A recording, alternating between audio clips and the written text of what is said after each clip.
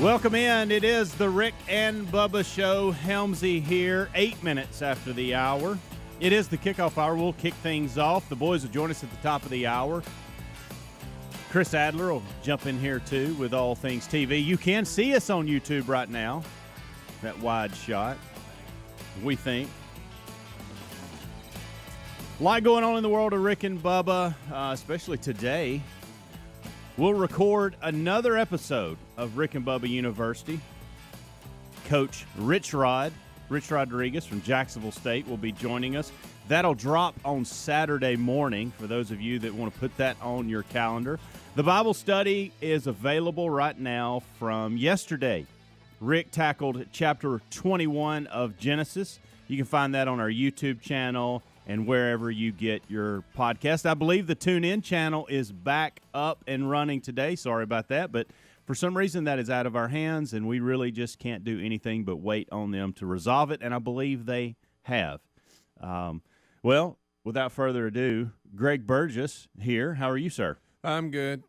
I'm not sure what happened a minute ago with the rest of that speech because I know everybody was fired up in the intro, and it just, I don't know, just went. It you went mad dead. about it? It went kind of because I kind of wanted to hear the end of it. How about that snazzy bed music? I don't like the music. I know know. Adler's giving us some free stuff that we're supposed to use for copyright purposes, and so we don't get in trouble. But I went through the list this morning, and what I just played was about as good as I could find for my taste. Yeah, I got you. So Speedy out. You got to go with it. Speedy out today. He was out yesterday. Holy matrimony to you. His son getting married, and they're tackling all the duties that come with that over the next couple of days. He'll rejoin us on Tuesday as we all get back together. And you go, well, why Tuesday? Well, tomorrow, which is Friday, we'll have a best of. I'll host it. And I love hosting these one days because it is like the best of the best of. Yeah. Because I don't have to look and see what you and Speedy have chosen over the last few days. I can just play whatever I want, whenever I want, free reign of 1,000 bits, 100%. And so looking forward to that. So I will do that tomorrow, and then we're off Monday. That's right. Memorial Day weekend.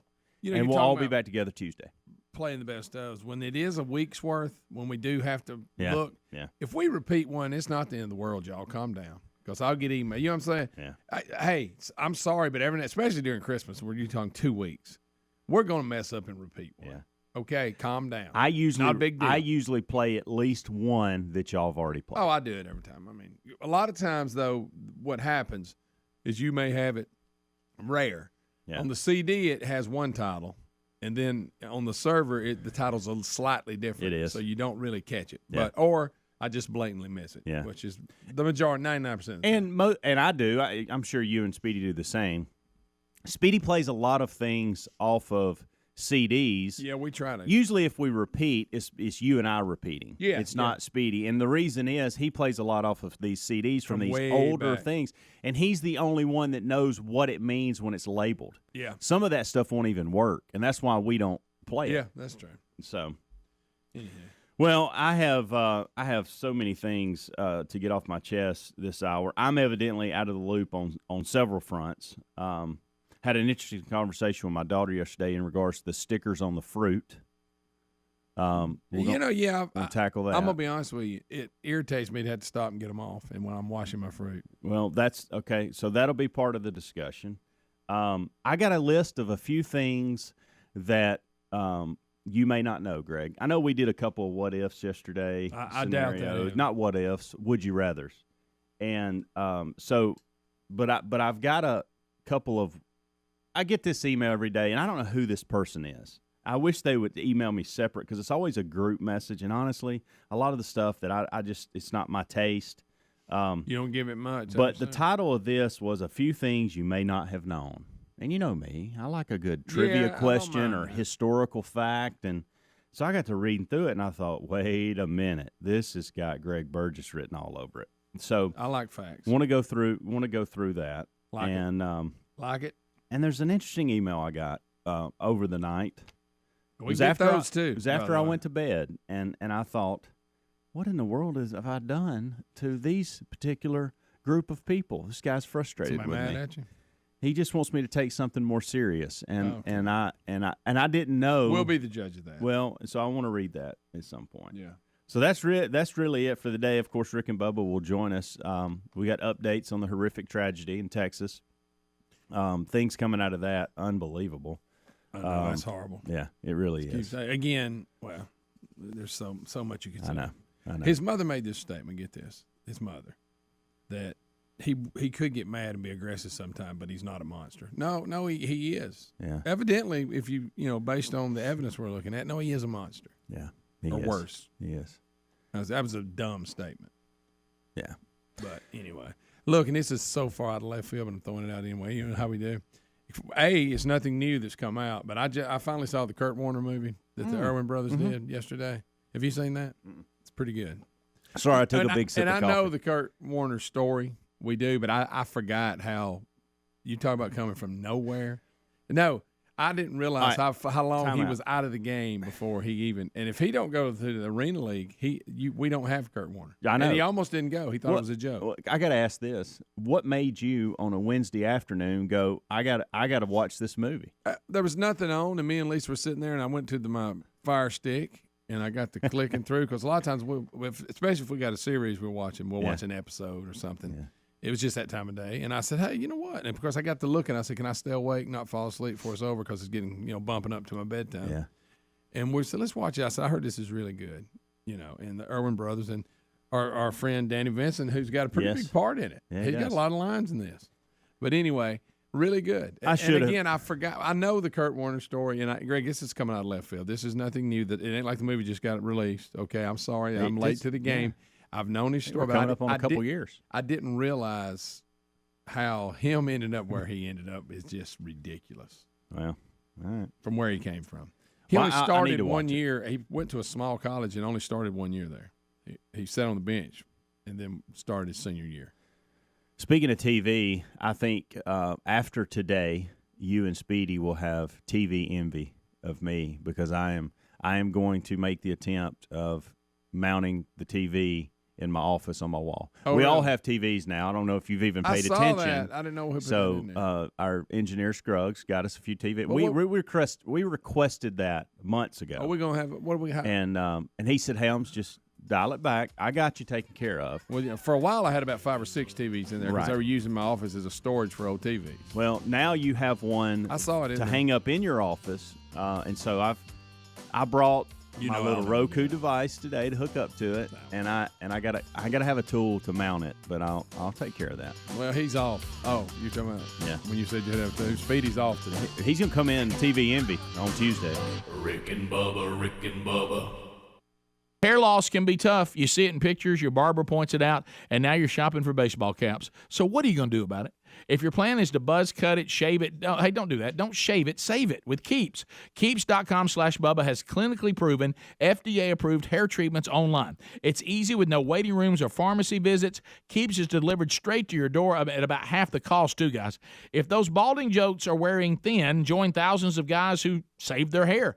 Keeps.com/Bubba for 50% off your first order. Inflation is rising, and some say a recession may be coming. Remember what the last recession did to your retirement in 2008? Our friends at Lear Capital know that investing in physical gold and precious metals can be a brilliant strategy against what's coming. Smart investors are doing this, so talk with the team at Lear Capital about owning precious metals for your savings and retirement accounts. Right now, you'll receive up to $10,000 in free bonus coins based on the value of gold coins you purchase. Visit LearBubba.com. That's LearBubba.com or RickandBubba.com under the sponsors. Are you ready to win an out-of-this-world family road trip? Family Camp at the U.S. Space and Rocket Center in Huntsville, Alabama is the perfect weekend for the adventurous family. All lodging and meals are included in this out-of-this-world experience. You also get $1,500 spending money towards your out-of-this-world family road trip package. All you need to do is sign up for the North Alabama newsletter. Someone's going to win. Maybe it'll be you. Sign up and get entered to win at alabamaroadtrips.com. That's alabamaroadtrips.com. Mom, Dad's doing a crazy dance on the patio. Ooh, really bad dancing. Sweetie, are you okay? Vicious mosquitoes everywhere! Save yourselves!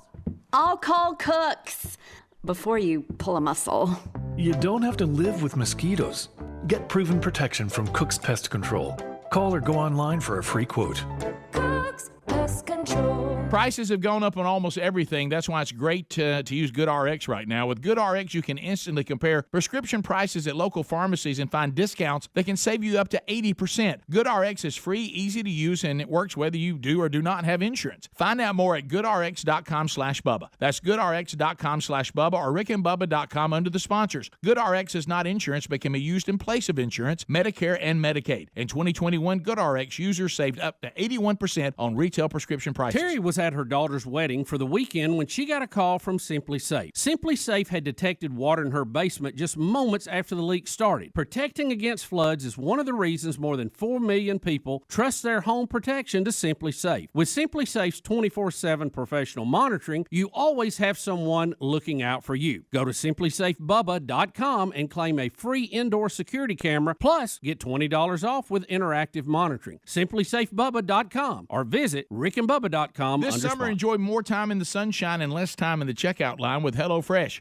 They deliver chef-crafted recipes featuring farm-fresh produce directly to your front door. With over 55 options each week, you'll never get bored. Plus, you can customize meals by swapping your proteins and sides. Sign up during the Memorial Day flash sale for $125 off with the code BUBBA125 at HelloFresh.com/Bubba125. That's code BUBBA125 at HelloFresh.com/Bubba125. Have you tried the innovative Helix Sleep mattress yet? Well, we love it. If you need a new mattress, go to helixsleep.com/Bubba. Take the quiz, you order the mattress that you're matched to, and the mattress comes right to your door shipped for free. For a limited time, Helix is offering up to $350 off all mattress orders for our listeners at helixsleep.com/Bubba. That's helixsleep.com/Bubba for $350 off your mattress order. Or you can visit rickandbubba.com. Rob tried to manage his constipation with belly pain, discomfort, and bloating day after day. After realizing it was irritable bowel syndrome with constipation or IBS-C, he found another way and finally said yes to adding Linzess. Linzess, or linaclotide, is a prescription medicine that treats IBS-C in adults. Linzess works differently than laxatives. It lets you have more frequent and complete bowel movements and helps relieve overall abdominal symptoms, belly pain, discomfort, and bloating. These symptoms were studied in combination, not individually. Do not give Linzess to children less than 2 years old. It may harm them. Do not take Linzess if you have a bowel blockage. Get immediate help if you develop unusual or severe stomach pain, especially with bloody or black stools. The most common side effect is diarrhea, sometimes severe. If it's severe, stop taking Linzess and call your doctor right away. Other side effects include gas, stomach area pain, and swelling. There could be more to your story with IBS-C. Talk to a doctor today. Say yes to Linzess. Learn more at linzess.com or call 1-800-LINZESS. Sponsored by AbbVie and Ironwood Pharmaceuticals.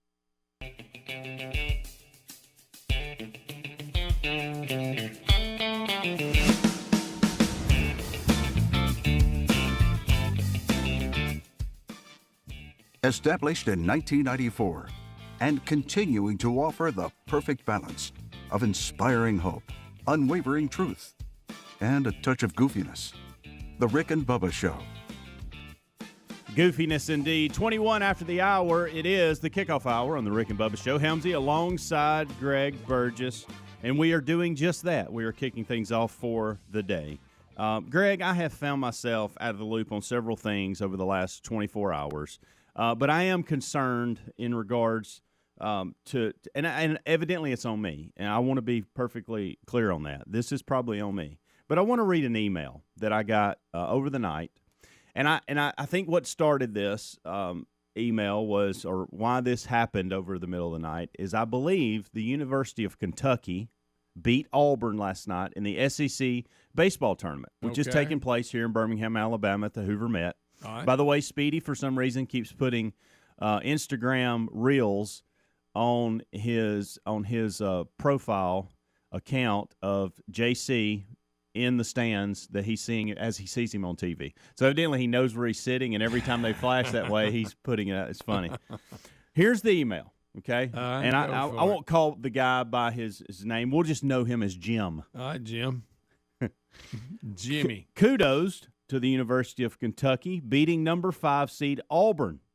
It is still amazing how number 5. Now listen to this. It is still amazing to me how your opinion on the University of Kentucky football seems to be based on pre-Mark Stoops. Time out. You're not our. No, you're this just is you. just to me. Okay.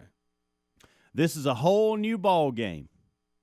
Will Levi could end up being the best quarterback in the SEC. Only Alabama and Kentucky have been and won, and he didn't put anything else. And I don't even know what that last sentence means. And he put everything in the subject, which makes probably says a lot too. Yeah, he wrote a sentence in the subject. I never really understand. All right, so I'm bringing this up for two reasons. One, I don't remember you trashing Kentucky football. I don't. I mean, maybe I said something in passing that that maybe rubbed this guy the wrong way in regards to Kentucky athletics. I don't know. But he says it is still amazing to me how your opinion on University of Kentucky football seems to be based on pre-Mark Stoops. It's a whole new ball game. Will Levi could end up being the best QB in the SEC. Now, first of all, I don't even know who Will Levi is. I don't either, but there's a guy called Bryce Young who won the Heisman last year who will be the quarterback in the SEC this year also.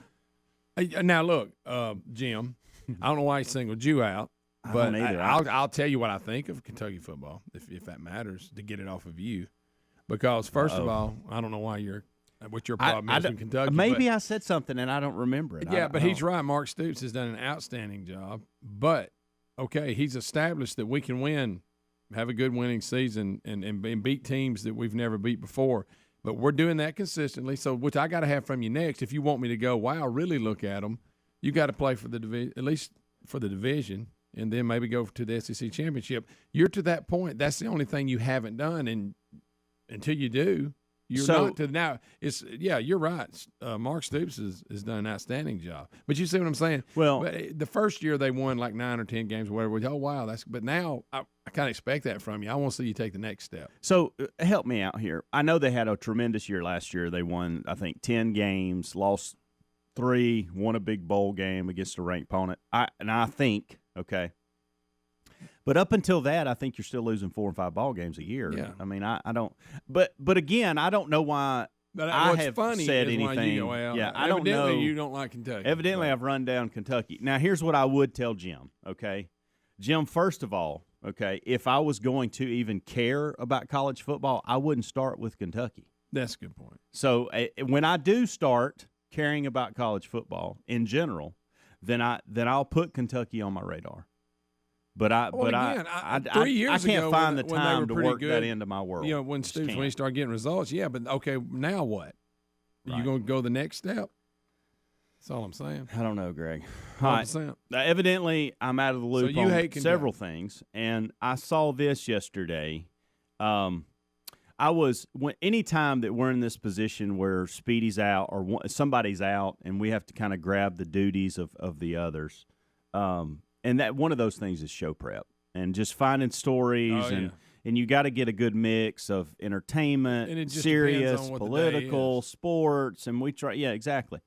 And so I have not been on social media in so very long. I mean, I hardly look at it every day. But I will say this. Welcome to my world. When we get into situations like the last few days where we are forced to kind of get in, I'll get out there and look and see. By the way, for those of you that have sent me Instagram messages, I think there was like 75 messages on Instagram. I don't get on Instagram, so I'm sorry I didn't respond to that. Down. I did. That's what I'm saying. Yeah. And so, but I jumped on there yesterday to get us some show prep, Greg, to send myself some stories. And that's where I saw Speedy's reel about the JC and the LSU shirt and him on TV. I didn't know he was doing that. Didn't know. So anyway, I'm scrolling through these things to try to get us some audio and video because Speedy sends this stuff to Adler too. So I was trying to find some things for that world. And I see this picture, I see this video of this pitcher and this catcher communicating via a wristband and microphone. I saw that. And I didn't know this was going on. Yes. So Major League Baseball is allowing catchers and pitchers to use this anti-sign stealing technology. So they can't steal their And signs. I didn't know this. That's how out of the loop that I'm on. I saw that. I didn't either. Well, I'd heard them propose it. Seemed like before the season that we may try this, but then I forgot about it. So they're actually. So it's actually going on. I do remember it coming up. Really strange. So that he hits I think he hits like a button on his wristband, and it says slider, and into the guy's ear. And so I did not. How do you feel about that as a baseball purist? I don't know. Well, I wouldn't consider myself a purist. Well, I kind of am. But I haven't really had a time to digest this because I saw it. I kind of thought, well, this is just preseason. This is spring training. And then I pull up an article from 1 month ago, and here it is in ESPN. And we've discussed it on the show, and I get it. I know, and because you know how I am. I'm even this way on instant replay to a point in football. I mean, I'm tired of it stopping. We need to, if we're going to look at some stuff, we need to limit it. I'm tired of that. Yeah. But in baseball, something about baseball, I'm old school baseball guy. I don't like a lot of technology coming in baseball. That's just me. Yeah. I don't know why. In other sports, it's different, but something about baseball, I like the old history of baseball better than I do the current. I do default that way. That's my immediate response, but because that's what I did with this. That's why I was like, what in the world? But I'll chew on it for a few days. May change my mind. It was pretty neat because I'm a technology guy, but I did not know this was going on in today's season. I like baseball to resemble baseball. You know, I got you. All right, we'll be back. More to come. I'm sure I'm out of the loop on other things we'll discuss. Rick and Bubba, Rick and Bubba.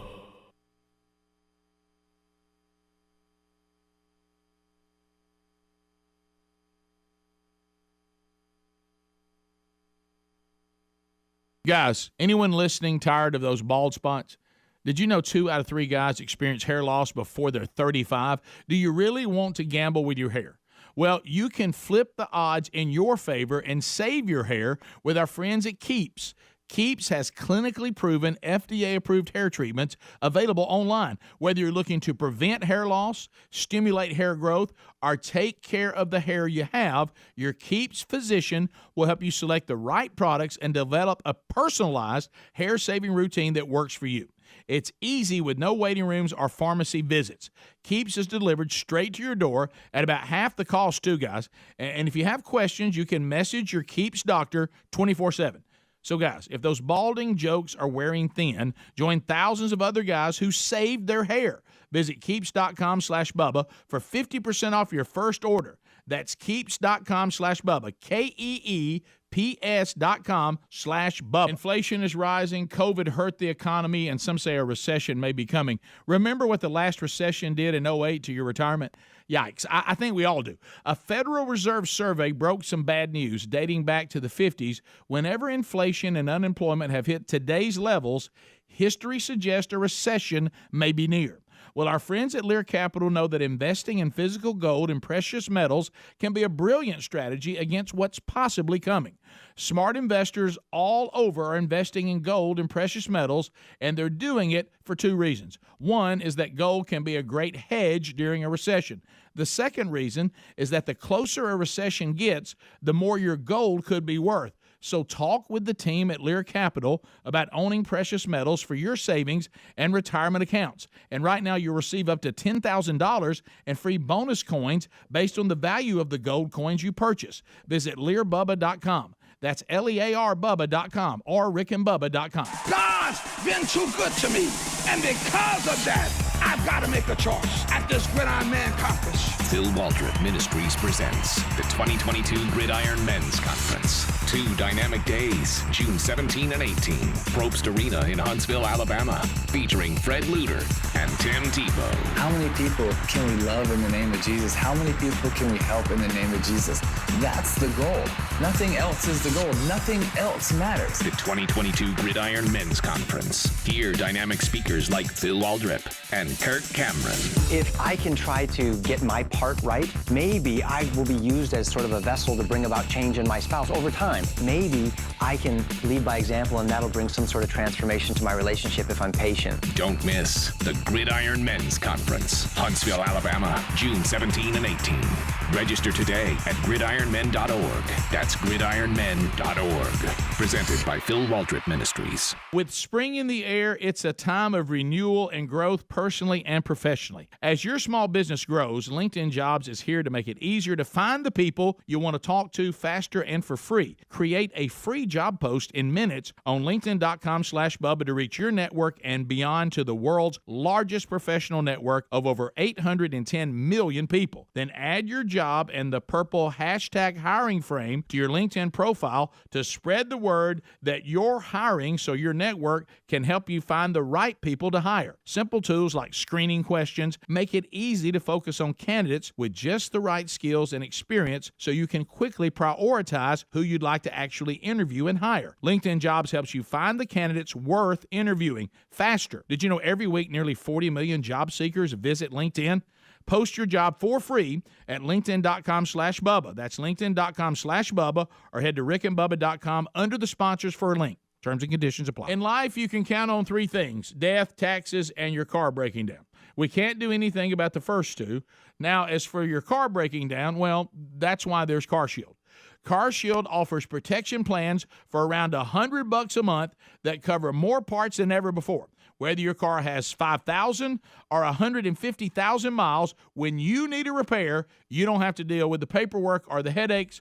All you got to do is choose the mechanic to do the work, and CarShield administrators handle the rest. You can also count on CarShield to help take care of you when your car breaks down and you're stuck maybe on the side of the road. Every protection plan C includes coast-to-coast roadside assistance, rental car options, and trip reimbursement at no extra cost. Get coverage today. Lock in your price, and it'll never go up at carshield.com/Bubba or call 1-800-391-8888. You'll save 10% on your plan. That's carshield.com/Bubba.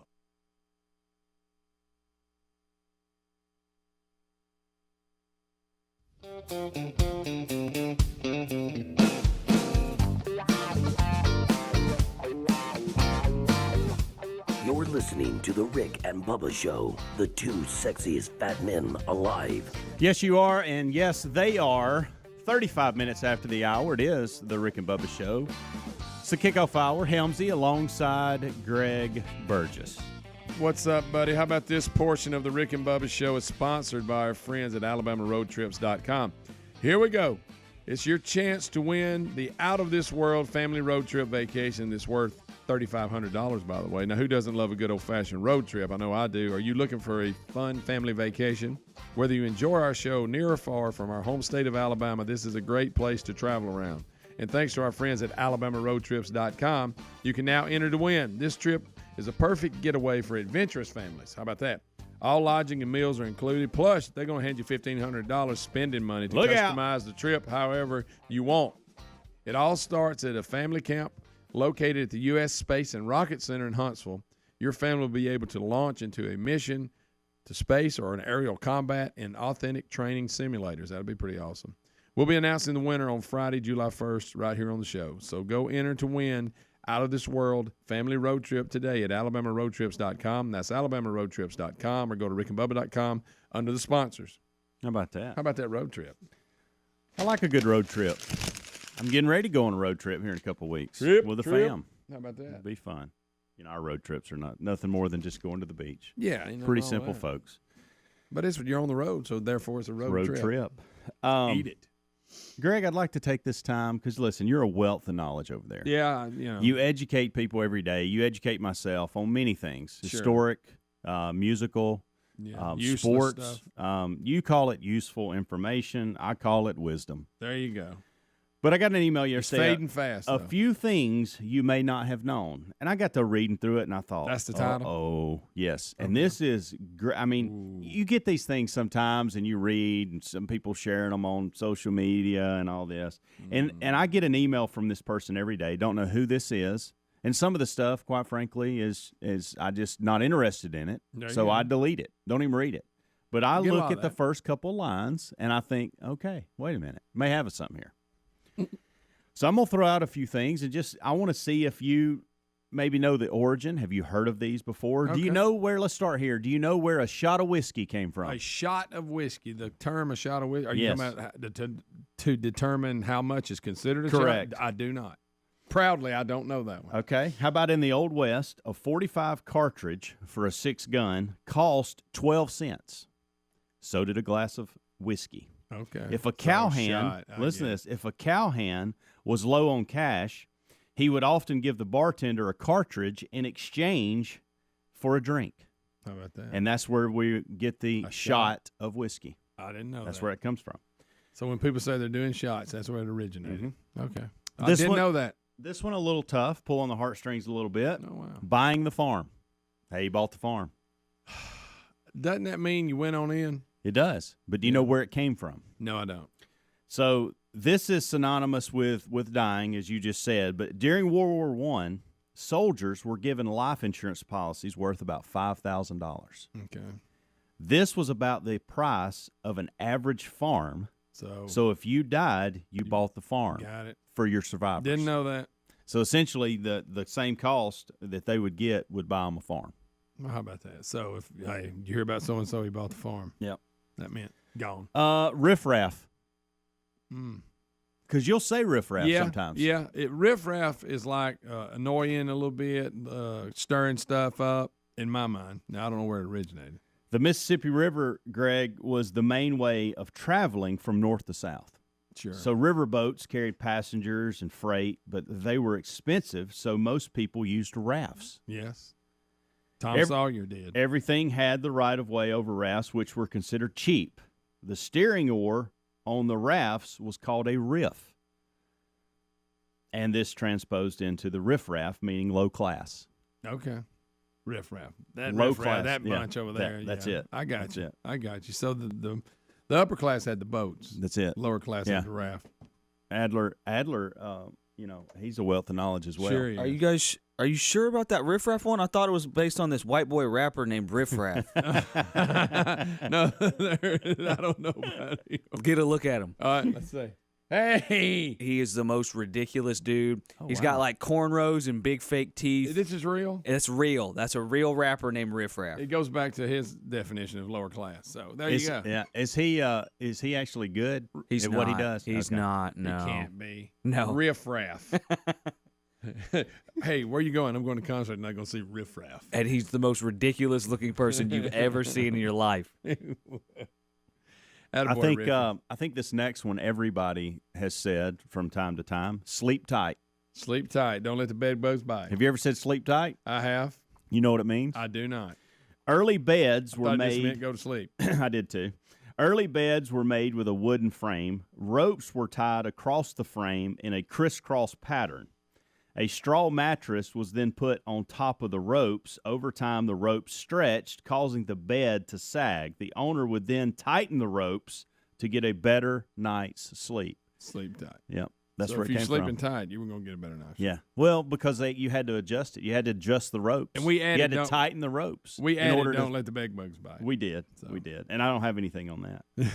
How about the word showboat? Showboat. You ever I know been what a ca- showboat is. you ever been called a showboat? Yes, and you can get flagged for showboating. You can Yes. get yelled at for showboating. Yeah. How about and I'm sure to this day I'm still called a showboat at times and things that I do. These were floating theaters built on a barge that was pushed by a steamboat. These What? played small towns along the Mississippi River, unlike the boat shown in the movie Showboat. These did not have an engine. They were gaudy and attention-grabbing, which is why we say someone is being the life of the party is showboat. So if the showboat showed up, you were aware of it. Yes. And that's where we got the name, the old Mississippi River. Look at there. That's two Mississippi River things. Yeah, I noticed in this story there Lot were a of- couple. lot of How about historic over a barrel? Over a barrel. I don't use that one. That means you're in a bind, Yeah. right?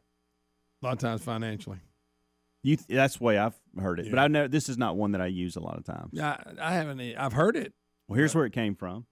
In the days before CPR, a drowning victim would be placed face down over a barrel, and the barrel would be rolled back and forth in an effort to attempt to get the lungs out of the water out of the lungs. I never knew this. It was rarely effective. If you are over a barrel, you are in deep trouble. Okay.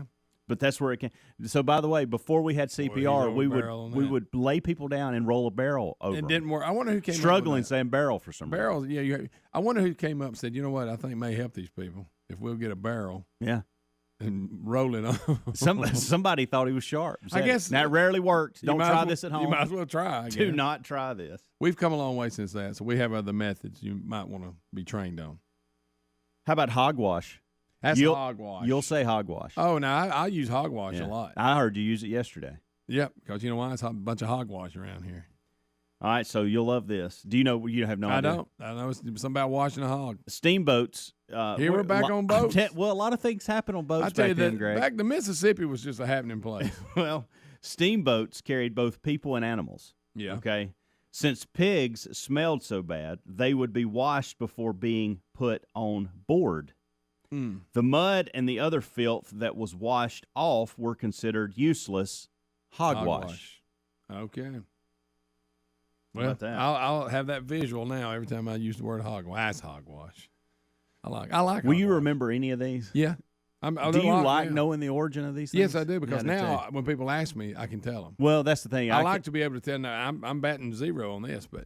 Well, that's why. But there's stuff I've heard of. I just didn't know where they came from. This is why it grabbed my attention yesterday, because these are terms that I hear you and other men use all the time, and like the over the barrel thing, I had no idea, and I can't wait when somebody says that. I'm gonna go, hey, you know where you got that term? From?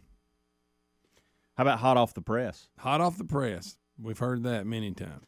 So as the paper goes through the rotary printing press, friction causes it to heat up. Therefore, if you grab the paper right off the press, it's hot. Hot off the press.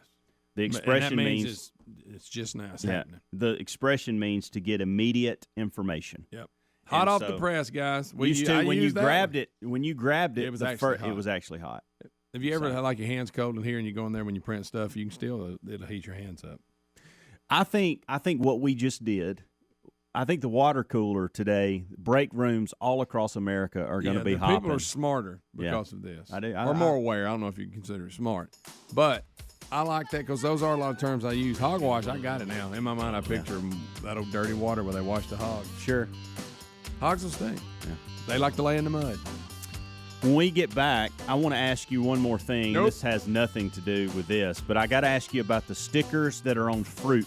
You talking about them little irritating stickers? Yeah. And they don't come off as easy as I want them to come off? That's going to be our discussion point next. I like it. Rick and Bubba, Rick and Bubba.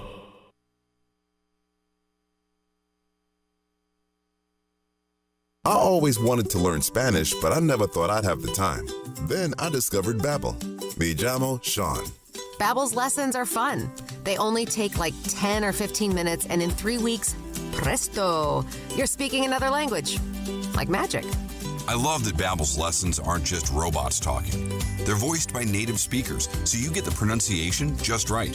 And they're designed by real language teachers, so you learn how to have real-world conversations, things you'll actually use. 3 weeks. It's incredible. After 3 weeks, I'm on vacation in Paris, having a conversation in French. There's all kinds of ways to learn. Use Babbel's podcasts or games or videos. You can even join live classes with a language teacher. If you want to learn a language, there's no faster, easier, better way than Babbel. Babbel. Babbel. Babbel, évidemment. Go to Babbel.com to try for free. That's BABBEL.com. Babbel.com. Doug. Chances are you're jamming in your car right now. And since Liberty Mutual customizes car insurance so you only pay for what you need, Limu and I are going to show you some safe car dance moves. Hit it. Everybody, check your blind spots real quick. Now hands on the wheel. Put them 10 in 2 and move your head like a bird do. Only pay for what you need at LibertyMutual.com. Liberty, liberty, liberty, liberty. It's the perfect season for a powerful business upgrade with Dell Technologies Summer Sale Event. Save up to 45% on secure PCs built for business with Windows 10 Pro. You'll also find great savings on Dell servers, monitors, docks, and other accessories to help boost productivity, plus enjoy free shipping on everything. Take the lead with Windows 10 Pro devices. Call 877-ASK-DELL for a Dell Technologies advisor who can help you find the right tech. That's 877-ASK-DELL for business specials during Dell's Summer Sale Event. Hustle up, we've got 8 more floors to go before lunch. Sarusha's window washing business is reaching new heights. Wipe, and let's roll. They need more certified cleaners to keep online reviews crystal clear. Team, I know we're hustling, but watch for streaks. Candace, can you give me a hand over here? Indeed can help them hire great people fast. I need Indeed. Indeed you do. Our hiring platform instantly connects you with quality candidates whose resumes on Indeed match your job description. Visit Indeed.com/credit and get $75 towards your first sponsored job. Terms and conditions apply. You can unlock more cash than you realize from your home's equity with a cash-out refinance today. In the last year, average home values have gone up nearly 20%. And with Rocket Mortgage, you can unlock thousands in less than 3 weeks. But you've got to act right now before rates go up. So when you're looking to unlock the cash in your home, Rocket can. Call 833-8ROCKET today or go to rocketmortgage.com to get started. Rocket. Rates current as of 12/12/21. Call for cost information and conditions. Equal housing lender license in all 50 states. NMLSConsumerAccess.org. Number 3030. Call 800-490-1233 for disclosures and cost information. Guys, anyone listening tired of those bald spots? Did you know 2 out of 3 guys experience hair loss before they're 35? Do you really want to gamble with your hair? Well, you can flip the odds in your favor and save your hair with our friends at Keeps. Keeps has clinically proven FDA-approved hair treatments available online. Whether you're looking to prevent hair loss, stimulate hair growth, or take care of the hair you have, your Keeps physician will help you select the right products and develop a personalized hair-saving routine that works for you. It's easy with no waiting rooms or pharmacy visits. Keeps is delivered straight to your door at about half the cost, too, guys. And if you have questions, you can message your Keeps doctor 24/7. So, guys, if those balding jokes are wearing thin, join thousands of other guys who saved their hair. Visit Keeps.com/Bubba for 50% off your first order. That's Keeps.com/Bubba, KEEPS.com/Bubba. Terry was away for the weekend for her daughter's wedding. The morning of the big day, she got a call from Simply Safe's 24/7 professional monitoring center. Simply Safe had detected water in her basement just moments after the leak started. In moments like this, time is critical because even an inch of flooding can cause more than $25,000 in damages. After talking to Simply Safe, Terry called her neighbor, who quickly turned the water off before the flooding got bad. Protecting against floods is just one of the reasons more than 4 million people trust their home protection to Simply Safe. With a comprehensive Simply Safe system and 24/7 professional monitoring, you can have someone always looking out for you. Plans cost under $1 a day with no long-term contracts or hidden fees ever. You can customize the perfect system for your home in just a few minutes at simplysafebubba.com. Go today and claim a free indoor security camera plus 20% off with interactive monitoring at simplysafebubba.com. Rick and Bubba's in Ohio! Rick and Bubba. Pass the gravy, please. Rick and Bubba. Welcome back. Welcome in. Whatever the case, we are so thankful that you made that decision to hang with us just for a few minutes today, each and every day. RickandBubba.com for everything Rick and Bubba. Helmsy alongside Greg Burgess. Rick and Bubba join us after the next commercial break. And Chris Adler rocking that television for you. They're all here. I saw them. They're all here. They're all in the saw them house. earlier.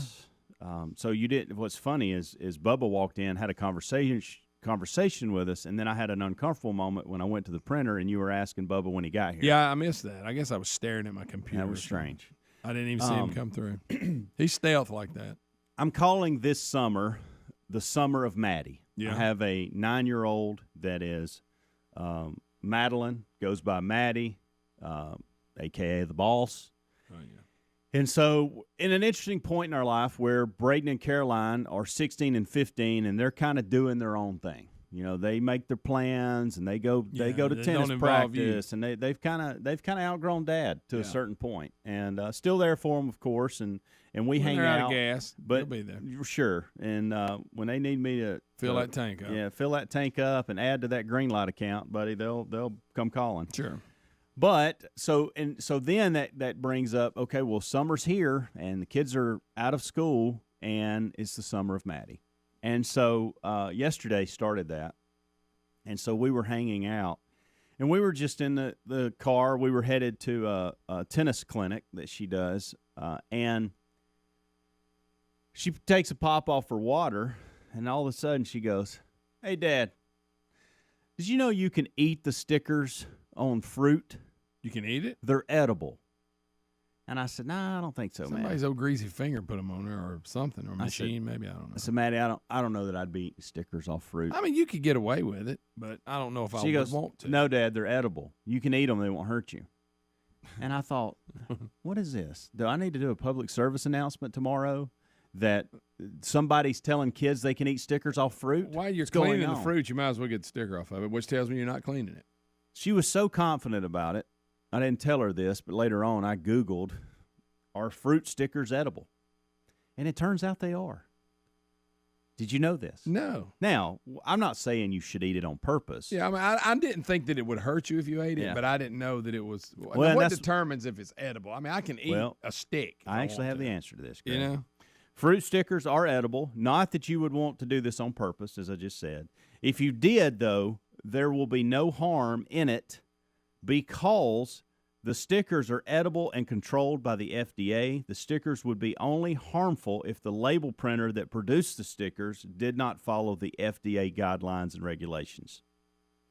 So you can eat a piece of paper. I mean, so what's the difference? not sure why Maddie had that moment to tell Yeah, well, me yeah, in the car were y'all ride. eating fruit? No, we were not. She Okay. was tearing up some honey roasted peanuts. Yeah, with no sticker. By the way, funny. There was I like someone those. brought a bunch of peanuts I in like here them. that had our names on them, Mhm. and I took yours that said Greg on Yeah. top because somebody got into mine that said Helmsy. Yeah, probably me. She got mad at me yesterday because she said we're not supposed to be eating your peanuts. Well, Maddie, I appreciate you standing up for me. We can't open these, Dad. These are Greg's. Are those the peanuts that we found out were like real old? Didn't we? Yes. Okay. Yeah, I think so. I'm sure they're still. Well, but Greg, she was very adamant. So about, she was like, "We "These can't do open not have these. your name You on got to them." get these back to Greg." And Well, I you said, blew right "I through think that, it's obviously. okay. I think we can open You them go. up." Truthfully, Greg ate your dad's, so But I appreciate her sticking up for me. So the public service announcement today for all the kids out there and parents that were like me I and didn't- thought it was. I mean, it is a thing we should do. We I didn't should think remove the sticker. I didn't think it would hurt you, but I didn't think that it was actually. It's actually edible. They classify it as edible. They're kind of irritating to me. Me too. They'll kind of come off, and then know. I'll tear some of the Yeah. peeling off, and they'll have a big hole in one side. Yeah, I get a little violent with them. Now, I wouldn't recommend just peeling it off and eating it, but if you eat it by accident, don't panic. If we get a piece of fruit in here with one on it, one of us has got to peel it off and eat it. And to your point, the reason it's not you have if you the eat it question. in a bite, you Well, don't it's even know it. right, but the reason it's even questionable because you said you can swallow a piece of paper; it's not going to hurt you. Yeah, probably It's the grape. ink on it. That's the difference maker. Yeah. Is the ink, and is it FDA guideline? But regulated? how many would you have to eat to really, I know, Greg. I know. I just look. These are the conversations mad that you I'm ate going my to have peanuts. during the summer of Maddie. Yeah, I'm just Okay? mad you ate my peanuts. Well, That's she all. was very scared. She's like, "Dad, we can't. we These can't are get not your- assigned to these us. don't have your. Where's the ones with your name on them? Been gone. All right, what's this dog story you keep bringing up over there during Man, the get commercial this. break? I saw the headline. I thought, here we go. Japanese man spends $15,700 on a dog costume to fulfill his dream of transforming into an animal. So I thought, okay, like a mascot, something like that. Oh, no. $15,000? Oh, yeah, nearly 16. I was expecting, like I said, a mascot. Have you seen this thing? It looks like he's a real dog. This guy, Toko is his name. He commissioned a Japanese company that specializes in sculptures and models for movies and commercials and amusement facilities and stuff like that. They're basically a big-time costume place. This is unbelievable. I mean, it looks like a dog. He looks, I mean, there's a video of it, and he's rolling up. First of all, let's get past this guy's obviously mentally ill. Okay, he's got some kind Yeah, of, I'm there's sure some we issues. can diagnose him with something. But I will give him this. If you want to try to be a dog, that's as close as you can get. He is pulling it off. I mean, he was rolling over, but no, I'm telling you, if you walked in the room, you would think it was a dog. Look at that. Wow, that is realistic. It's unbelievable. Looks like Lassie. It does. He said he picked a collie because that's his favorite dog, and he said plus the long hair would make it hide the human body. But from the side, it even looked. Look at this picture right here. Look at these pictures. Look right there. How Goodness gracious. I don't know how you can't tell. You got nothing to scale to see how big this would be. Either he's a really small person, which that's probably, but it looks like a collie. Straight up. That's an expensive suit, but I'm going It to tell you is. something. You get what you pay for. It looks like a dog. It That does. looks Look, like if a he real wanted to act like a dog, he puts this If on. I walked in your house today and Adler was in that suit, I wouldn't be able to tell the difference. If he came up and smelled your butt or something, he'd really playing the role like he does. Yeah. But this is crazy. Like I say, the video of it rolling over, and it looks like a real dog. I think you got a deal with that price. This is your Realistic story as of the it is. day. I've noticed you've really been dialed into this. Toko. one. Well, pretty. I got to give this company credit. Whoever made it, boy, they did a good job. I wonder how long he wears it. Like when I'm being the dog, do it? Is it like 10 minutes, or do I like go a whole day? You know, Adler used to eat out of the dog food bowl. Remember, he would pretend to be a dog. He said when he was a kid. I'm sorry, Oh, Adler, if you'd have had this costume. First of all, check. Okay, First of all, I was 5. Yeah. And that was one day. Okay, I acted like a dog for one day. Oh, it didn't happen all the time. It wasn't all the time. Now I did run around like a monkey. Okay, now you I'm did. kinda That's what it was. I did run around like a monkey for extended periods of time. Yeah. But I was only a dog for one day. Eating out of a bowl. What if you would have had day. this costume? This is unbelievable. Have you seen it? No, I tried to Google it, but I got a lot of weird stuff. I'm gonna send you. I'm gonna try to send you the link. It's unreal. How much was it? Nearly 16, yeah. $15,700. 15K. Okay, maybe that'll help me get some results. You know how they have like those horse head masks and dog masks and stuff like that. I did find a picture where somebody took just 2 of those dog masks and put it on either side of a real dog's head, and he looks like a 3-headed dog. And that looks weird. You like that? But I'm sending it to you right now. Will you buy it for me, Greg, so I can just like roll around? And Don't pretend ruin your present. I will say there was a time where you came in here with more costumes and stuff. You've really grown up. Although I've missed the costumes. I ain't seen Orange Justice in years. I know. Well, it was a visual bit that I was doing on a radio show. Yeah. And it was tough. It was bad. vulgar. It was bad. Rick and Bubba.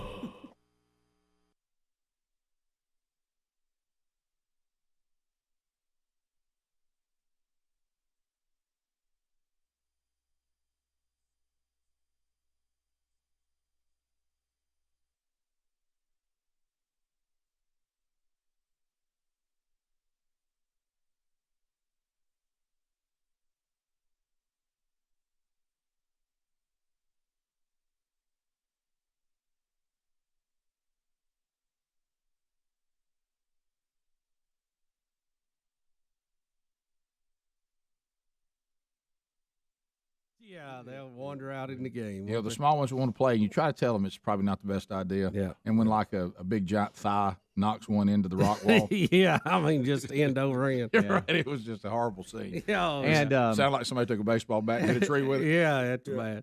I've got a bigger dilemma that y'all don't even know about, by the way. What? It's a big one, too. What are you talking about? Oh, it's a big one. You can open the door of that? What is it? Oh, it's you might walk out and leave. What? Can we come back and talk about it? Yeah, Okay. possibly. Yeah. I mean, you're going to be so mad. Thanksgiving dilemma? Yeah. Oh, yeah. You're going to be so mad at me. I don't know what you're going to do. You're going to disown me today. I know where this is going.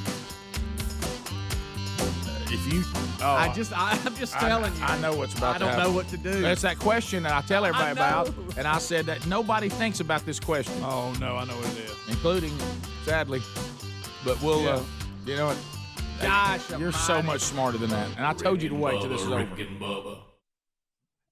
Could I have one update for clarification for our Oklahoma Sooner fans? Because we want to be fair to them. Yeah, because they're all emailing me saying Baker Mayfield will play in the game. He is not going to be a captain, and the correct verbiage here is that he will not start. So that'll show it. So that'll be. You know what that means? It depends on how the game goes. Right. We were. At least I was. I thought he wasn't playing. I was wrong. He is not starting, and he will not be a captain, which he says is most upsetting. Is that he will not be a captain? Well, so That's upsetting because he don't get to go out for the toss. He's going to say. So the other guys won't shake his hand? Yeah, that's what started all of it last night. So in other words, what he's saying is, I tell you one thing: when I turned it around with my life, when they would let me be captain, Ooh, I didn't get to go out.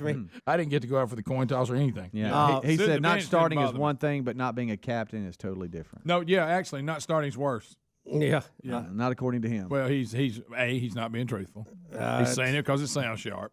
You know why it doesn't matter? Because when he goes onto the field as quarterback, he then becomes captain again. He does. because he's in charge of the offense. Yeah. So he did miss the coin toss. So all they're saying is you can't go do the coin toss, and really that's a good move for the coach because last time he did the coin toss, he caused all this.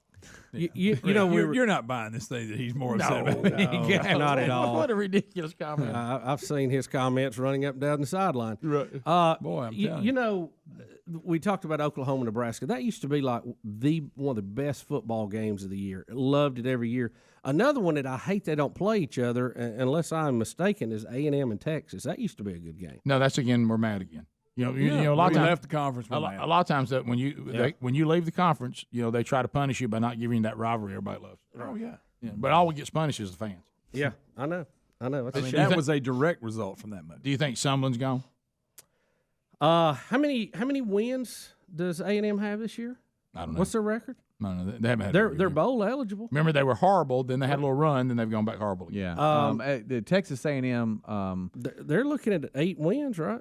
Yeah. With a win. Let's see. Make sure here. 7, 8 wins. 8 wins, I think.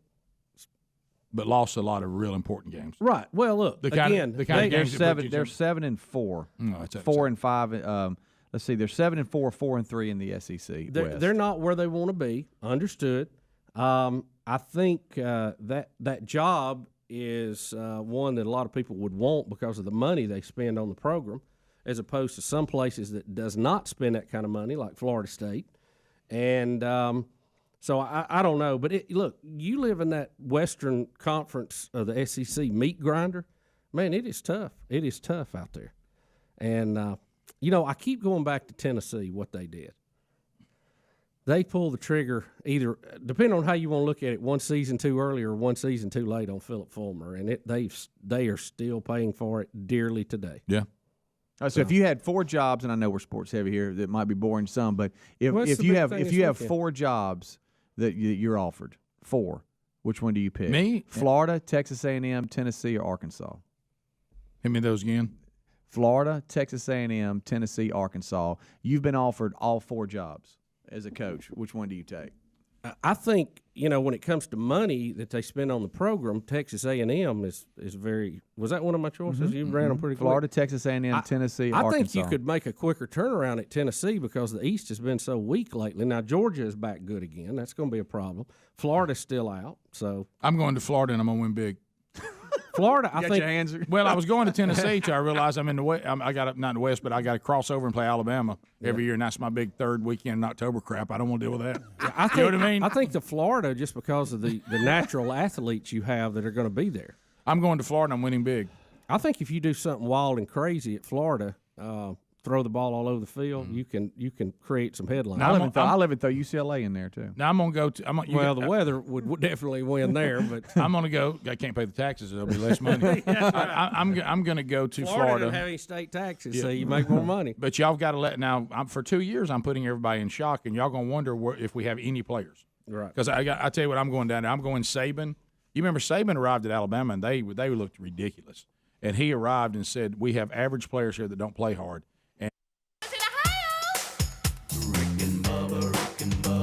Pass the gravy, please. Rick and Bubba. Ooh, it brings me to my knees. Rick and Bubba. It is 6 minutes past the hour. Rick and Bubba, hello. Welcome. Brand new hour is beginning right now. We start this hour with our national anthem.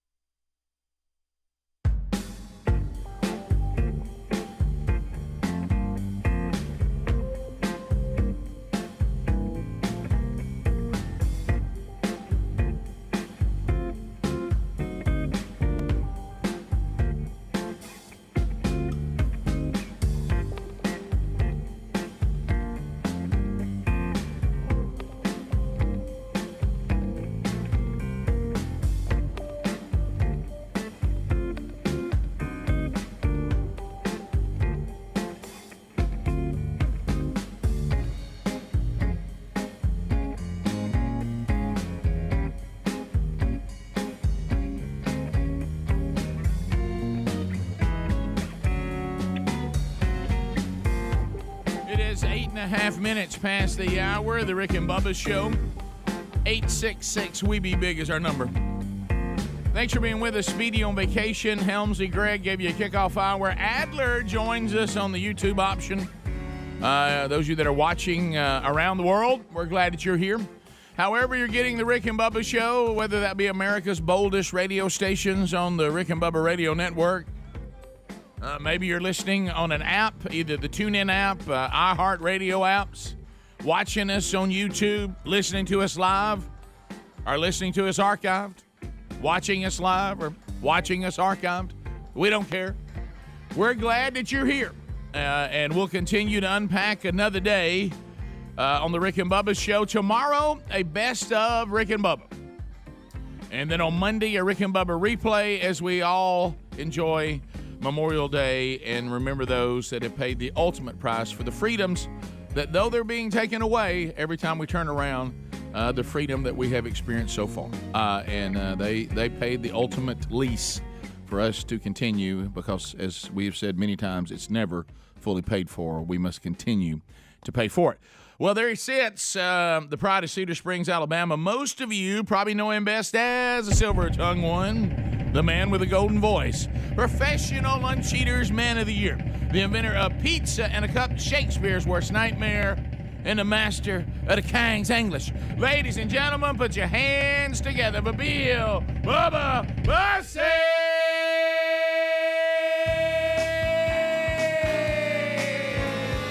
Howdy, Bubba. How about it, Rick Burgess? Friends, neighbors, associates everywhere, come on in. You never had a chance, did you, babe?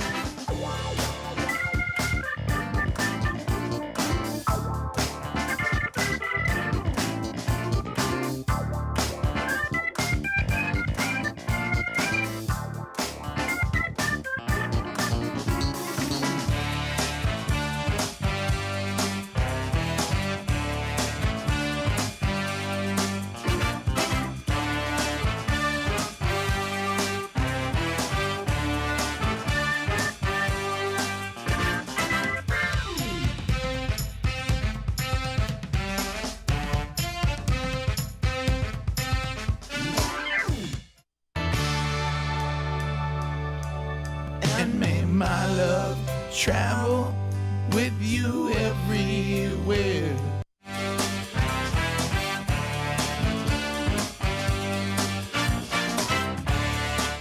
Always.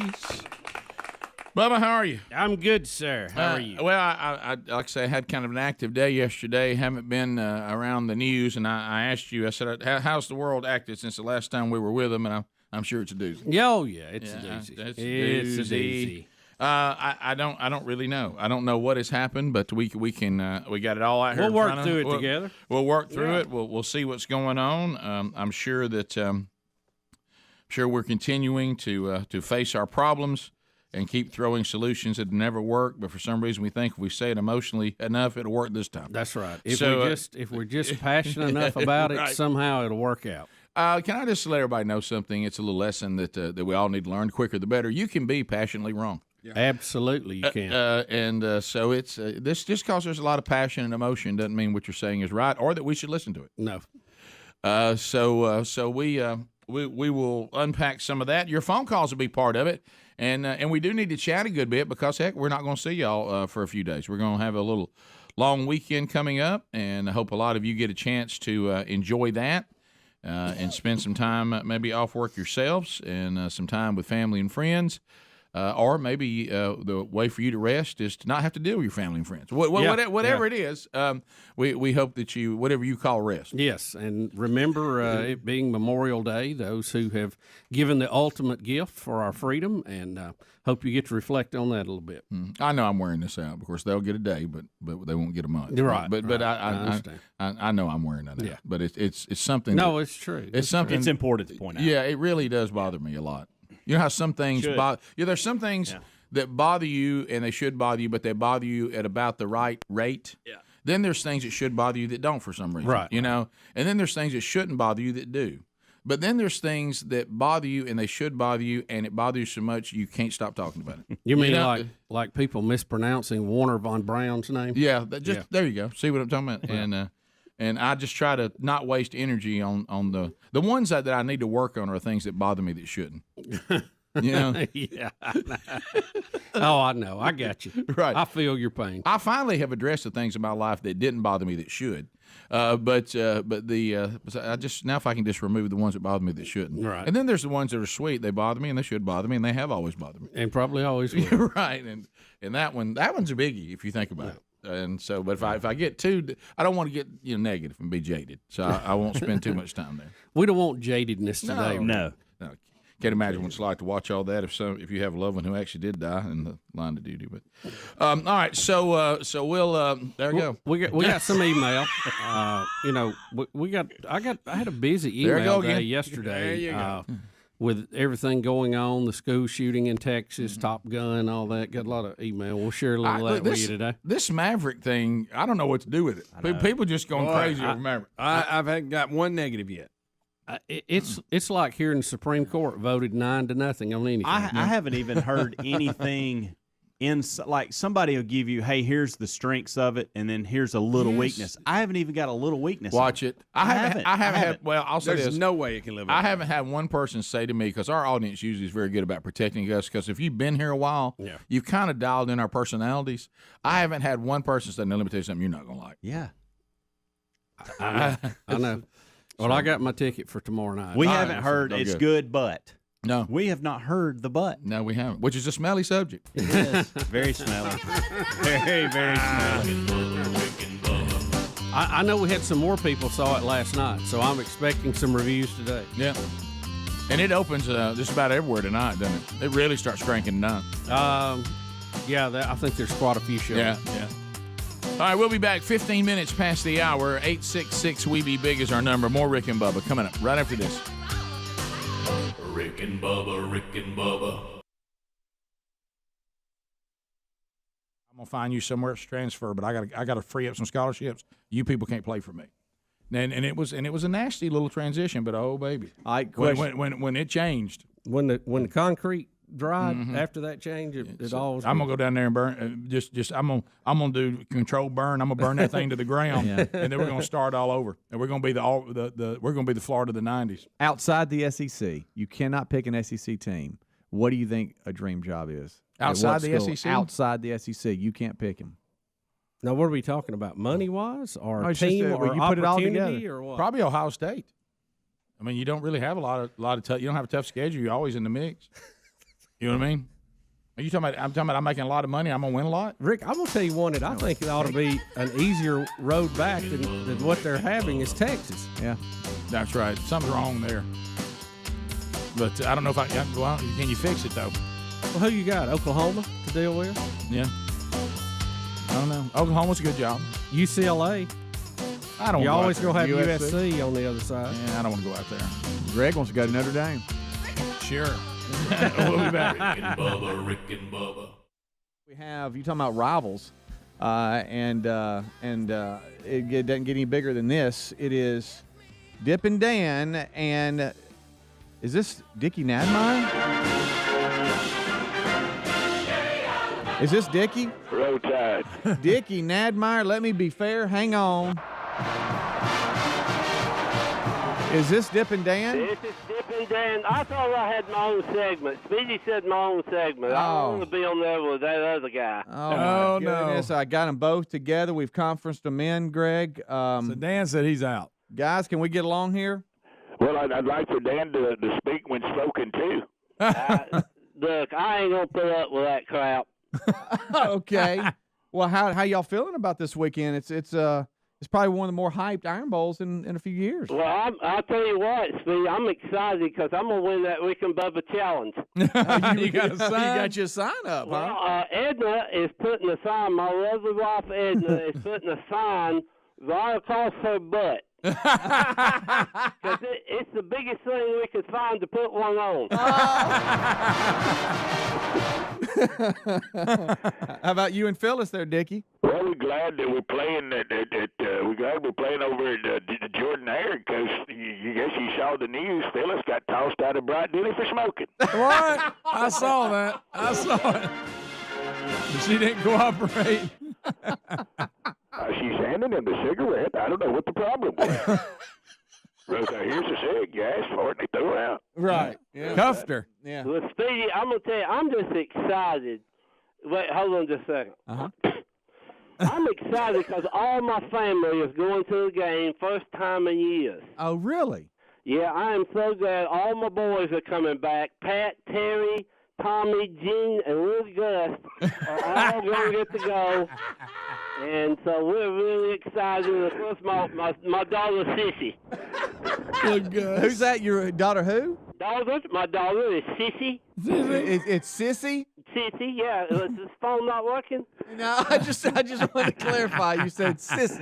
Yeah, I said Sissy. Okay, got it. Thank you, Dippin' Dan. Well, let me tell you what I like to say about what Dippin' Dan's decided to name his children. Okay. Is I could name one child, Paul Bear Bright, and have more wins than all them names against Bama combined. Oh.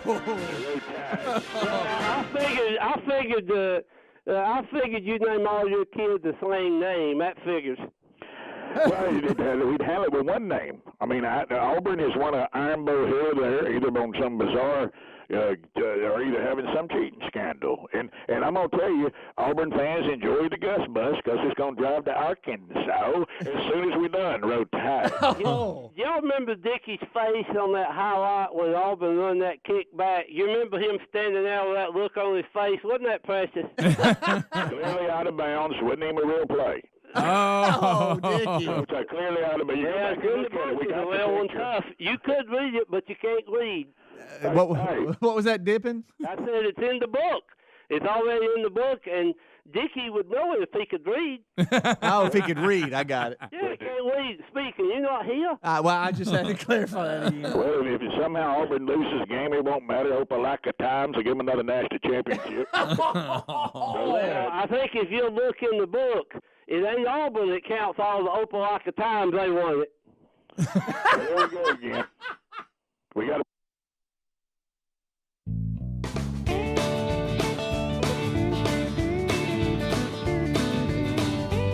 It is 20 minutes past the hour, Rick and Bubba, and here we go. Updating you on everything that has happened since the last time we were together as best we can. And then you helping us with anything that we may have missed and you may want to bring up. All right, yeah, we got a couple things to cover. I see now Adler's handing his list of stuff. We do have the Beto O'Rourke drama that we'll get to later. But first, Bubba, we go old school. Bubba's actually holding in his hand actual letters from you. Looks like it's time for an update from The Information Superhighway. These are actual emails from you, the greatest, most powerful, most influential, best-looking listening audience in the world. You can always email us by going to rickandbubba.com, click on Contact. There's all the email addresses. They're right there, and you can get them right to us. Bubba is holding, is it just one today? Oh, Rick, it's a bunch of letters. All right, so this is email number one then. This comes from Luke in Georgia. He says, maybe you guys can elaborate on this more on the show. But is there a reason why we can't use some of the billions that we are wasting on the Ukraine to fortify our schools? There's no reason whatsoever any individual should be able to walk up to a school in our country and have access inside. In many cases, a simple chain link fence would slow down a perpetrator long enough for a school resource officer to stop the individual. Luke, I understand what you're saying, and there's some validity to that. I don't know, we're a big country, a lot of things going on. We're going to have to help the Ukraine, or we'll be fighting the Russians ourselves. So I think that is not necessarily wasted money, but I certainly understand when you see billions going to that, and then we say we don't have something we need here at home. Understand that completely. Chain link fence, I don't know. The perpetrator in Texas jumped over a fence, didn't he? I would also like to add that they did have some sort of officer. Yeah, they did. He was an armed officer on site. And couldn't do anything with them. Yeah. Couldn't stop it. Well, the design of schools were not set up for security. Right. And many of these were built, 20, 30 years ago. And we're going to have to look at the design. We can design airports, and we can design schools and other soft targets. Look at our football games. We don't have a problem with this at football games. Praise the Lord. But because it is a hardened target, and we can design and make this more difficult. And as far as the money, the thing I would like, and I understand your point and his point, but now one thing I think we all could agree on, I sure would like to have some accountability on the money we give people. Oh, yeah. I'd like to know what's done with it. Yeah. You're going to get some of that. Right. Some of it you're not. Right. But the Russian aggression is going to be a problem for our allies in NATO. And let me tell you, if we have to square off with them because of our treaty to defend them, that price tag is going to be enormous. I'm sorry, real quick. I'm looking at pictures of the school, and there is a chain link fence around it, but it doesn't look like it's a security fence. Right. He hopped over a fence, they say, when they say what happened. So I don't know what or how, but obviously it's going to have to be a little bit better. Mark in Montgomery, subject shooting. What happened to the safety protocols that were supposed to be put in place after Sandy Hook, with the bars that lock the classroom doors or security guards placed at the school, doors locked? It was all in the news, but seemed to become lax. This could have been prevented. Continued prayers for all involved. I thought some of that, but they did have some of this, and the guy still was able to legally purchase a gun, jump a fence. They had a resource officer. It happened so quick. We got to do a better job, obviously, but I don't know that there was any glaring failures on this at this point, from what I know. The glaring failure, we go back to this again, is that comprehensive, is society is a glaring failure, and there's no parental, this kid's running around from house to house, he's posting pictures of him with magazines, and I don't mean the kind you read, and weapons, and sending out things that are bizarre. Is anybody policing this human being? And say he was showing signs that he was a killer, right? Yeah. And so we're gonna have to be proactive. Our problem is we're trying to be reactive. And as you found out, you can have a little bit of offense in a security officer, but if you're just going to be reactive, and here comes a person that is bent on killing with no soul of any concern for anyone or human beings. If that security officer is on the wrong part of the campus, he can kill a lot of folks before you can get to him. The guy in the subway in New York, arrested 19 times prior to this. Mm-hmm. The Buffalo shooter was picked up and questioned and was let go because they didn't have grounds to hold him. So we obviously have a lot of things we can work on. Speaking of that, this comes from a law enforcement officer who wants to remain anonymous. I can tell you there's a part of this issue that has not been explored, and that is straw purchases. A trend we see in crime is a lot of people, typically girlfriends or spouses, are buying guns legally and then giving them to convicted felons.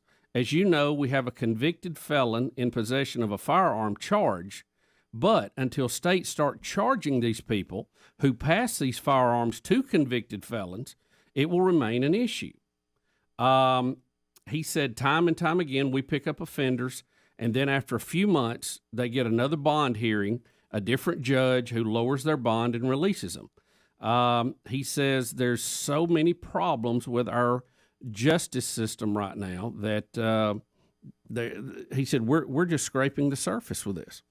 And I agree. And we've got to get people and prosecutors, when you break the law, what did the old TV show, if you can't do the crime, if you can't do the time, don't do the crime. But how would that have stopped this kid? This particular one, I don't think it would be an issue. It wouldn't have mattered. No. None of that was in play here. No.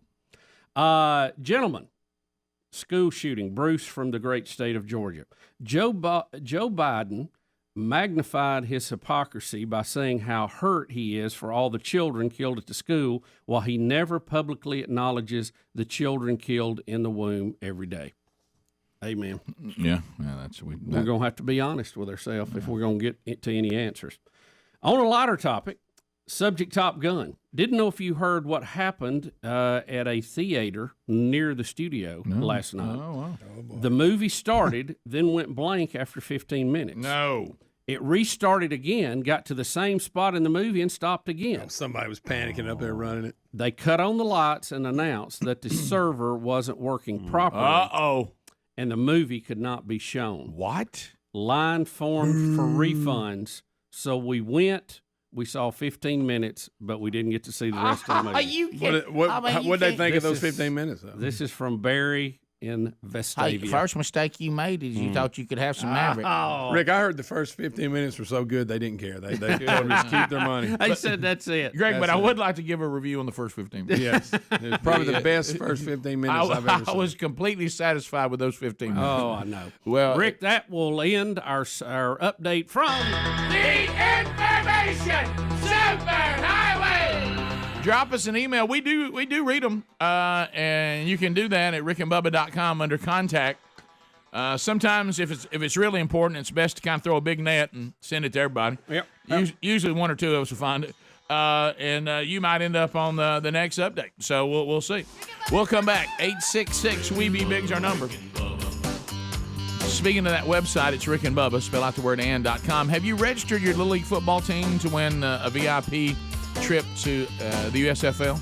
Another weekend's coming up over Memorial Day weekend. Your team might get that honor. You still have time to put them in there. I think they announce the winner tomorrow, right here on the Best of Rick and Bubba. We'll be right back. Rick and Bubba, Rick and Bubba.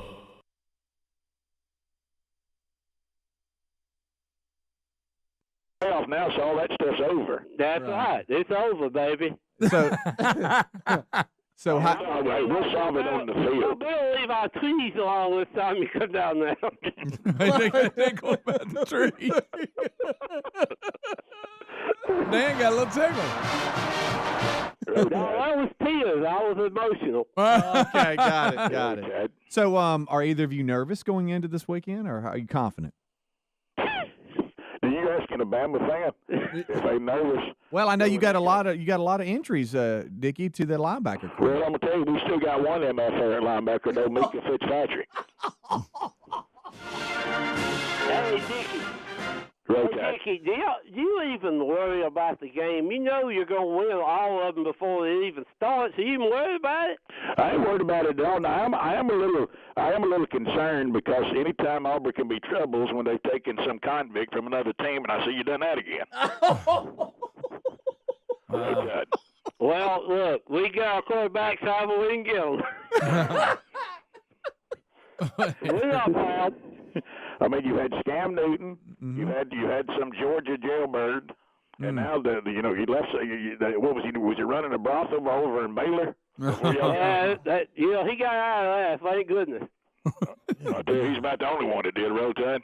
Oh my goodness gracious! Well, you know what, Speedy? I like when old Dickie's overconfident. That's when he's at his best because it will hurt the most when he gets upset this weekend. Well, see, that's something you'll never hear a Bama fan say. Hey, we upset Auburn. Yeah, yeah, I get it. I understand. Something we'll never utter. Hey, we upset Auburn. Well, not until the investigations happen, that's for sure. Oh, here you go. I'm sorry, Dipping Down. What'd you say? You heard what I said. It's kind of what I said. That's typical. Can't nobody beat us. Everybody's against us. We don't get no respect in the media. Have y'all ever noticed how any team that wins a national championship, they always have an investigation on them? Well, Alabama can win a dozen of them, and nobody lifts a finger. Listen, let me ask you this, Dippin' Dan. Yep. Do you remember what I said when Ole Miss beat us twice? I said that alone ought to call for an NCAA investigation, and the investigation is in. Roll Tide Nightmare was right again. Oh. Well, that ain't the only investigation they need to have. I'll tell you that. Well, that's right. You talking about Scam Newton? Nope. You're living in the past. Living in the past. They sound like you need to spit, Dippin' Dan. You can go ahead and do that. I've got a mouthful here. Hang on. I want you to know I got me some seats. Hey, Phyllis and I ended up with some seats, and we're going to be sitting up in the club level. Uh-oh. Oh, really? Yeah, Jordan Hare. Well, that won't last long. They don't let you wear that outlaw color up there. Yeah, what'd he say? Outlaw color. Outlaw. Oh, color? Color. I I can't understand Dippin' Dan. He's got his tongue in the way. Well, now, Dickie, how long have you been there? You had the RV parked out there in Auburn this whole week? Yeah, we didn't go to Mercer. We've been here 2 weeks. Yeah, Let Mercer slide. Some of us got to work. Some of us got to go to work. Now, Dickie thinks going to work means going to the mailbox on the first of the month, but that ain't how we do it. Oh. Hey, I served our country proudly, and I'm on disability. Yeah, what country? When? Well, I mean, I didn't actually get on the front line, but I was once involved in military school. So what'd you do? Get a paper cut? And I'm on disability. I get my check, and I go to the games. Oh boy! Now, Dippin' Dan, the national anthem, though, my friend. Well, you know what? I'll be standing for that too, pal.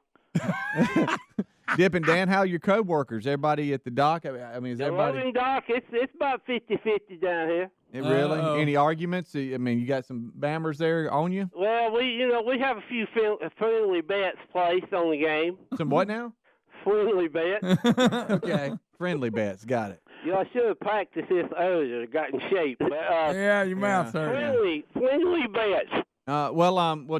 Dickie, we'll start with you real quick. We're leaning against the break here. Give me your score. What's your prediction? Well, it's going to start out. There'll be some hype there at Jordan here, and they'll all be all fired up, worshiping a bush or some tree, and then and then they'll have toilet paper, and when they'll have the toilet paper ready to roll and do all that, which is a weird. I never heard anybody say, "Hey, we won. Here's butt wipe."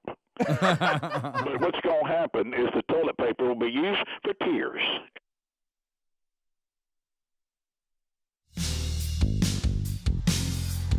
$35 minutes past the hour. Rick and Bubba, Rick and Bubba, Rick and Bubba. Thank you for being with us. Speaking of security, now more than ever, SimplySafeBubba.com. SimplySafeBubba.com is there. And if you don't have a system, well, go to what I just gave you, Rick and SimplySafeBubba.com. You know why? That'll get you 20% off with interactive monitoring. And they're 24/7. They're there for you. You install this yourself. You install it yourself, and all the different sensors and the beauty of using modern day technology and taking this industry and bringing it into the future, into the present day and moving to the future, is that you can customize it to the property. It's not a boilerplate deal where you're trying to cram a security system onto a property and it really doesn't fit, and you're trying to force it. Here, you just customize it with their sensors, put them anywhere you think you need, where are the parts that you are susceptible. And so anyway, you do that, and then they do things like the store we keep telling you about, Terry, that was not Speedy's Terry, but another Terry, but it was tied to a wedding, so I'm going to make this analogy even more confusing. But anyway, at her daughter's wedding, got the sensor alert on her Simply Safe system that she had some sort of water situation at her home. She was able to get a neighbor to cut the water off before she had tons of damage at the house. So a lot of times we think about security systems, we think about, the worst of the worst, a break-in, but things like fire, things like water, this is all crucial because it saves you a lot of money. So go to simplysafebubba.com. You'll install it yourself. If you need some help, there's somebody there to help you with that. The plans cost under $1 a day. There's no long-term contracts or hidden fees ever. So get the perfect system by going to simplysafebubba.com. We'll get you a free indoor security camera if you use our URL, and we also get you that 20% off that I already mentioned. So you also find that link at rickandbubba.com under the sponsors. Well, Bubba, we know something as tragic as what we just talked about, and it is tragic when you have evil murderers who go on to campuses where little children are and just gun them down. It's just horrifying. But the politicians, you want to think, well, this has got to be a time where we all have to be calm. We got to be appropriate. Let's first of all be concerned about those that are mourning, and let's wait till we get into the politicizing of something so tragic. And I do commend our president because he did wait 30 seconds before he did. Right. But anyway, but now we have all these gubernatorial situations, and we're in Texas. Where this happened, and Abbott is trying to speak to the people of Texas and to the nation, and Beto O'Rourke not showing a whole lot of discernment here decides he will use this moment to try to be a drama queen. And it does not go over with the people of Texas that are there. I'm not sure what I can do audio-wise here because the people that can. So here it is. First of all, let's take a look. He's going to be interrupting the governor and, unfortunately, the mayor of is it Uvalde at the same time. Really inappropriate. People. Okay, go ahead. Yeah, but yeah. You want to watch it first? All right. Yeah, here we go. Excuse me. Sit down. You're out of line and an embarrassment. Sit down and don't play this stuff. The next shooting is right now, and you're doing nothing. No, he needs to get his ass out of here. This isn't the place to talk this over. This is totally predictable when you. Sir, you're out of line. Sir, you are out of line. Sir, you are out of line. Please leave this auditorium. I can't believe you're a sick son of. Oh my goodness! So he was about to. He called him a sick whatever. And I have to agree that you heard the one hollering out of line. I think that is the lieutenant governor, who was also sitting there. Who we've played his clips many times. Now Beto O'Rourke was a congressman for Texas. Then he ran for president. He's running for governor, and he is a big gun control advocate. Oh yeah. Which you wonder how in the world in Texas does he get any support? But they're having a press conference trying to update everybody on information about the shooting, and we did get a lot of information yesterday. I'm sure there'll be more today. And then he's up there grandstanding in front of it. So, Hamzy, what was I was just going to say, and we've already done it, which is fine. We continue to do it. But people in that area who have to live around this idiot, they want us to call him Robert Francis, his real name, and not Beto, because that's what he wants you to call him. Is Beto. Oh, really? He nicknamed himself. Yeah, he's one of these guys that nicknamed himself. He gave himself some kind of Latin deal and whatever. I thought it was some French thing he wanted French, to be called. I'm sorry, by. I said Latin. It's French. And so I'd like us to go Robert by, Francis. I'd like us to actually just shorten it to Francis. Okay. I like Philo. Because you know what he needs to do? Lighten up. Exactly. Lighten up, Francis. Yeah. All right, so Robert Francis. Robert Francis. All right, I'm going to do that from now on. And that's at the request from the audience that lives with this idiot in Texas. Well, I'm with you, Bubba. When do you get the word that maybe nobody wants to hear from you? I mean, it's, how did he ever get elected to begin with? I don't know. Robert Francis. Robert. But I want y'all to think about this. All right, so all you have to do on these kind of things when you start playing home team is just take this political situation and completely reverse it. Okay. Right. So you've got a state that's run by your favorite Democrat. Okay. And your favorite Democrat, and then another favorite Democrat who may be a mayor of a town where something like this happens, and then you got your favorite lieutenant governor Democrat, and they're up there at a time of a mass murder of small children, okay, and they're trying to address the state and the country on what's going on, and Ted Cruz, any of the Republicans that you hate. One of them jumps up in the middle of the first press conference. Marsha Blackburn or somebody. And they jump up and start screaming about the Second Amendment and at them while they're trying to do it. You would say you're a moron for doing that. And we That's would too. Time and place. Yeah, you would lose your mind and say time and place. So don't let Robert Francis get away with this just because you love him. Right. What he did was wrong no matter what your political leanings. It was a grandstand. He was trying to make some point and get some brownie points with some group. I don't know who it is. And, it seemed like if he was really that concerned about it, he would take a comprehensive look. If you want to look at all the things we talked about yesterday, how about this? This came out yesterday. This guy was obsessed with Call of Duty. Obsessed with it. Oh, yeah. Shot and killed people day and night playing a video game. Now, if there's no way you can convince me that does not play into this equation. No way.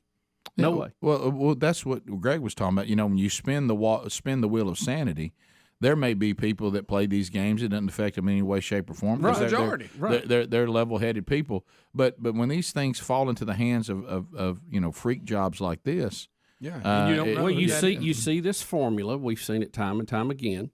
You don't have a dad in place. Mm-hmm. You see somebody who's a loner or who has some issues being social. You tie in certain type of music. You tie in video games. You tie all this in. Then all of a sudden they have a gun and they're a killer. Yeah, it's a chain of things. You got to break that chain at different places, and just trying to stop they scream about gun control. Again, what are you really going to do? what are you really going to do? What does that really mean? Right. We have areas of our country that have very, very strict gun control laws. One of them is Chicago. Greg Abbott made that point again yesterday. It's not a talking point. It's a fact. Explain to me how you can have some of the most strict gun laws in the country and you have the shootings you have in Chicago every weekend. Well, and that's why why does that happen? And that's an adult conversation, and some of you need to understand that this is always your go-to. I am actually willing to listen. Now, we've got to deal with the Second Amendment because you're not going to get rid of that, and if you do, our union is going to begin to split again, and we're going to have a lot of problems, okay? Yep. So that amendment stands. But if you want to try to be reasonable, say, Rick, but we can still keep that amendment, but then do some other stuff. And then I would say to you, okay, so some people have already done that, and I would name the cities you named. Right. Has it worked?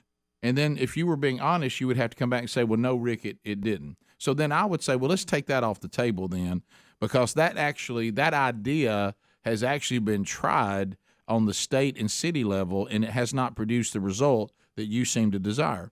So I would take that idea and I would get rid of it because it's already been proven that it doesn't work. You mean kind of a scientific approach? Does to that this? not make sense? I mean, take politics, take your views out of it. Or Rick, do this. So, before you carry something, say a drug, we've had that discussion a lot lately, before you release it on the whole country, what do? You do testing in the laboratory, then you do limited testing. Right.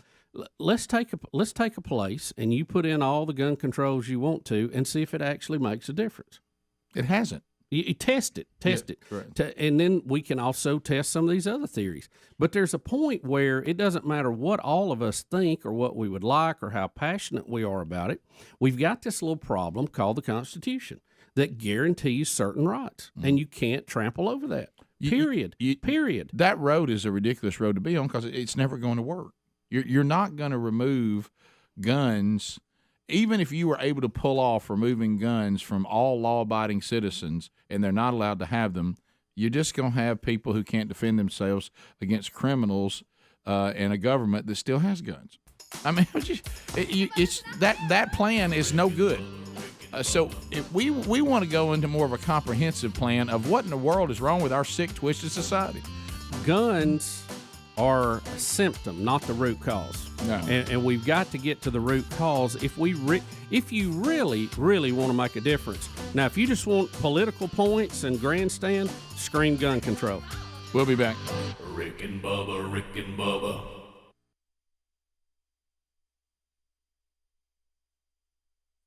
Blowing of noses. Oh. When the Alabama Road Tide steps into Jordan here as we normally do, and we will wax, barring some cheat or some miracle, we will beat Auburn and we'll beat them handily. And we'll send Gus Bus headed to Arkansas where he wants to go anyway. He don't even like Auburn. And we'll beat Auburn by 22 points. Whoa! 22 points. Wow. 22 points. I'm glad that Dickie brought up a miracle because miracles come from above. Oh. And when a miracle comes, we'll take it. We're not proud, okay? We'll take a miracle, and we're going to see another miracle as Auburn will stop Alabama in the fourth quarter and win this game and head to Atlanta. Oh, really? That's well said. Now, what's the score? It's going to be 31-21. Oh. 31-21. Bama by 22, and the new stolen quarterback never sees the second half. Roll Tide. How do you like his new name after the Georgia win? They've started using Studham, Dickie. Studham. Yeah, Baylor, that's what they called him. They got a bunch of them in trouble, didn't they? There's a lot of Studhams over at Baylor. That's the problem. Oh, my goodness. Roll Tide. Well, look, if y'all y'all be nice to each other this weekend. I'd like to see a picture on social media with both of you. Yeah. Look, I like old Dan, kind of the way you like a kind of three-legged dog. You feel kind of bad for it. Roll Tide. You know, I would say that I like Dickie, but I don't. Oh. So, I hope you get mugged on the way out. Oh, wow. You said mug, not murk. What'd you say? Mug. Mugged. Okay. Well, me and Phyllis and Harvey Updike will be up there in the old club level. Let me just tell you, war, dadgum eagle. Oh. Roll rummage out a yellow hammer, look on top. That's where you'll find Bubba road tied in that mare's attic. Oh, wow. Dickie Satan, no doubt. Oh, my goodness. Thank you, Dickie. Thank you, Dip and Dan. Rick and Bubba, Rick and Bubba. Bubba, you said there is a shortage of Christmas trees? Yeah, Rick, they're saying that Americans may be getting ready to pick out Christmas trees, but they may want to bring a little cash and look a little earlier. A shortage of Christmas trees in several U.S. states is likely to make prices rise and the window to find a good tree much smaller. Now, they're saying that they have been hit hard nationwide by drought and wildfires, and that it will affect the Christmas tree supply for the next 4 to 5 years. Really? Yep.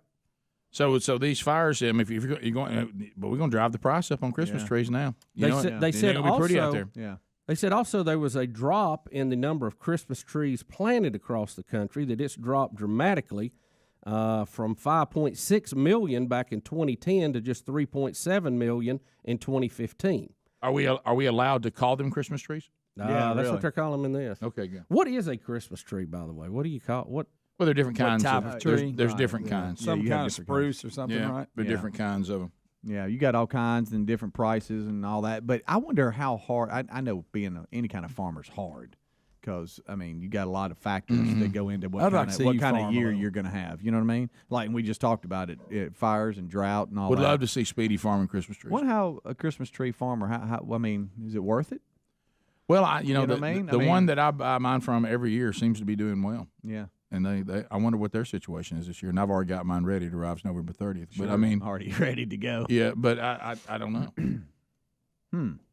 So it's a good question. Now I know you're real tree. Yes, I mean, I'm Mossy Oak too, but you're real tree for Christmas. I am a real tree delivered to the house with lights already on it. Greg, fake big giant one that it's like a battle. It's nice when I get it up, but boy, it's tough. I'm dreading it already. Yeah, we're artificial all the way. And then I got two Betty will two put or up, three more. Mm-hmm. Yeah, Betty will put up 7 or 8 of them. Do you have one that is the feature tree though? Yeah, it's the main one in the the living room. That monster I got. Pretty good size on it. Oh yeah. But Betty has got very efficient at it, and I'm not sure because she has several.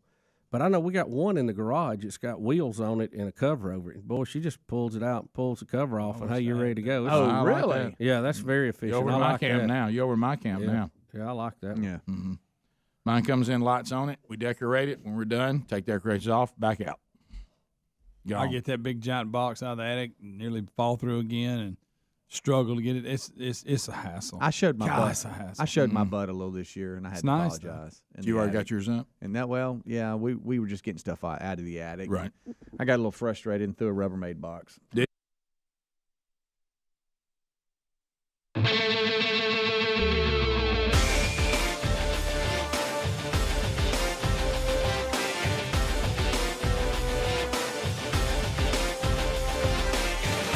Nine minutes to the top of the hour.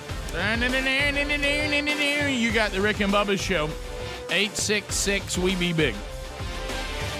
Rick and Bubba Best of Show tomorrow. Rick and Bubba replay on Memorial Day. And so be prepared for that. And good time to bring somebody in the loop tomorrow. All right, so we have MSNBC. MSNBC is one of those places. If you're just, you can go there and just, if you ever want to just test, where am I at? Yeah, where am I at? How's my? Am I controlling my anger? It's just a silly little stop on the media choices, and they are totally obsessed with Donald Trump. I mean, he is in their head. Everything, somehow Trump is tied to everything they can talk about. You would almost think that Trump is still the president. And and Joe Biden didn't win. I mean, he's still running the whole wide world. Everything that is wrong is tied to Trump. And with these midterms coming up and the primaries that keep happening, they're really terrified of Trump. And if you don't believe that, Adler has a montage, and this is only 1 hour. Are you saying that this is only 1 hour of coverage during the primaries on MSNBC, and listen when they're covering the primaries, how many times they say Trump. All right, so here we go. What does it mean for Donald Trump? What does the former president do tomorrow? The Trump endorsement. What does Donald Trump do tomorrow? Donald Trump's wrath. Donald Trump, President Trump, Donald Trump, Trump endorsement, Trump endorsement, Donald Trump, President Trump. Donald Trump. What is the storyline that you think the national media has missed when it comes to Georgia, which is a state you live in and cover? Trump into Donald Trump. Into Donald Trump. Donald Trump, former President Trump, pro-Trump. Trump loyalist. Donald Trump. Trump. Donald Trump. Trump endorsement. Now, Trump and Trump MAGA. Former President Trump. The former President Trump. Donald Trump. The Trump endorsed candidate. Donald Trump. With Donald Trump's the former President. Trump fever. Donald Trump. Donald Trump. Never Trump. Donald Trump.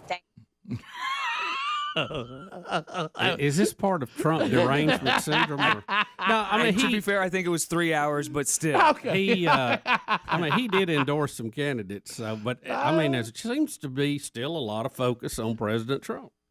You think? Yeah, it was everywhere the other night. Right, yeah. I heard Newt Gingrich talk about, and this is what drives me nuts about these people, is Newt Gingrich was on Hannity, and he was talking about how, now I want you to think about this statement, that no other politician ever in his lifetime, Newt Gingrich, who, by the way, ran for president, we've had him here in the studio. Newt Gingrich. He said that no person has had more influence on elections than Donald Trump.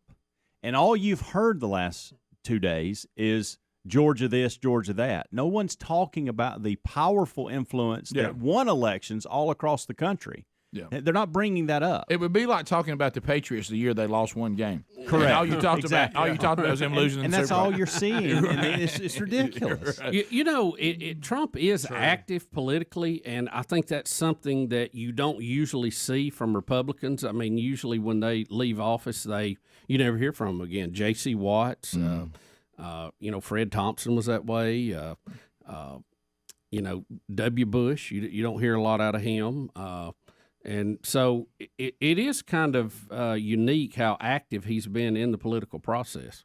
Yeah, but I mean, he gets attention. Yeah, that surprised you, though. I mean, he didn't really have the personality of those other men you mentioned. Yeah. And Fred Thompson, let's face it, we just couldn't get him motivated. Rick, as much as we love Donald Trump sound bites, he loves them more than we do. That's true. I can promise you that. I mean, this is his personality. Today, I'm very proud of myself. Look, he was more entertaining. Right. We got to admit that. Right. And gas prices were a lot lower. Amen to that. Amen to that. Huh? Boy, we can't argue with that. We had plenty of baby formula. I still can't figure we that had thing plenty out. of jobs. I mean, the economy was clicking along. Stock market. before COVID. All our stocks looked a lot better than they do today. I actually had a retirement. Yeah. I still don't know what everybody's so mad about. Well, yeah, a few mean tweets. Come on. There's another one coming. I didn't even realize this. I got totally immersed. Should I? Go ahead. Should I even be? I was totally immersed in this yesterday because I guess what I'm going to say, and I don't want to be with these. Hey, I'm in the media and I'm panicking people, but it really is true. This mess we've got ourselves in on supply and demand and supply chains and all this and diesel and it is going to start. It's already started. Affect everything. Oh yeah. Because y'all know we need trucks to get things places. Even if something's sitting at point A, if you can't get it to point B, you go, well, we've got a shortage on that. You may not have a shortage on it, but if you can't get it to the place you get it, then you and let me tell you, the diesel you're shortage, not going to believe the next one coming. The diesel shortage is going to be the most damaging of all of them because if those trucks don't run, stuff don't move. Right. Well, you know how sometimes we don't. We've talked about with modern technology, so it's not as we struggle. We like having a hard copy of the stories to look at, and you like having a printer, and you like having a copier, and all that. Let me tell you what is happening now: paper and ink shortage, and you're about to get to where you can't get paper. Yeah. Do you realize we're struggling on paper right now and ink? That's I hadn't heard of that shortage. Right? Oh yeah. Oh, I got knee deep in. Maybe this will finally force y'all to an iPad or something, so we don't have to keep printing out all these stories. Yeah, but that month. See, I'm looking at the bright side. That month. By the way, still don't understand why the monthly bill's still going up. What's that? I can explain it to you. Okay. But but what I'm talking about, we're about to start having shortages on things. You're like, how do we get a shortage on that? And it goes back to shipping, trucks, diesel.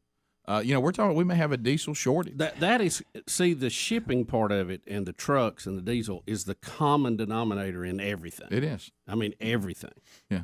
And the problem we ran into on the baby formula, Greg, it was a horrible formula, pun intended, and that is we don't make enough of it here in our country like we once do. We only got 4 places. It's good planning. And then we decided shut one down. And then the FDA said we won't take any formula from other countries. Of course, we are now, but you couldn't do that. It had to be from here.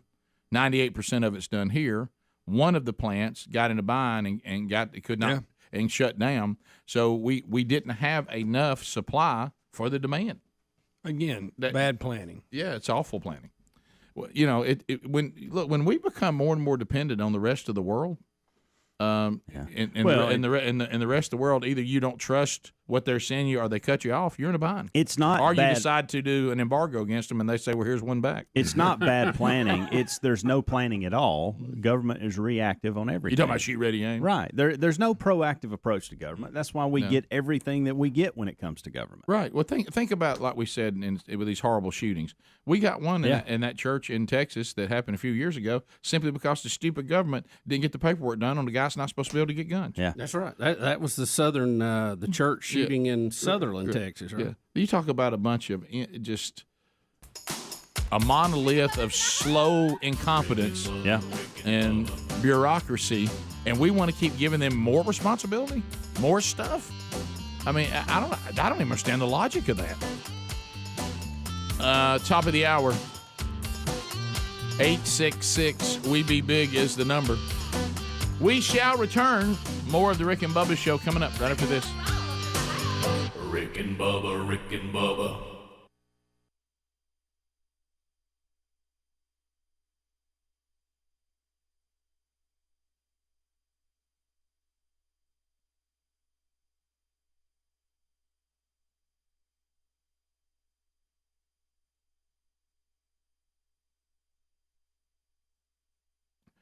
Well, if you're buying or selling a home, you're already stressed. It's one of the most stressful things you can do.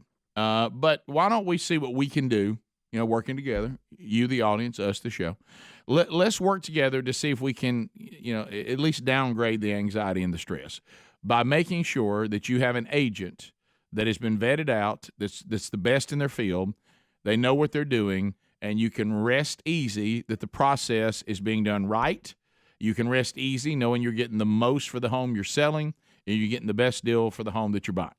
Okay, so the real estate agent is very, very important, which is why we were excited to team up with realestateagentsitrust.com because they're going to look into the audience of this show and practically every single market and find people that are in the real estate business. There'll be no part-timers out, only the most experienced real estate agents with a track record, a long-standing track record to be the best in their field. So when you go to realestateagentsitrust.com, here's what's happening.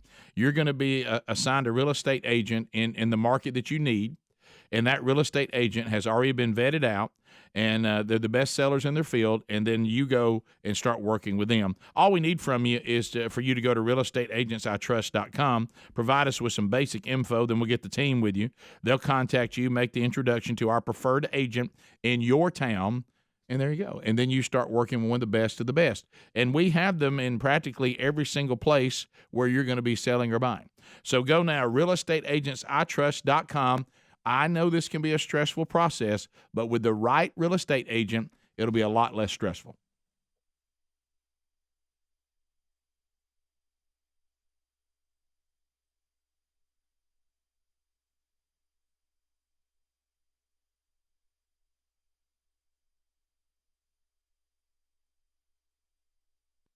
Yeah. To show yourself a little bit? Here's where I get mad. Chunked it. Pre-lit. What happened? Pre-lit tree, and then now they don't half of them work. I know. That's what. That's where I went to. That's where I went to this new deal because I'm a turnkey guy, and I don't like the drama that putting the lights on would bring. So I got one of those artificial ones with the lights already on it. Where every year you pull them out and half of them wouldn't work. Yeah. And so I said, well, this is not life change. This isn't moving me forward. So I got rid of that. And I have to supplement the lights with other lights, put them on there. See, that's what I started having to do. And I thought, well, now I'm just doing what I was trying to get away from doing. By the way, I'm not going with outdoor illumination this year. Really? You just don't feel Yeah, like my kids talked about how much they liked that last year at the staff party. Big hassle, expensive, and we are not going to be home as much this Christmas season as we normally. We're going to Hawaii. We're going to Hawaii for to the week prior to Christmas. Right. And I said it's not worth it. We won't even be here.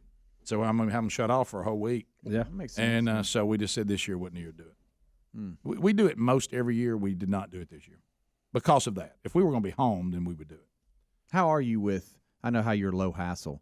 How are you with this big trip right around Christmas? Are you okay with it? Well, let's be honest. If you just pull back the curtain, I don't like to travel at all.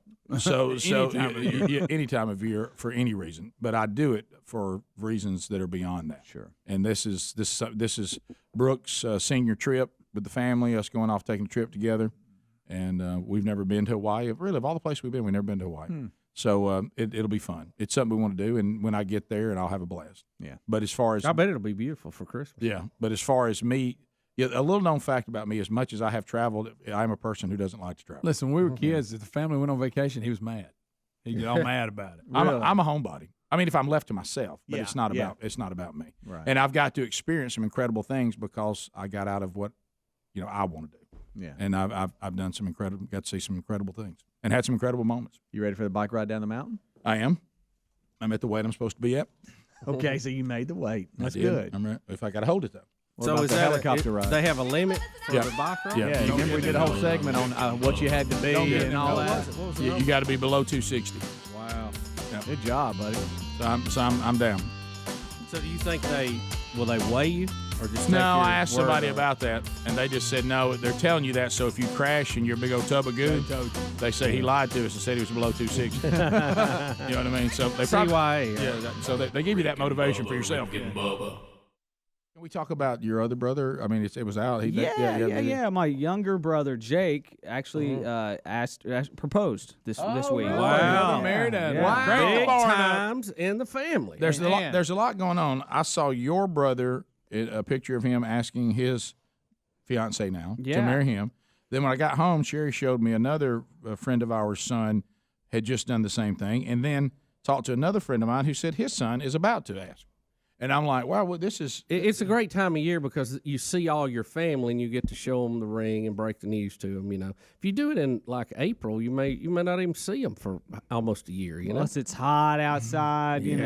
And you watch them and you just see they're just so excited and they just can't believe that this beautiful woman's going to actually say yes. And then they do, and then there you are. That was an adventure, by the way. Jake, my younger brother who proposed on Monday, we met out at this trail here in town, like a nice nature trail next to a river and stuff.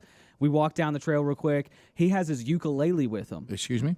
Ukulele. It's Classic Adler. Hey, it's an Adler family. Classic It's an Adler Adler. proposal. It's an Adler proposal. You got to have Thank some kind of goodness. musical instrument. Which means his mother shot down the trombone. Yep.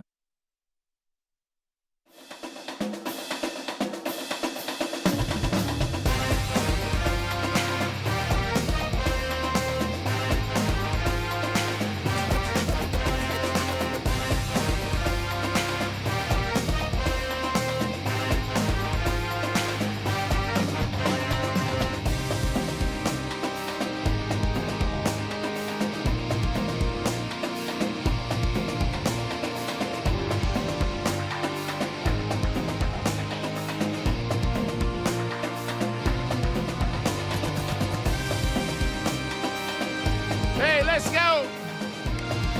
6.5 minutes past the hour. From the No Name Studio, you got Team Rick and Bubba Speedy on vacation. We'll all be back, Lord willing, on Tuesday. Tomorrow, a Rick and Bubba Best Of show, some of the most memorable moments in Rick and Bubba history. And then on Monday, a Rick and Bubba replay. Everybody off on Memorial Day as we spend time reflecting on those that gave the ultimate gift to us and paid for the freedoms that we enjoy but seem to be willing to give up now, which is odd. Why don't we reflect on that, too? Hey. And welcome back, Bill Bubba Bussey. Rick, glad to be here, and thank all of you for joining us. Charles Barkley is in the news again today. Hey, where's Bubba? I mean, I don't even understand these people. They got to clean up. So we now have Charles Barkley, and he'll say anything. And him NBA on TNT, I think he's more fun and dangerous now than he's ever been because he kind of thinks he's made it. I mean, he's untouchable. What are you gonna do with it? Man, I got so much money. I mean, He's in San Francisco or talking about San Francisco. Is he, with the Golden State, being in the conference finals. Right, and we all know this, that San Francisco, and there's been a lot of people that have talked about it privately. Now Barkley's going to go publicly. Oh, yeah. That this beautiful city, because of the way the extremists to the far left have decided to run this beautiful city into the ground. I mean, you even got people saying calling the streets of San Francisco third world is disrespectful to third world.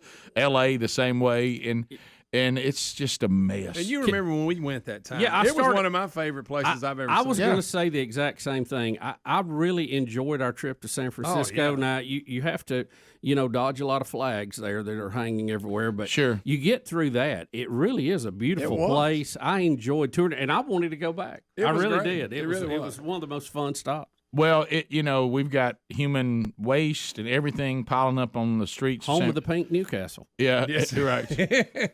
I was technically that was San Mateo. Hey, Shaq, let me ask you something. The other night I was over at the hotel, and they were asking me about some kind of pink Newcastle. And so anyway, so here is Barkley on TNT talking about the rain. And then he veers off on he thinks it needs to rain in San Francisco to clean it up. So here you go. You know the bad thing about all this rain? It's not raining in San Francisco to clean up those dirty ass streets they got there. Say it again, they need San Francisco. It's a great city, but all that dirtiness and homelessness, y'all gotta clean that off the streets. I wish because it's raining like hell down here. Look, that looks beautiful. No, it's not. You go 3 blocks over. Ocean is right go there. 3 blocks over by our hotel. Go 3 blocks over by our hotel. It's raining so hard down here. San Francisco need a good washing. That was Thrive City where we did the show. Well, that's a good part of San Francisco. Unfortunately, TNT put us in the bad part of the city. Y'all got to go down here. See, getting a bad hotel room, even their crew, even Charles Barkley's not immune from the company trying to cut corners and giving them a bad hotel. Oh, I hear it's all. I have people that have to do business there. Pictures. Wow. You know who has to go there a lot. By the way, hey. Oh, Rick, I bet he loves it. Yeah. Hey, been to San Francisco lately? Burgess. Hey, if you'd like, you want to know what it's like? You been out to the landfill lately? Go out there and picture staying in a hotel that's in the middle of the landfill. It is. Hey, now look, what I'm telling you, graveyard. This between you and me. Don't tell nobody. Between you, me, and the graveyard. San Francisco, hey, nasty. Hey, had to go to San Francisco, not by choice. How about Rick? When they go too much human waste, when that's the subject, nice. Come on. You ever been around old hog pen? Oh, Greg, come on now. I mean, you talking about hogwash? I heard the definition about that got started this morning. Y'all had some very interesting tidbits in the kickoff. What do you call those things? Little sayings? Idioms. Idioms. Yeah. Remember we did it. We were obsessed with idioms. You had a book. I did. I don't know where it is. I think it's in my office somewhere. I don't know if it made the move. I still have this mysterious box that didn't make the move. I don't know where it is. It's somewhere. It's probably in that storage room under one of them chairs. It may be, by the way. It may be. Some of the way that some of those things come about are pretty funny. I don't know if the stories that are tied to them are actually true or not, but they're interesting. They're very clever. Oh yeah. Do you want to tell the hogwash one again? Because I thought that was interesting. Do you like hogwash? I did. I don't. Because I use hogwash a lot. Basically, the people They're on a and ship, the animals I know that. would A lot travel of on them the have boats. to do with ships, by the way. I know. And Well, the Mississippi and River, where you store stuff. The Mississippi River is responsible for 80% of them, and the hogs stunk. So before they would put them on there, because they're going to be there with people too, they would wash them off, and then what came off of them, the puddles, mud, and all that was called hogwash. It was useless. It was useless and smelly. Yeah. So, so if something is useless and smelly, you call it hogwash. Well, I've noticed also with our idioms, we also will bring the pig in it a lot. Yeah, the pig. The pig. We'll throw money up his butt. Pigs, I mean, pigs and ships we'll try to and put, moving things. Has a we'll lot try to do put with it. lipsticks on them. I mean, we got all kinds of pig and hog analogies. Yeah, the lipstick on the pig has been used many times. Yeah, it's yeah.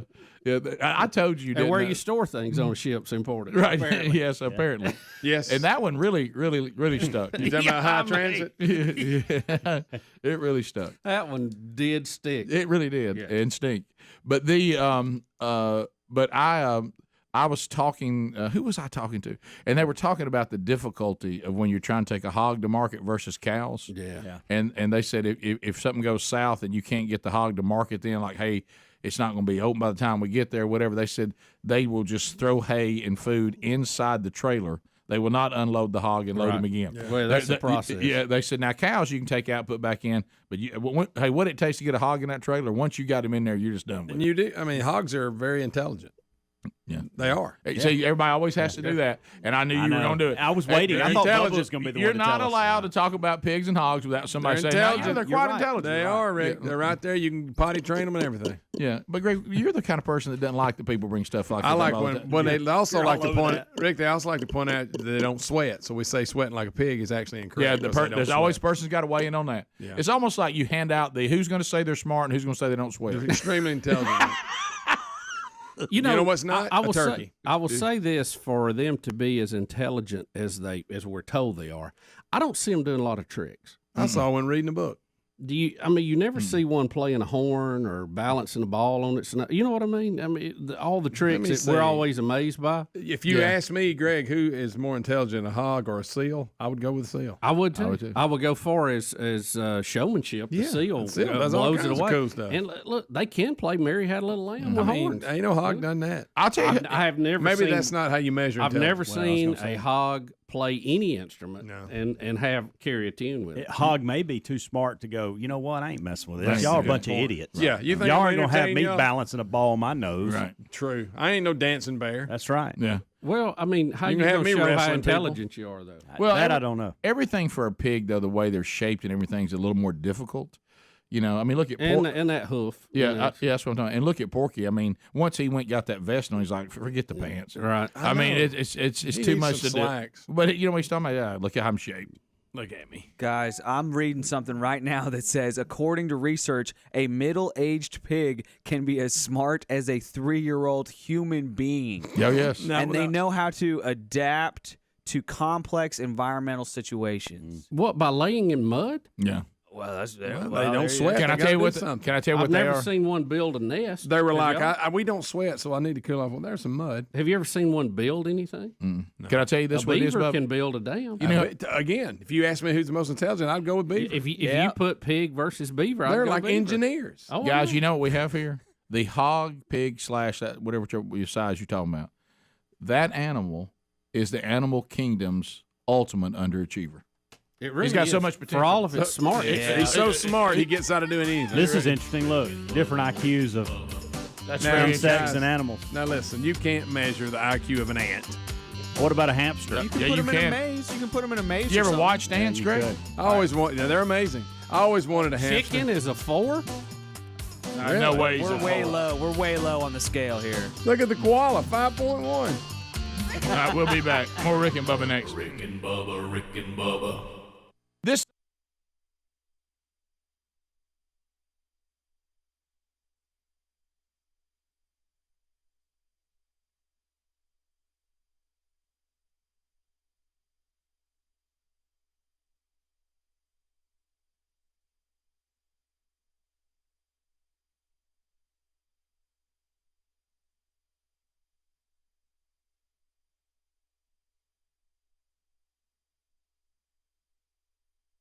Jake Yeah, wrote an original song for her to perform and then proposed. Like, he really did do that. Wow.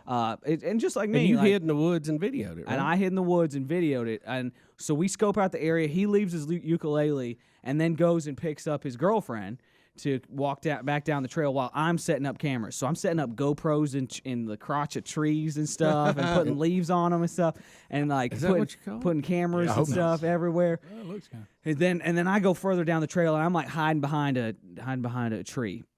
And then Jake texts me, we're walking. I'm like, okay, here we go. And Tune the ukulele. Tune it up for me. My pulse is just racing. They walk down the path, and then they get to the little stream crossing, and Jake's like, hey, let's cross the stream right here.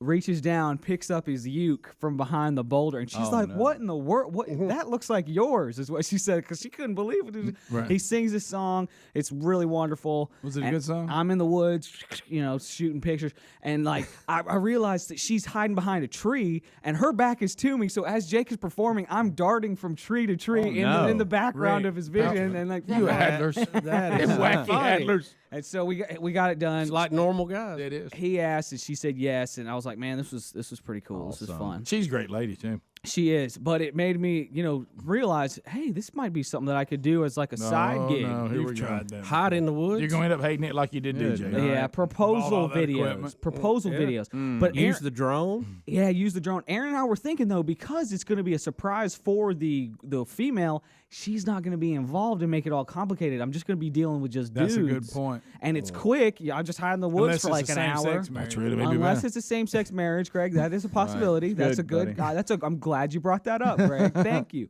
I can hide in the woods. So, anyways, if you want that, hit me up, Adler@rickandbobber.com, because I just got a new camera. Wait a minute. So you're going to start doing wedding proposals? What's that little sweet? Now look, here's the problem. Listen, here's the problem. What are you doing with this camera? Did you get caught up in the 12 working days of Christmas? Yeah, spend it right here at Christmas. Hey, yeah. Why are you doing this? Great time of year to drop a big Hey, do you wad of realize how cash. stressful it is to be newly married? Did you get that camera I asked you to buy with the Rick and Bubba money? You didn't give me any money, Bubba. I bought this with my own money. I was trying to get you out of it, but Are you buying Aaron a gift of equal value? He just offered you an exit. That wasn't true. Right, look. It's he's a little thick. Adler. Newly married. Yeah. Here I am career-wise. Still kind of, what you don't want to do is, you don't want to put yourself under any kind of stress. Well, I didn't go into debt or anything. I paid cash for it. I got a camera Right and some lenses and stuff. And I'm excited. In fact, I'm going to be going to the Auburn game this weekend to shoot the game and shoot some, fanfare and some video and stuff. I'll hopefully have a package come Monday. You told me a minute ago that you were going to be on the sideline at the Iron Bowl with your new camera. Yes, I'm excited. That you got caught up in on 12 working days of Christmas and bought. And then, we were supposed to be getting gifts for other people, and you got one for yourself. And then it's easy to do. So you're going to be on the sidelines, and I said to you, well, is Aaron going? And you said, no, I'm working. Yeah. And so I appreciate you going on that assignment that we undoubtedly sent you on. You did. To do a documentary I did, Rick. For the Iron Bowl and to bring back what it looks like to experience an Iron Bowl, maybe for people around the country that don't know. Yeah, it's gonna be awesome. And I'm sure your Christmas present to her is the equal value that you spent on that camera. I'm sure it is. Nope. Oh. Okay. Well, this was work. How much did you? It was a lot.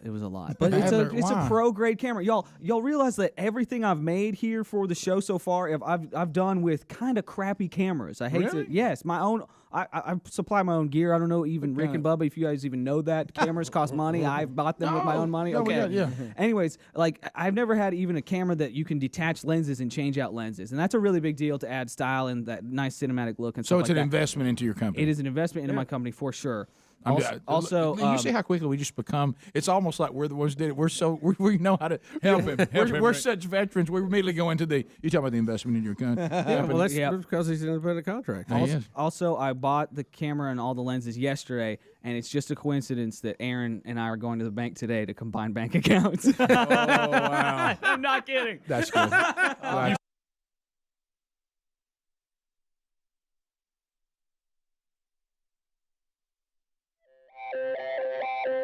Well, there's the phone troll music. It is happening right now. Time to go to the phones at 866-WE-BE-BIG. We want to know what's on your mind. 866-WE-BE-BIG. You can reach us now, make a comment, ask a question, bring information to the table. Not designed for meaningless shout-outs or shameless plugs, but those get the instant buzzer But you can reach us now. We open up all 10 lines, and for you to come in rapid fire.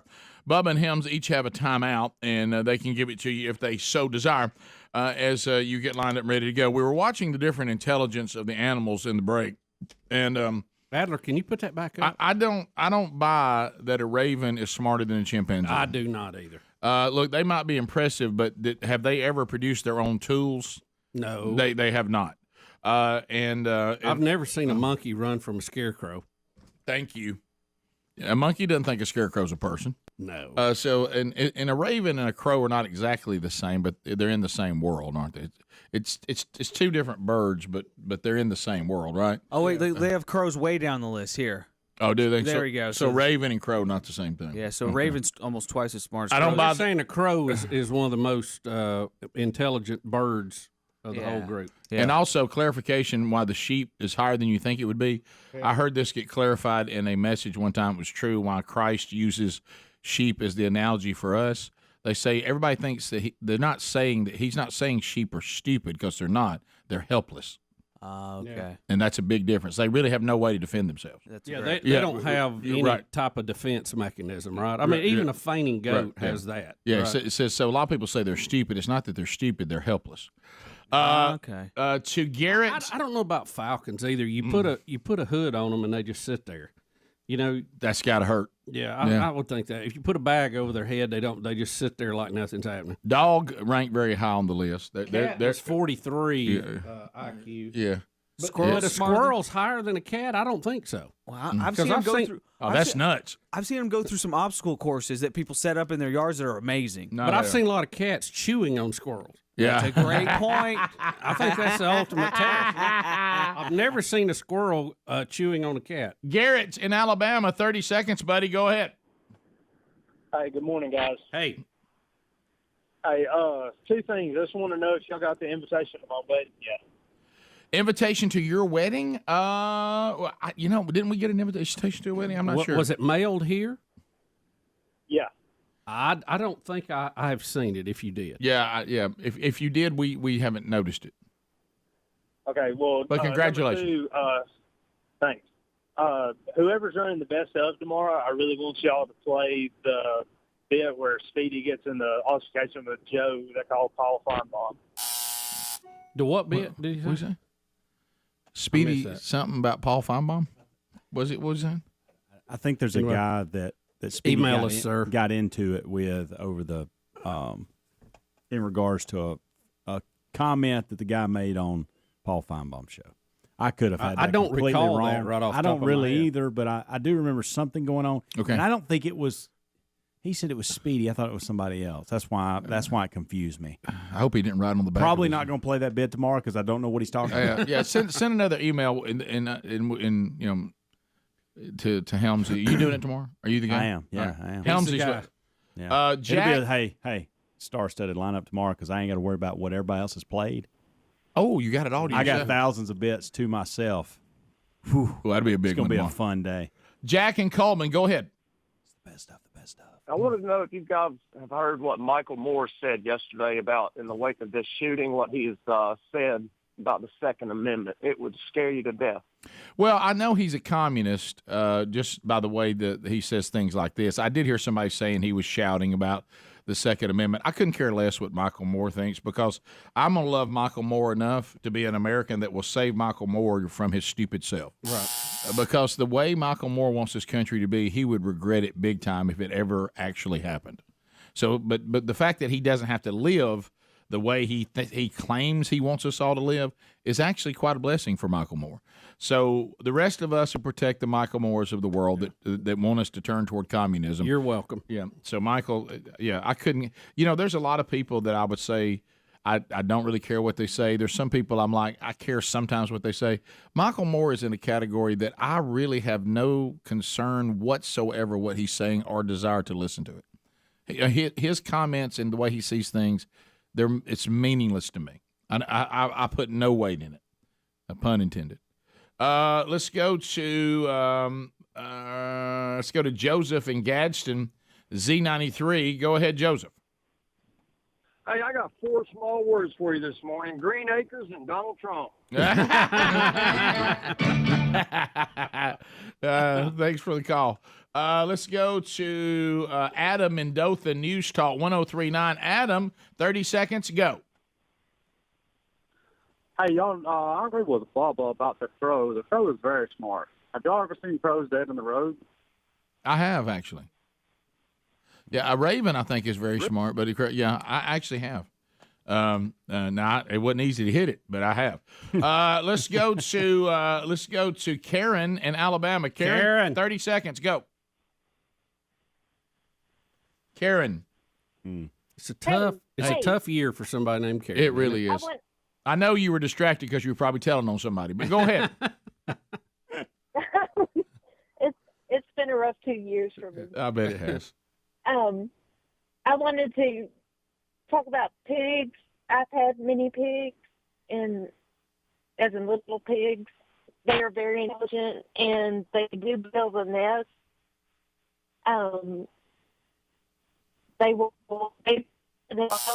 Phone too bad, Rick. Have you ever really stopped, honestly, and seen a nest being built like outside where you can watch it at your house, and you realize there's an animal that can perch with their little claws.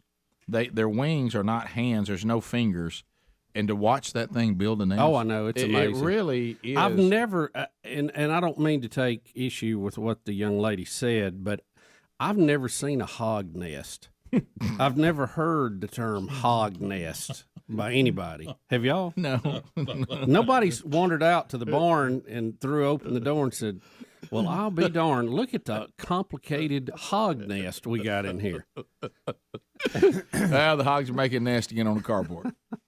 We don't sweep that out. Hey, you cut a tree down. Look at the dam he built. Yeah, I don't know. I think the pig may be overrated. I don't have any pig issue. I think they're delicious, and I think they can be quite cute when they're piglets. I'm not out to get the pig. Yeah. I mean, we all read Charlotte's Web in school. I like pigs. I'm not anti-pig, Rick. No. Now I don't know that I'd want one as a pet. Yeah, I mean, but if I had to sell out a theater with an animal doing tricks, I still pick the seal, I think. You're right. Or a whale, or a dolphin. Now, if you want to have fun, talk to Bones about their pig that thinks it's a horse. Now, that's funny. They have a pig that thinks it's a horse? That is correct. He'll look out there in the pasture, and the pig will be standing underneath the horse and just stays with the horse the whole time. It's very, very funny. He's got a very interesting pig. We'll be right back. This is smart, Rick. Rick and Bubba.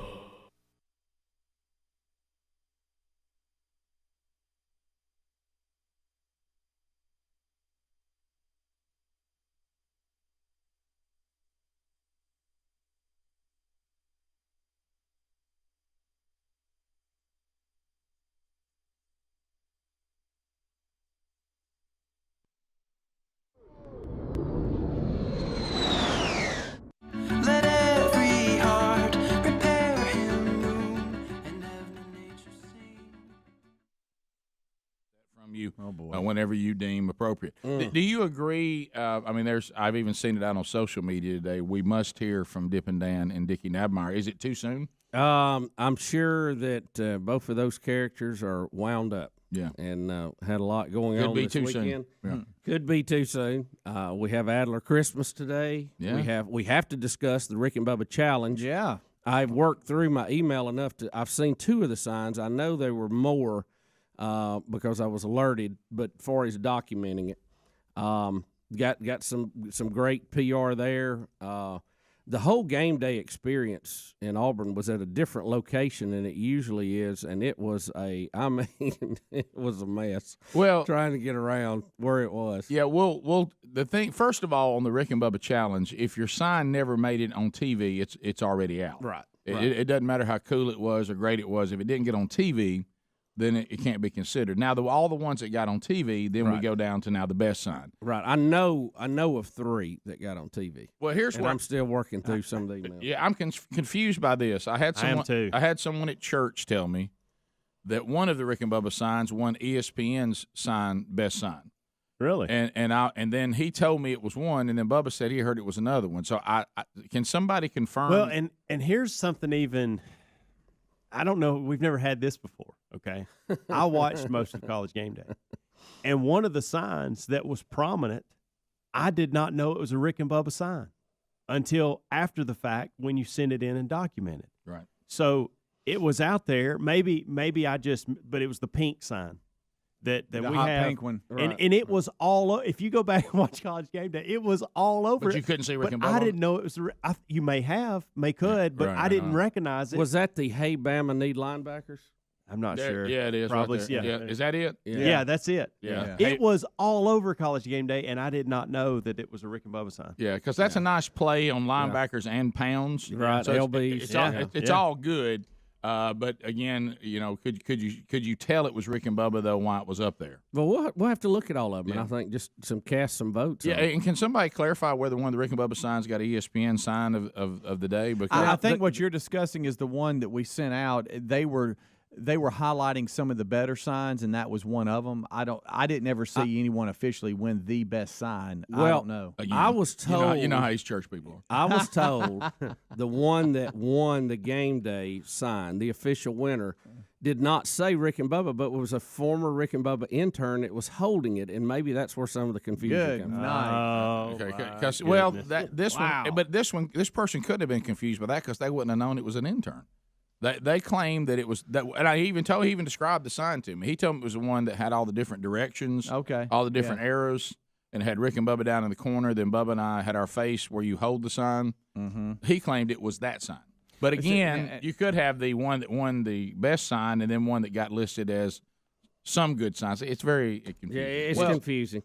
Well, and that's not a factor on the challenge anyway. Right. It's the one that gets on the most prominent, and you can see. Right. I'm gonna tell you, somebody did a fantastic That's job. the sign you're talking about. That's the sign I'm talking about. And when I what froze, are we calling that one? when I froze that shot and tweeted it out, I call that multiple directions. That was them highlighting some of the better signs at College Game Day. Yeah. Now at the end, if they said, "Hey, here's your best sign," I missed that part. But okay, well then you've already told me enough, because if this person had seen that being listed by ESPN as here's some good signs, that would have been enough for them to say, you realize the Rick and Bubba sign was the ESPN favorite. Okay. That would have been enough for that story to work. During the first hour of College Game Day, that one was on a lot. Yeah. I saw it several times. Yeah. But after the first hour, I didn't see it again. I thought, wait a minute. I think they got pushed Now, back. I may have missed it, but I thought, okay, well, where did it go? Did somebody take it up? Yeah, I like a little old school, too, the famous put out on the marquee, Rick Burgess Yeah, number I one. had that one. I saw go to the marquee, Rick Burgess #1. Yeah. and I saw on social media, I don't know that it got on TV, so it's not eligible, but I saw somebody was showing off their sign. I believe it was at a Waffle House in Alex City that said Rick and Bubba for athletic director. Yeah, that was good. Okay.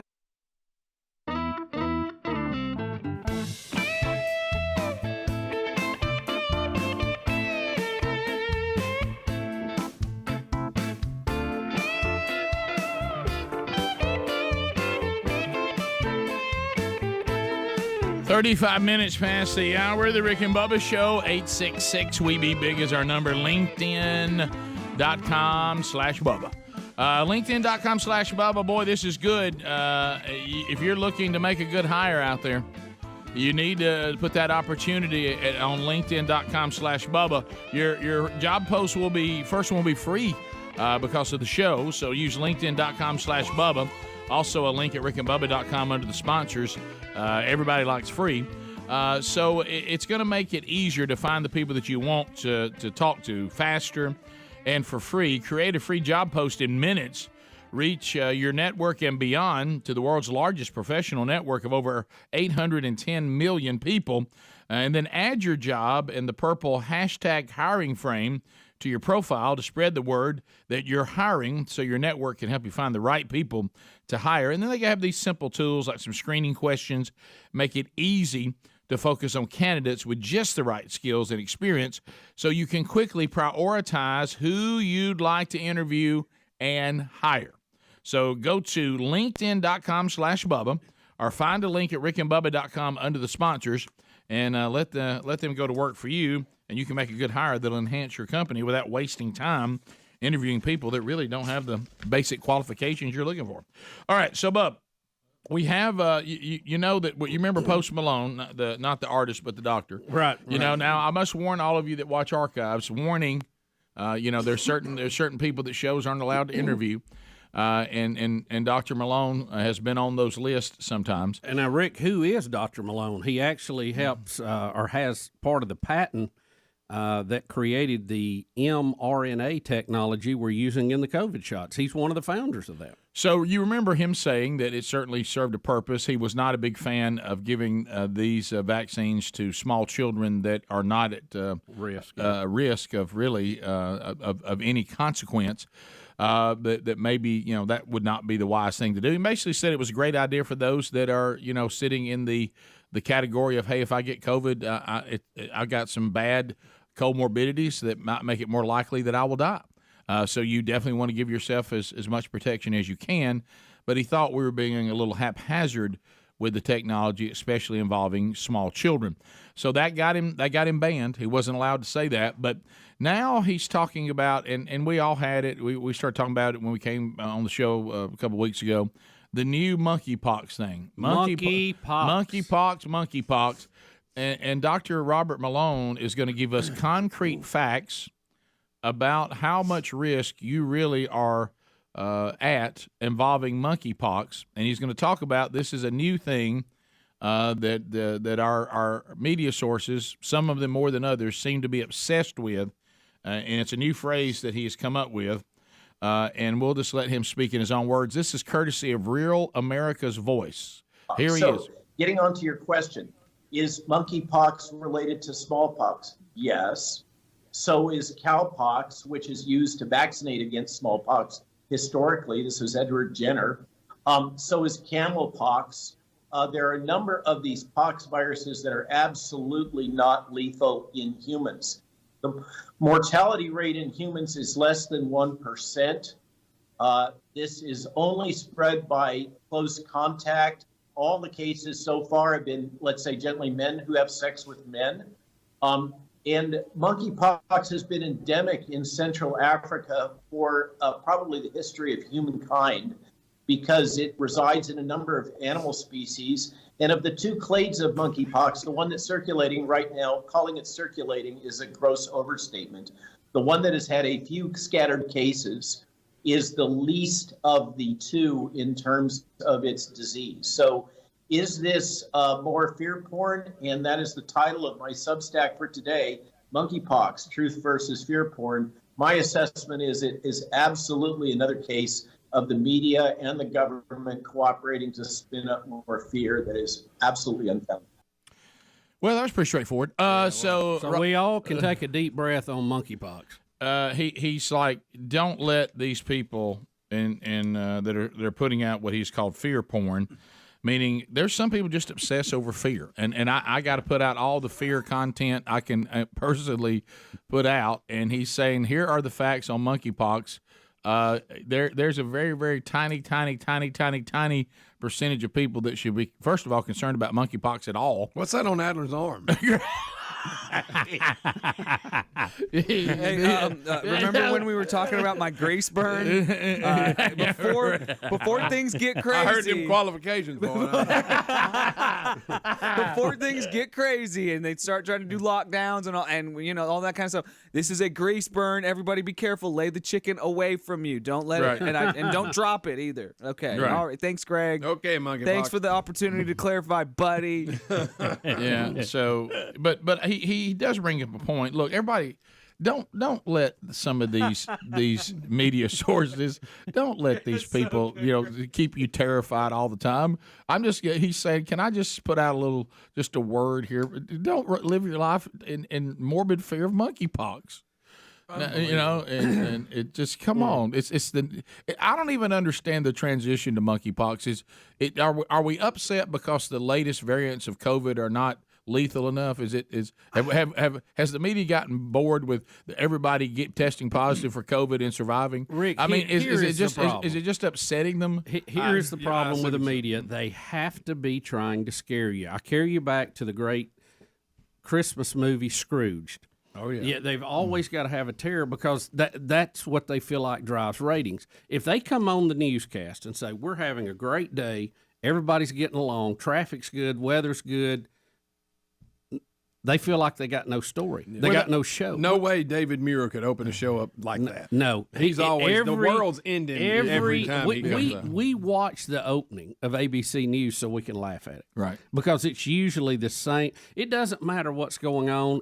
As we come on the air, breaking news. Yeah. At this very moment. At this moment. Fill in the blank. Weather. They'll go millions in its path. Well, yeah, it's a system moving across the U.S., so there are millions in its There's path. always You're millions right. of people. Been that way. Now, that doesn't mean it's going to actually come to where you are, but you Yeah. might be in its path. Yeah. Millions. And Fox has their own version of it. Fox Alert. Hey, Fox. Oh, I know. Boom, boom, boom. All of them. Your Fox Alert thing.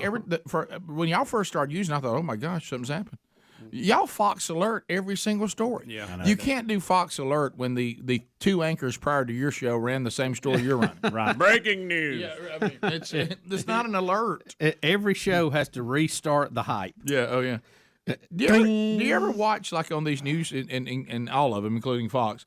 It's almost like they think we missed. There's no chance we saw the show on before then. No chance. Yeah, they're the first one for delivering it. Right. I mean, by the time you get to prime time, it's like, in case you missed the other 6 shows that led with this story, boom, Fox Alert. I always say, the anchor that handed it off to you just did this story. Yeah. I mean, just as they closed out. Right. And Fox Alert. We just heard this story. So anyway, that's part of why I honestly love working for this show.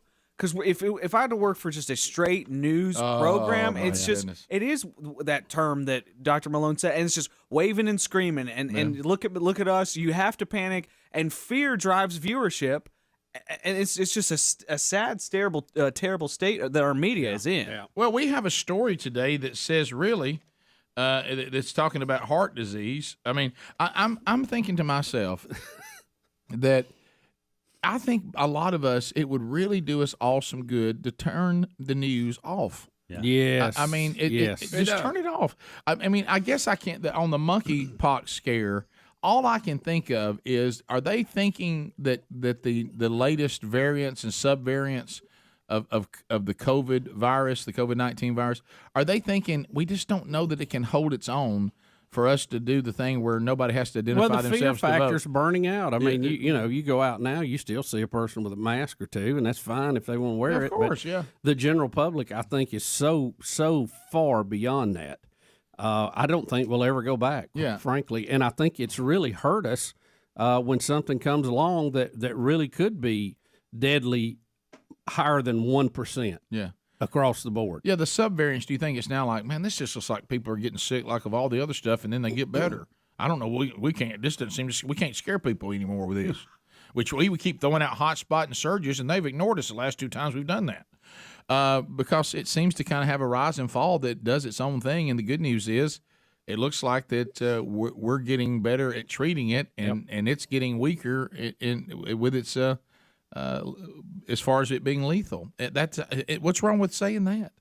Hey, that's called good news. Hey, right? it'll be around. We'll probably never be rid of it, but it's not as deadly as it once was because we're better prepared, and it too is waning. Is that okay? I mean, I don't. That to me, that's the kind of story I want to watch. Yeah. And then somebody said, "Man, I don't know. We might need monkeypox." So you don't think the ongoing COVID scares enough?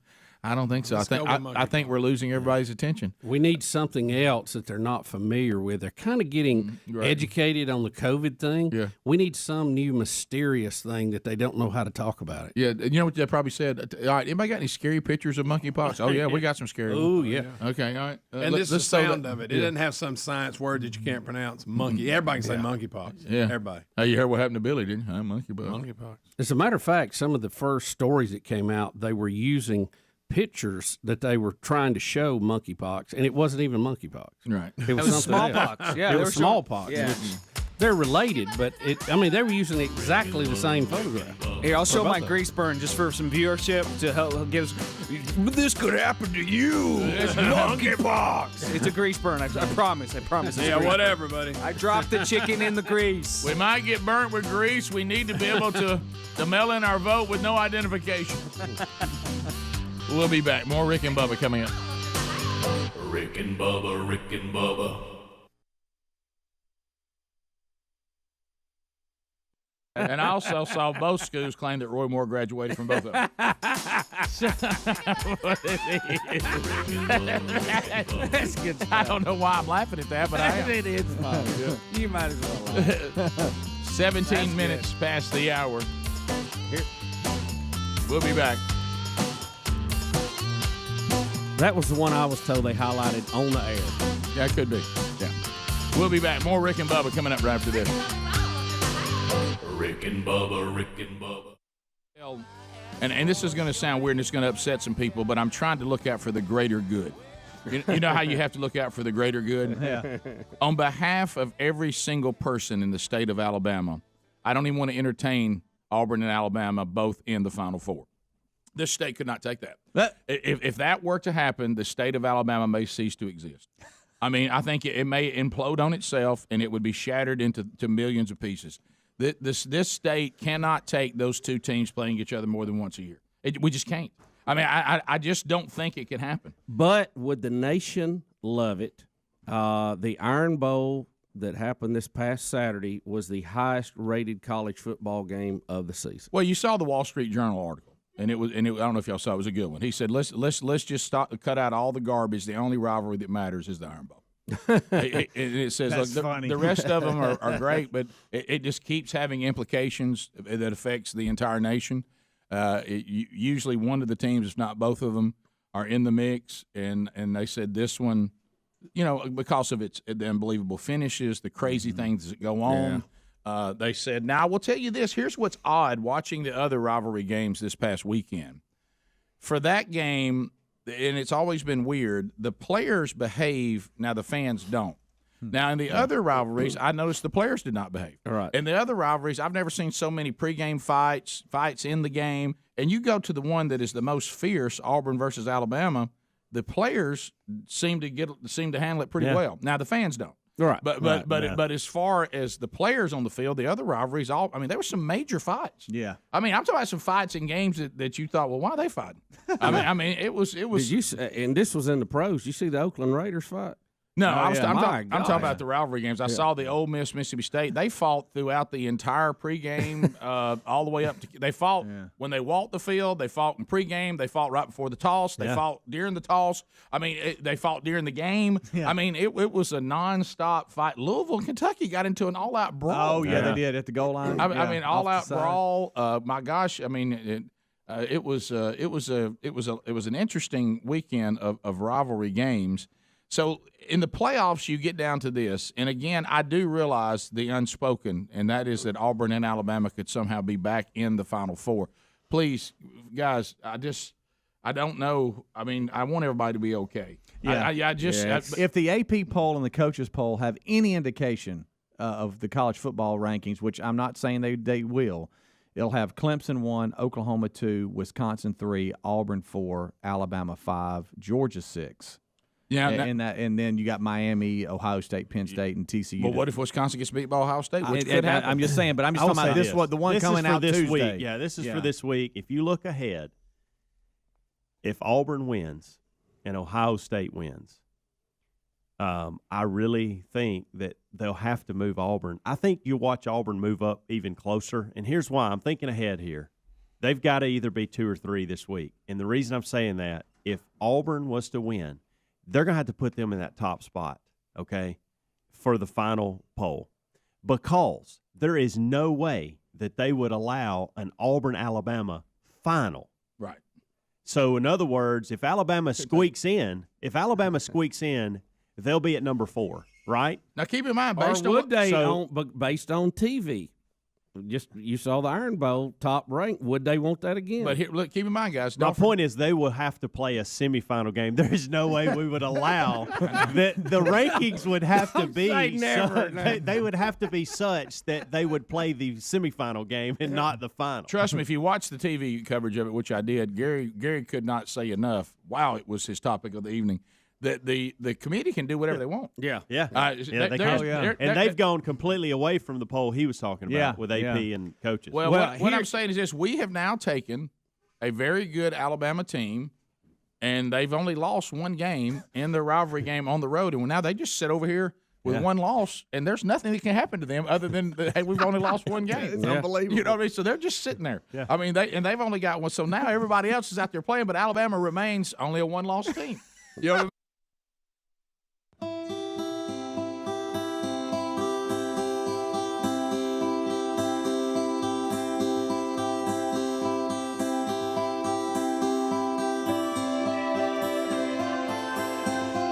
Yeah, let's go. It's 9 minutes to the top of the hour. The Rick and Bubba Show. We'll get to more of your phone calls before the show is done today. Tomorrow, best of Rick and Bubba. So you get some best of moments happening here tomorrow. Wednesday Bible study from yesterday is now archived and ready. If you so desire, you can watch it on the YouTube channel or catch it, the audio archive on our podcast channel where our other archives are found every day. Also, coming up on June the 18th, headed to Shelbyville, Tennessee. Men's Conference at First Baptist Church, Shelbyville. If you want to get those tickets while they're still available, I'll try to get an update when we come back to the show next week to see how many tickets are still available. But I know there are some now, so you can make the move. If you want the dinner ticket, it has dinner included. If you do not, you can just get a ticket to the actual event as well. June 18th, Father's Day weekend, Saturday night. Looking forward to being in Shelby, Tennessee. Can I ask you something? Greg was just updating me on one of our favorite pastors and said that he was back in the pulpit. I didn't know he had fallen. David Jeremiah. David Jeremiah had like a similar fall that Bob Saget. Wow. And really banged himself up. Had to have a lot of medical care. Couldn't even do all the services on Easter. Wow. Because he was in such bad shape. Greg was telling me about that. And Greg told me that I think next Sunday, not this Sunday, but next Sunday he returns to the pulpit. So so David Jeremiah has been struggling. Also, right. Also, y'all making a mess. By the way. Yeah. Mess. Well, the Wednesday Bible study was yesterday. I told you the archive's out there now, but so we have different peanut guy there. There's men who've been in this Bible study for 8 years. Then there's men that's only been have like started coming just in the last maybe 8 weeks. And we've got somebody who's relatively new to the group, but I go to church with him. We're in a Sunday school class together, and he's trying to dial in dry roasted peanuts. So he keeps bringing me his latest batch. And do you think that? And it's Don Day, by the way. Do you think he's dialed it in? Has he got it? If I have to rate them, this is my third round. Mm-hmm. The first ones were the best. And these are the next best. They're all good. He didn't feel How good. about they could stop on any of them? He didn't feel good about his Well, first let me tell batch. you why. I think we need to test them some more. Well, let me tell you why he You like probably 'em? didn't. It's just meant my quirkiness. I like them slightly burnt, and I think he probably thought he overcooked them, He which did I think do. he I did like think that. he overcooked. He even said that. He even said that. I like those overdone and Cheez-Its. Yes, I like them just a little. By the way, overdone. did I tell y'all that I participated this week in Taco Tuesday?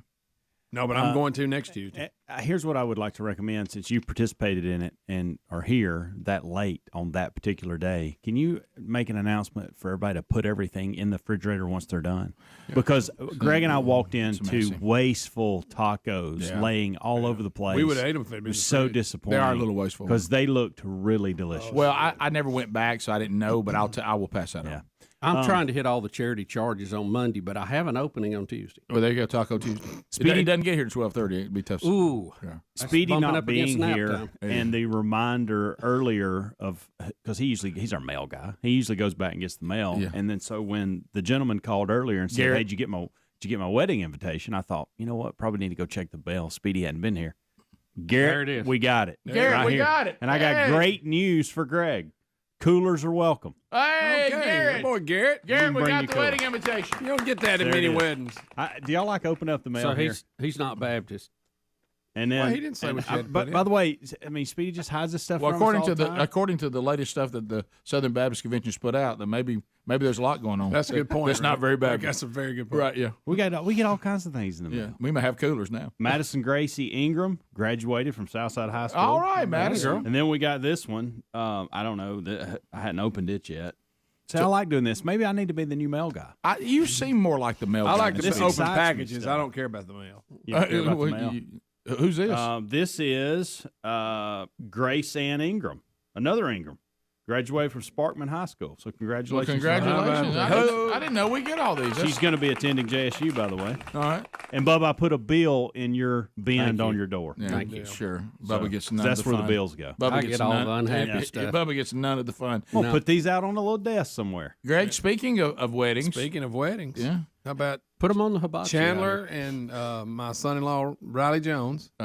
4th anniversary today. Chandler, now the former Chandler Burgess, Yes. Greg's daughter, as Chandler Jones, Riley Jones, 4 years today. 1, 2, happy anniversary, baby. I got you on my mind. And Rick, if we're going to get historic, the first wedding you ever performed? Yes, Right. Had never officiated a wedding, and was there for Chandler and Riley. Also, that was Bubba's first heart attack. Yes, it's the 4th Speaking of anniversary performance, your I stint. didn't have a heart attack. Rick, his stint's been there 4 years. Yeah, I was in slight distress. You've had a stint for 4 years. But happy anniversary, like I said, they've moved right down the road from us, so it's even better. I know. I just got to get Taylor and Pretty Kelsey much there. blocked you from moving to Pell City. Yeah, I know. Yeah, I'm going to get Taylor and Kelsey and all them back in Calhoun County. But Look at the probably picture. not. 4 years ago today. There they are. A beautiful day in an episode. It was beautiful day. Rick Bubba's in the audience at this point has no idea these. He doesn't know he's going to have a cardiac event. He's in. Wasn't an event. Has no idea he has 98% blockage and a secondary artery. No, it wasn't. How much blockage? Huh? They It put a was stent high, in. Bubba. How much? I don't remember. It was twisted up. If they put It was twisted they up. put a stent in it, It was pretty high, but it was twisted up. You told us it was in the 90s. Yeah, I don't remember. That means he don't want to tell us. That's all that means. I can't recall. I know you. You know that number. Yeah, you do. Yeah. 98%. I hear them they're not going to have any dye, so you can do medical terms. Not for medical a month. tests for that. Not for right? a month. I know. Really, they're running out of that too For about a month. They Oh, good gracious! But isn't it odd that I'm officiating Speedy's son's wedding Yes. this weekend? It's all right there together. See, that was when you were a rookie in this one. Now you're ready. By the way, a lot of pressure doing weddings. If you mess that up, I don't. And you only slightly messed Chandler's up. Yeah, it wasn't too I'm bad. just No, kidding. it's that You time. did a good job. Right, I got a little bit confused. No, you got to get names right and all that. Oh, yeah. Boy, I It's tell high you, the pressure. one that I Lot went of to this pressure. past weekend was beautiful, high pressure. absolutely beautiful. Maybe 8 minutes. I mean, they were moving along. I And like it I when they like get keep it simple, and it was very Not a lot of singing. yeah. Well, it was very worship filled and felt good. But it was quick, and I liked it. Oh yeah, I noticed that a lot of this generation they don't do the long drug out. Now if you go to a Catholic wedding, now you might want to pack a lunch. But the Protestants, we get them in and out. Yeah. Rick, you mentioned you got to get the names right. I was DJing a wedding one time. Oh no! And the minister goes to the groom. Now repeat after me. I, Eric, and the groom goes, I, Brian. What? Got the groom's name wrong. Oh no! She almost married the wrong guy. Wait a minute. Wait a minute. Wait a minute. Wait just a minute. Whoa! Anyway, happy anniversary to Chandler and Raleigh. Yes. 4 years. And now they got little Pace Jones in there with them. Pistol Pace Jones. That little fella. I'll tell you, making it that long with a father-in-law like Greg, that's impressive. That is. It is. Well, Riley's got the right countenance. We'll be back. Rick and Bubba, Rick and Bubba.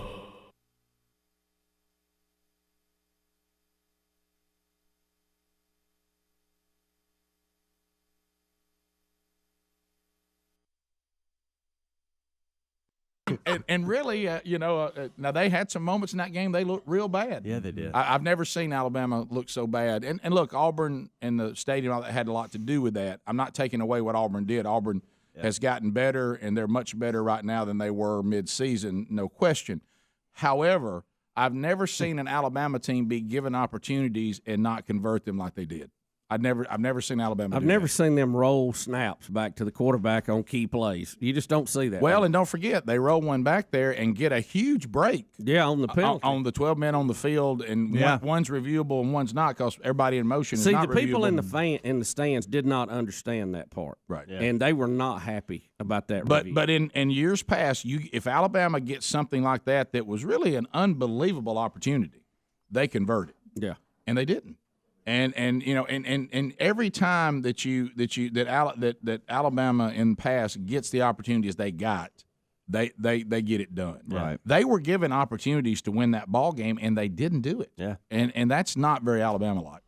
All right. And again, I'm not taking anything away from Auburn. Auburn's defense was great. I think if you look back, you do have to say, why did Alabama only run the ball 12 times with their two big backs? I know 8 ran, it's more times than that. But when you have those two backs, You only had carrying 3 of them that had 6 carries, I think. that was surprising, especially the way they came out in the second half and ran the ball right down the field. Now, again, I know Auburn adjusted. I'm not saying they were facing the same things. It just seemed they got away from that a little quick.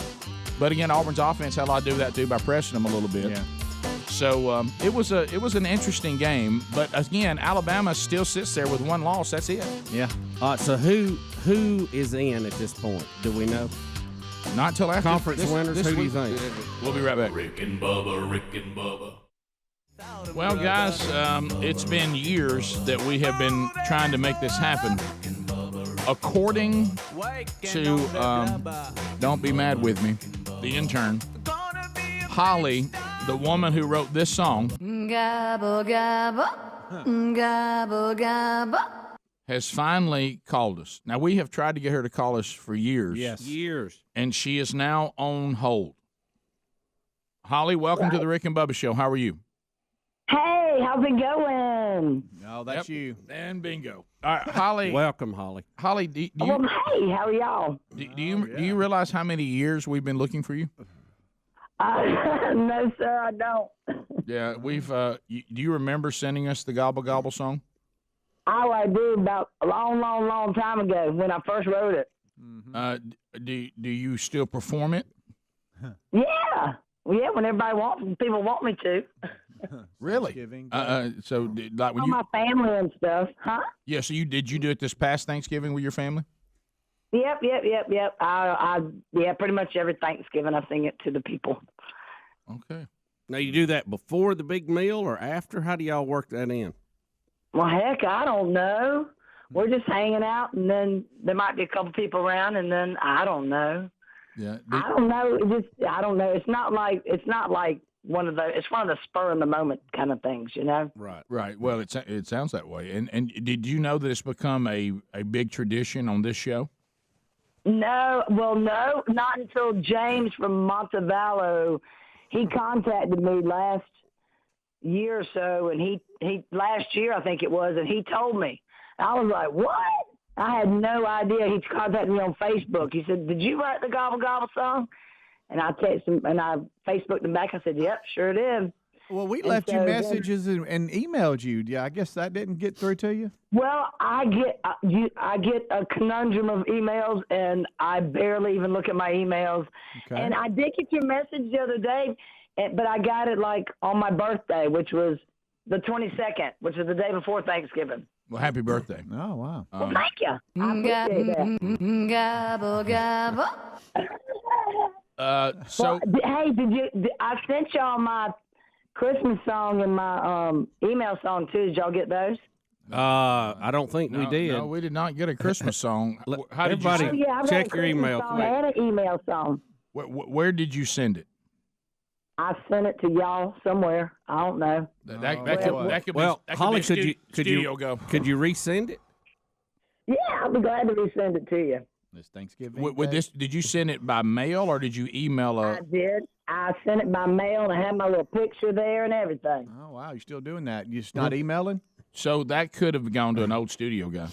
That could have gone to very possible. That could have gone to an old address. Yeah. Well, let's We're checking the mail now. Let's get the correct address for Holly. Yeah, Holly, we're gonna put you on hold and get no, obviously not. Probably. You remember that's been a long time ago. She might have sent that to an old address. Okay. Yeah. Yeah. No way we get a Christmas song from the Gobble Gobble lady and we miss it in the mail. Oh yeah, it's a cute little Christmas song too. They're called my Holly Silly Songs. That's what my album's called. Holly Silly Songs. Did you? How long ago did you send us the Christmas and email song? Oh, I sent those. I suppose it was maybe 2 years ago. Okay, that's what 2 years ago. Yeah, say that sometimes. She's got the wrong address. I'm behind on my mail, but I think I would have saw it. I thought she was going to say 2 days ago. I think it's possible you have mail from 2 years. but so Holly, I want to get you. I'm going to put you on hold, and I want to give you I want to get you a current address for you to send us, more Holly Silly Songs. Is that what they're called? Yep.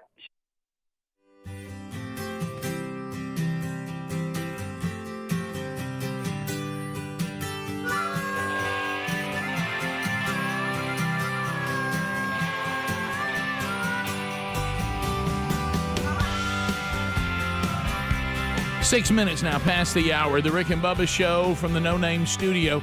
Thank you for being with us as we are moving forward.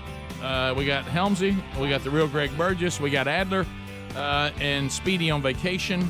As we mentioned, his son getting married this weekend, and he'll be back with us, all of us together, Lord willing, on Tuesday. Best of Rick and Bubba tomorrow, Rick and Bubba replay on Memorial Day.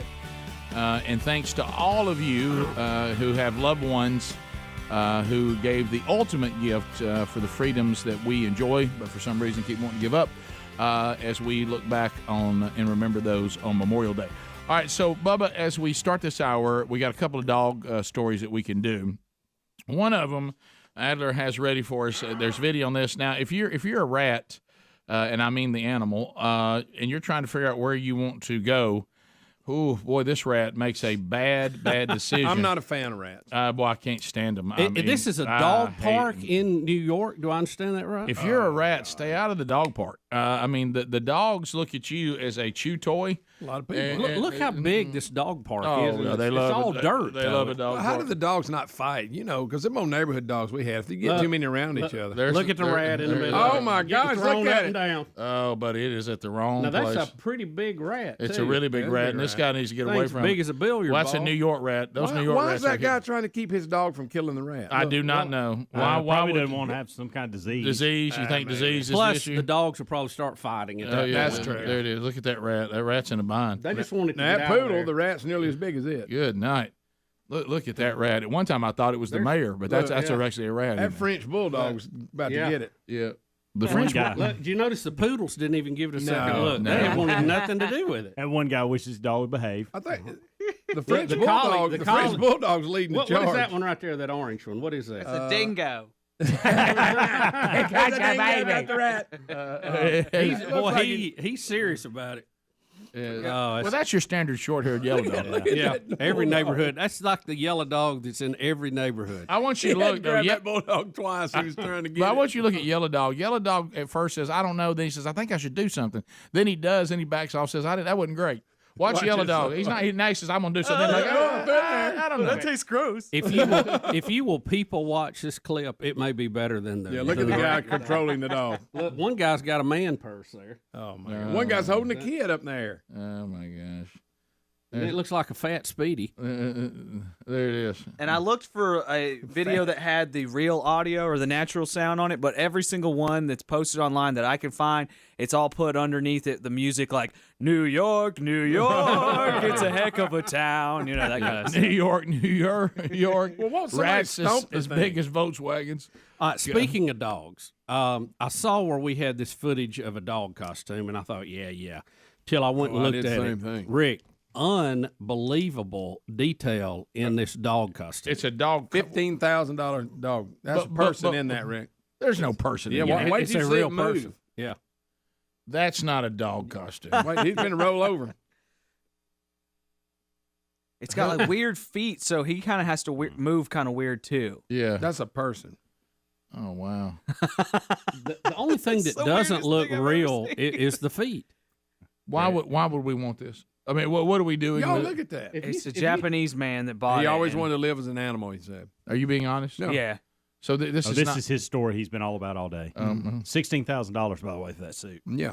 what he wants to pretend he's a dog. But you would walk up and pet that Wait, dog. this is not. You got to admit, Rick, that's a pretty good suit. Oh, it is. But I mean, is he like I'm going to a costume contest, or I want to be a dog? He just wants to experience. He just wants to experience. I'm gonna tell you this. Hey, that's he's a weirdo. You for sick. sure. Yeah. I'm telling you. Yeah. Oh yeah, he's got like a thong on under that. There's there's things about this. There's things about this story we don't want to know. Oh, Rick! Anytime you involve this animal person thing, Have you ever been around those weirdos or heard about them? the furries or furries, Oh, my or Furby, gosh. what do they call them? My goodness. I don't think it's Furby, Greg. That's a children's toy. Yeah, whatever. Now, Adler, is it, when you were wanting to be and imitated a dog for Yeah, a we period of brought that time, up. was this what you did? Oh, this had to be. I pretended to be a dog for one day. But I asked my mom to have some food on a bowl on the floor. One time, I was 5 years old, and you guys won't let me live it down. But would you have loved to have had this? It's an impeccable costume. It really is. Rick, he called us out on that earlier. We brought it up. He goes, but he did admit later that he did run around like a monkey for like months. Yeah, years. I was a jungle boy for about 5 years. You've called 5 him years. You've called him a woodland creature for a long time. Right. Yeah. It kind of ties all together. Yeah, really, That's it's crazy. almost like I could see something I wasn't even privy to. What you can't tell in this, the guy must be really small because I don't know how big this dog costume is. You know what I'm saying? The detail on it's just amazing. The mouth is moving, y'all. He must be able to do something with his jaw to make the mouth move. So Look here's at my that. question: if I pretend to be a dog, which Look at that. like this, and I go this far as to spend $16,000 on an authentic costume, am I barking or am I talking? Am I a human who lives as a dog, or am I trying to be I a think he has complete to dog? bark. I don't think he's allowed to talk. That's just my guess. Well, why is the mouth moving? Because barking. Does he need to be careful going down to the dog park dressed like that? Yes. Yes, he does. He At goes some conventions, you need to be careful. It goes back to especially in the spring. Better watch out for the Rottweiler. Oh, do you remember the great joke about the two men in the cow costume? No. You don't remember the punchline? Oh, I do. Yeah. I do. Yeah, I was there's acting nothing- like I didn't know it, so maybe you dropped Well, it. the punchline's not nasty. I mean, he just, It's not? when they got in a bind, dressed as a cow with a bull, and he said, "What are we going to do?" And the guy in the head said, "Well, I'm about to nibble a little grass, but you might want to brace yourself." That's funny. I'm going to nibble a little grass. You might break. Yeah. Up front here, I'm fine. So, that should not be allowed. $16,000 suit. That should not be allowed. That should be outlawed. Nobody should be allowed to live. We're letting people just live as anything they want now. Yeah, I wonder how long he stayed. At some point, we have to say no. Just say no. Right, and that's I would love like a super realistic monkey costume though, because like the ability to mess with people would be awesome. I would just like hang out in office buildings and be like, "Arrgh." He told me that's what you would do. Well, I wouldn't make that sound. I'd make a better sound. Yeah, I was Like, about to say, "Ooh, ooh, ah." no, He told me you one gotta get time. better than that. Adler told me one time when he was a kid, every Halloween that he thought it was sharp when he had a monkey head and he have a suit and tie on with a monkey head. And that was his You go-to. thought that was it? I did that for 3 years. He said he thought it was awesome. So you just thought that was the coolest thing you could I possibly had do. a suit on with a jacket and a tie, and then a monkey head. I'd walk up and be like, "Check out my monkey suit." And so, where did you get the monkey head? It was part of my gorilla costume. I had a gorilla costume. Part of my gorilla costume, Rick. Like I had you it doubted. around here. I had it around here somewhere. I think I got it in a box in my office. No, you do please. not. So, but you thought if you put a suit on with it, that was the ultimate. Oh yeah, it was cool. Can I tell you this? I know that you're more and more transparent as the years go by. Remember everything you say, Greg hears. Yeah, it remembers. Don't forget it. It's like you're Like just an elephant. You're just like giving fuel. Yeah, donkey never forgets. So you guys know the saying. Yeah, right. Yes. Hey, let me tell you something. You think he'll ever forget anything that you reveal to him? Never. Nothing. He files it away and says, "I will attack with that when I need it." Especially if it's something you're ashamed of. Thank you, Greg. Once again, this is a burn, not monkeypox. I'm Yeah, right, okay. Yeah, that's But we all pretended to be a dog at some point when we were kids. But That didn't go that far. But with that's it. going way too far. Yeah, I think there's a grown man with a You job gotta and admit, stuff. That is that's No way he Pretty has a sharp looking. Well, it is, but again, The claws look a little overdone to me. I'd like to see him clip those. Yeah, it looks more like a badger or something. Yeah, or a polar bear or something. Yeah. Well, yeah, there's no There's doubt. no dog walking around with claws That's that, true. Yeah. that big if you're in, Sure. being kept. Yeah, But as far as a dog suit, I mean, come on. well, no, I got you, Greg. But what I'm getting to though is this. My son, wants to live life as a dog. Yeah. Now let me tell you something. He got a really good dog costume this time. And You aren't gonna believe his latest dog. That's a really costume. good It looks dog. a lot better than his old one. Yeah, that's a really good dog costume your son will live in. I mean, it's That's not a good. yeah. Ooh, I found a realistic gorilla costume. It's only $400. Can we buy it for the show? It's for the show. Yes. Do you I got have it. it? You want the Can we credit see card? it? There we go. Oh yeah, that's a good one. Yeah, that's a good Hey, it's one. $15 off. Oh, that's a steal. You're saving money at that point. We'll be back. More Rick and Bubba coming up. Rick and Bubba, Rick and Bubba.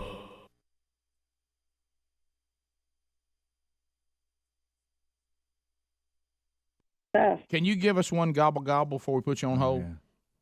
Oh, yeah. Gobble, gobble. Gobble, gobble. Wow. It's Thanksgiving Day. Gobble, gobble. Gobble, gobble. And the time we pray. Gobble, gobble. Gobble, gobble. We eat turkey and dressing. Gobble, gobble.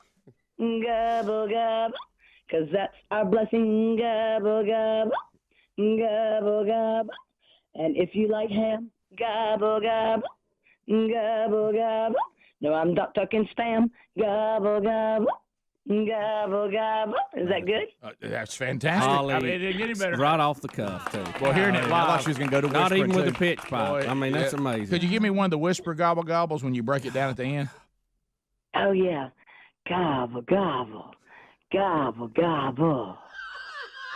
Gobble, gobble, gobble, gobble. I can almost taste dressing again. All right, let You can almost what? taste dressing. Yeah, All right. it just reminds me of Thanksgiving. All right, let's put you on. Right. Let's put you on hold and let's get you Oh, my the goodness. current address. Okay.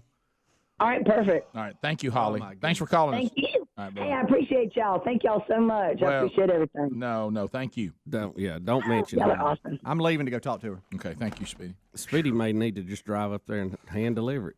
Guys, this is right up here with Sasquatch. I Mhm. mean, I know. we've been trying to get I know. the contact for a long time. We've talked a little bit in the.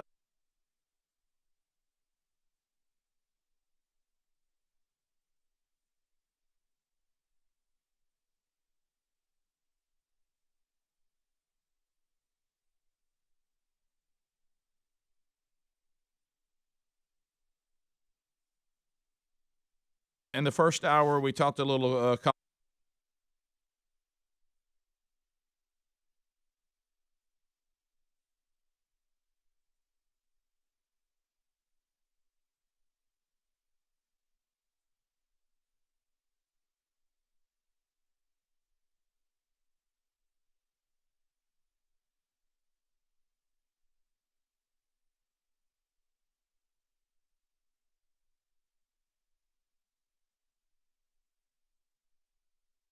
Sixth Avenue heartache. Yeah, boy. But here's the thing: you wonder. So if you go back to Bob Dylan, and I know they haven't been doing anything in a long time, the Wallflowers, which means they're probably playing somewhere not. I don't know it, but you know how because everybody's on tour now, it never comes off. But but if they're still together, if you go back to Bob Dylan, like a Rolling Stone, all these different songs, he didn't sing. He sang. I don't think he sung on anything, Rick. He just made weird noises. But you could understand him. It was like, but now it's a bunch of noise. It's worse than ever. Does his son get that way too? I'm gonna tell you the way they had. Because here he sounds. You can understand him. It's all good. Right. See, I'm having trouble picking out the lyrics there. It's close. But Bubba, it's so far. But I'm saying is Bob Dylan You want to wasn't. go to Ohio? Bob Dylan's was not as bad then as he is now. Will he make that same progression? That's what I'm wondering. I worry about if he goes in his 70s or ever how old Bob is. Yeah, probably. Rick, nobody sings a Bob Dylan song with him unless they have printed the lyrics out. Oh well. Nobody learns it by listening to it. You got no idea what that is. So well, we got a lot to do going forward. Donald Trump, away go. So we'll talk about that a little bit. Another day of a bulldozer in a rose garden, Rick. This guys, you just got to be smarter than that. I mean, how can you be so brilliant in some areas and so stupid in others? It just you don't make your point. You don't give your opposition this kind of stuff. Now we got he teed it up for him. I love now when, of course, now the left's going to make statements that aren't true either. Right, including this is proof he is 100% racist. 100%. Oh yeah, Rick, make America white again. Greg, not he shouldn't have said that. That could be misconstrued. Well, there it is, and they didn't say this is not good. 100. Hey, 100. It is. There it is. It is in now. But you know what? I'm gonna tell you this. That's on you, Trump. That's just stupid. That's just stupid. Well, you got to be smarter than that. A lot of people probably think it's the same thing. Just didn't say it with a hot mic and guest around. Well, it lacks wisdom. It's just dumb. I mean, and especially picture what it's like when you're the person that works so hard to make sure that the things that will help this country, that you got him corralled, and you're like, we have really look at all the good news coming out, and you're just and you bust your tail. You don't sleep 2 or 3 hours a day. Ooh, it brings me to my knees.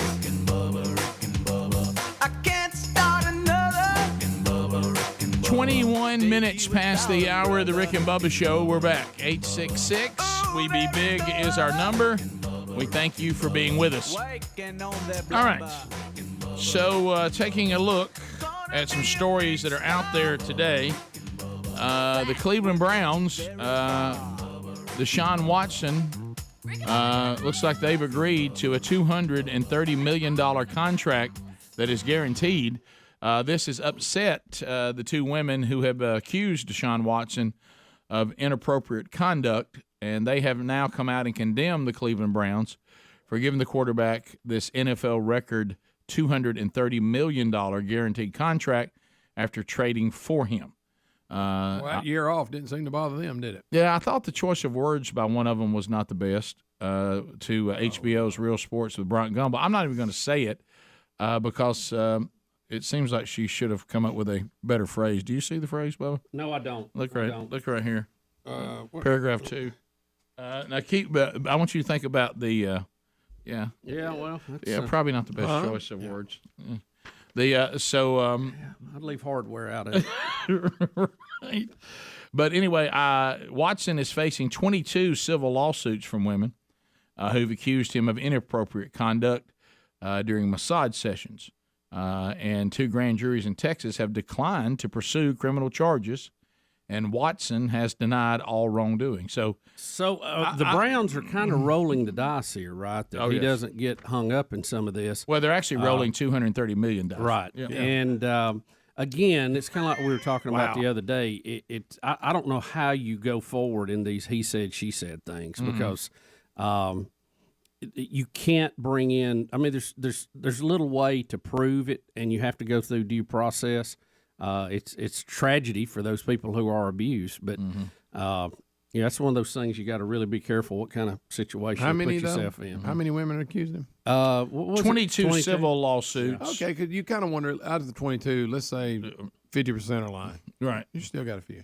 Yeah, and there's 2 that are really, really upset. I'm surprised. I thought the Patriots would sign him. Robert Kraft with his history of massages. Right. I figured they would be the one to sign him, not the Browns. I will say this. I don't know what Deshaun Watson did or didn't do, and I don't know why that we have these courts in Texas that have declined to pursue criminal charges. That has to tell me that they've looked at what's been presented and they don't find it to be. Well, again, whether it happened or not, believe it or not, it's not what the court does. They have to look if they have prosecutable evidence. Right, and it looks like they don't, right? Because they're that kind of goes back to what I was saying. It's a terrible thing because how do you decide who's telling the truth and who's not? Now, he didn't play a snap last year, right? Didn't he? I don't think so. Season out. By the way, one of the women said something I'm glad that she's finally figured out when it comes to professional sports, and really any sports to some degree.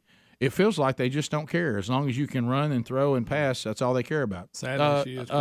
Yeah.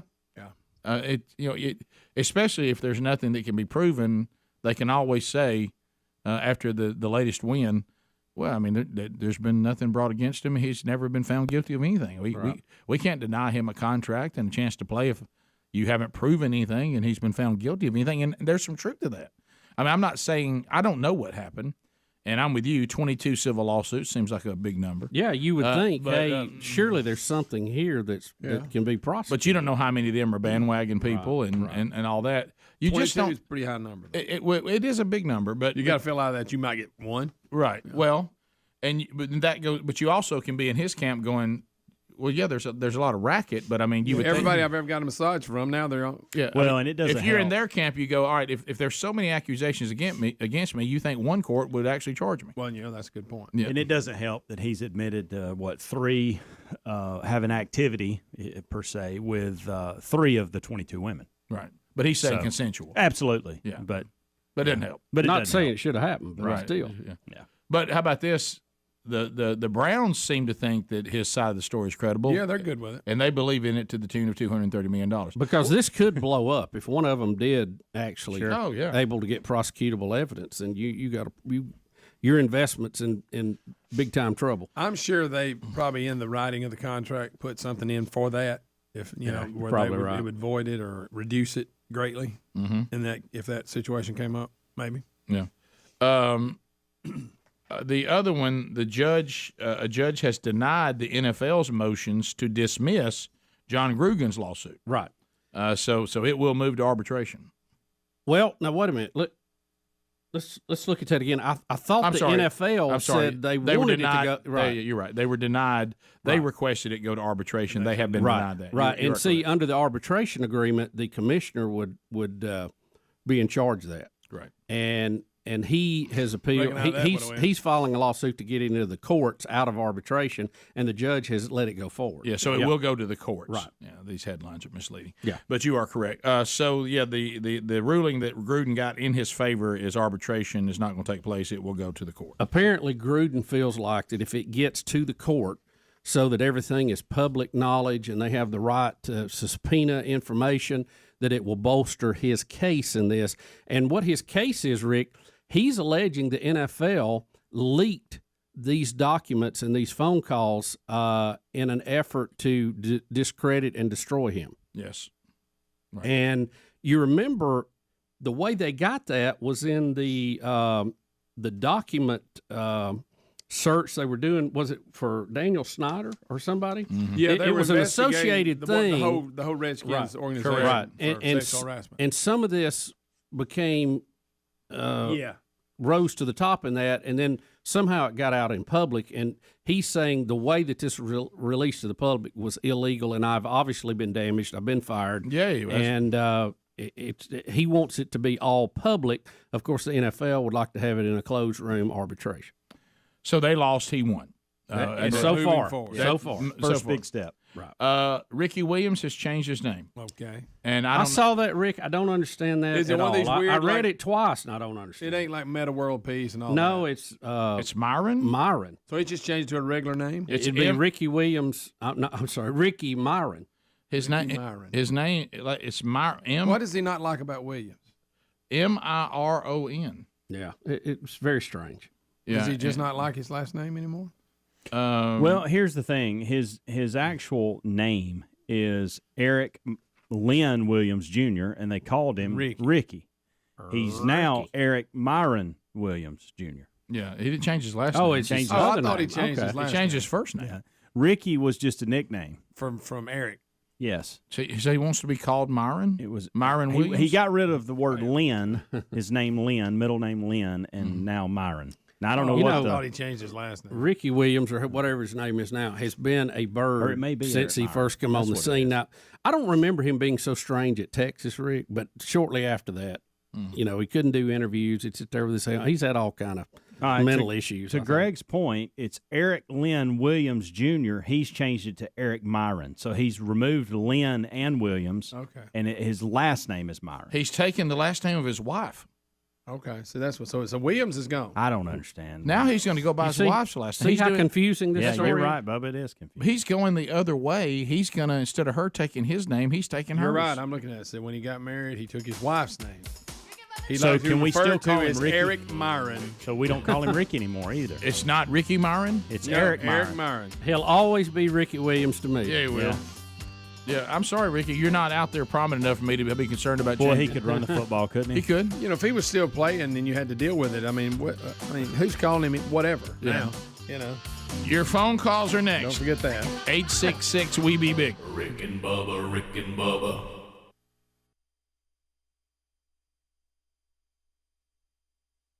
And all of a sudden you're sitting there in that meeting and he says that and you just go, good gosh. You can't even. And then they gonna run to the microphone. Of course, on the condition of anonymity. And that word is hard to say. Anonymity. And then they're gonna tell everybody it goes in there. And then I got to come out and be the spokesperson, knowing he said it. And then I got to clean it up. And then I got to go. Well, obviously the theme of what he's saying is something that we do believe in, and that's merit-based immigration, and that is something this country needs to get back to. Hey, did he say these places were? Well, I'm just saying the theme that we have is. I get it. Well, Rick, it's especially when it's somebody somewhat- from that country is in the room with you. It's somewhat refreshing That's to have classic right there. to have your uncle as president. You know, Yeah, And then you counter it with Norway. Yeah, yeah, which there couldn't be a wider place. Yeah, we need more people from Norway. Good gosh.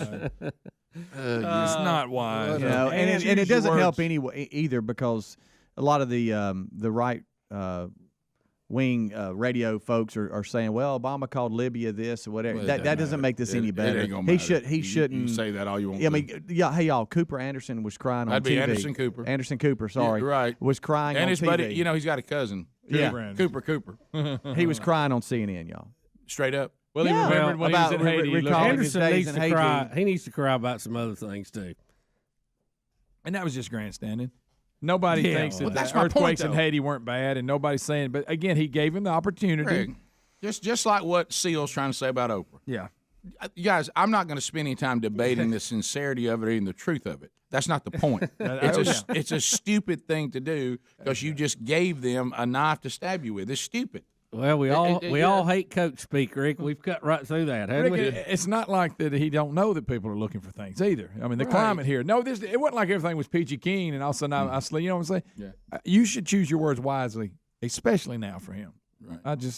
Well, here's another thing. Here's what gets me about him. It makes it so impossible when you realize you can't. You know how sometimes you go, I cannot change this person. Is he's already had moments that he survived. Why would you do it? And you go, you know what you say? Woo, boy, that was kind of dumb. I'm not going to do that again. Yeah. Well, I tell you what, I'm going to let this blow over. I'm going to do it different. It's not like he looks on his schedule and he doesn't see some L's. Yeah. You know what I mean? Don't do this. You've survived. And look, the people who support him, it's not going to make a hill of beans. It goes back to the bulldozer thing. But to those who oppose him and are now can throw a little thing, and then what you're going to find is the people in his own party are going to look something like this and go, I got to get away from this. Rick, build that wall. Build that wall. Just build that wall. Just keep saying, Build that wall. we need a merit-based immigration program here like we once had, and we need a wall to be able to decide who and we the want. first qualification is if you're from some S-hole country, you can't get in, right? Oh, my God. Just so little wisdom. Build that wall. We'll be back. More Rick and Bubba coming up. All right, so the Tanya Harding special. Anybody see it last night? Saw the previews and stuff on it, but that's about it. Didn't see it. I don't know why we came back to this again. I guess with the Winter Olympics coming. That's why, Rick. And there's a movie out about her life, I believe. Yeah. Oh, well, yeah, that's right. You're right. There's actually an actress that's doing the. So was this the movie they were making, or was this a documentary? No, about this was an interview with her, and it talked about it. It was about. It's kind of a PR for the movie. Got it. Okay, so they said last night, Truth and Lies, the Tanya Harding story that aired on NBC on Thursday night. Now that's the movie, right? No, there's a movie that's in theaters, I believe. Oh, it is in theaters. This is more. They called the interview "Truth and Lies," the Tanya Harding story. Yeah, they're basically talking to her.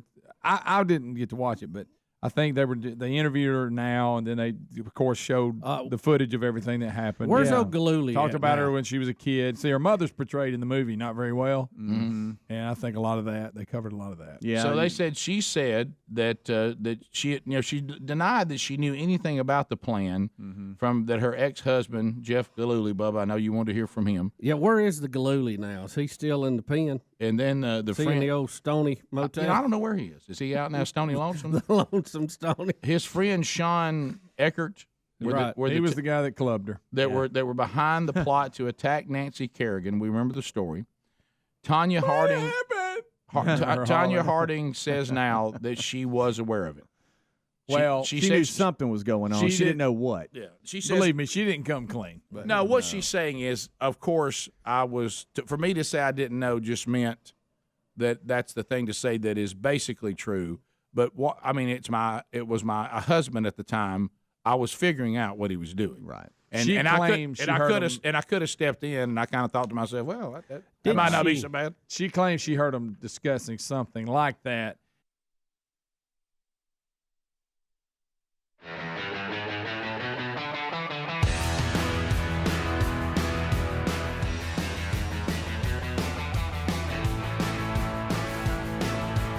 It is 35 minutes past the hour. Rick and Bubba's show.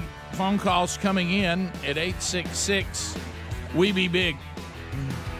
And thank you for the opportunity to chat with you again, bottom of the hour. As you are making your way in at 866-WE-BE-BIG, and we're getting you lined up ready to go, I remind you about HelloFresh.com/Bubba. What a great company we have here. 55 chef-created recipes a week for you to choose from for your family.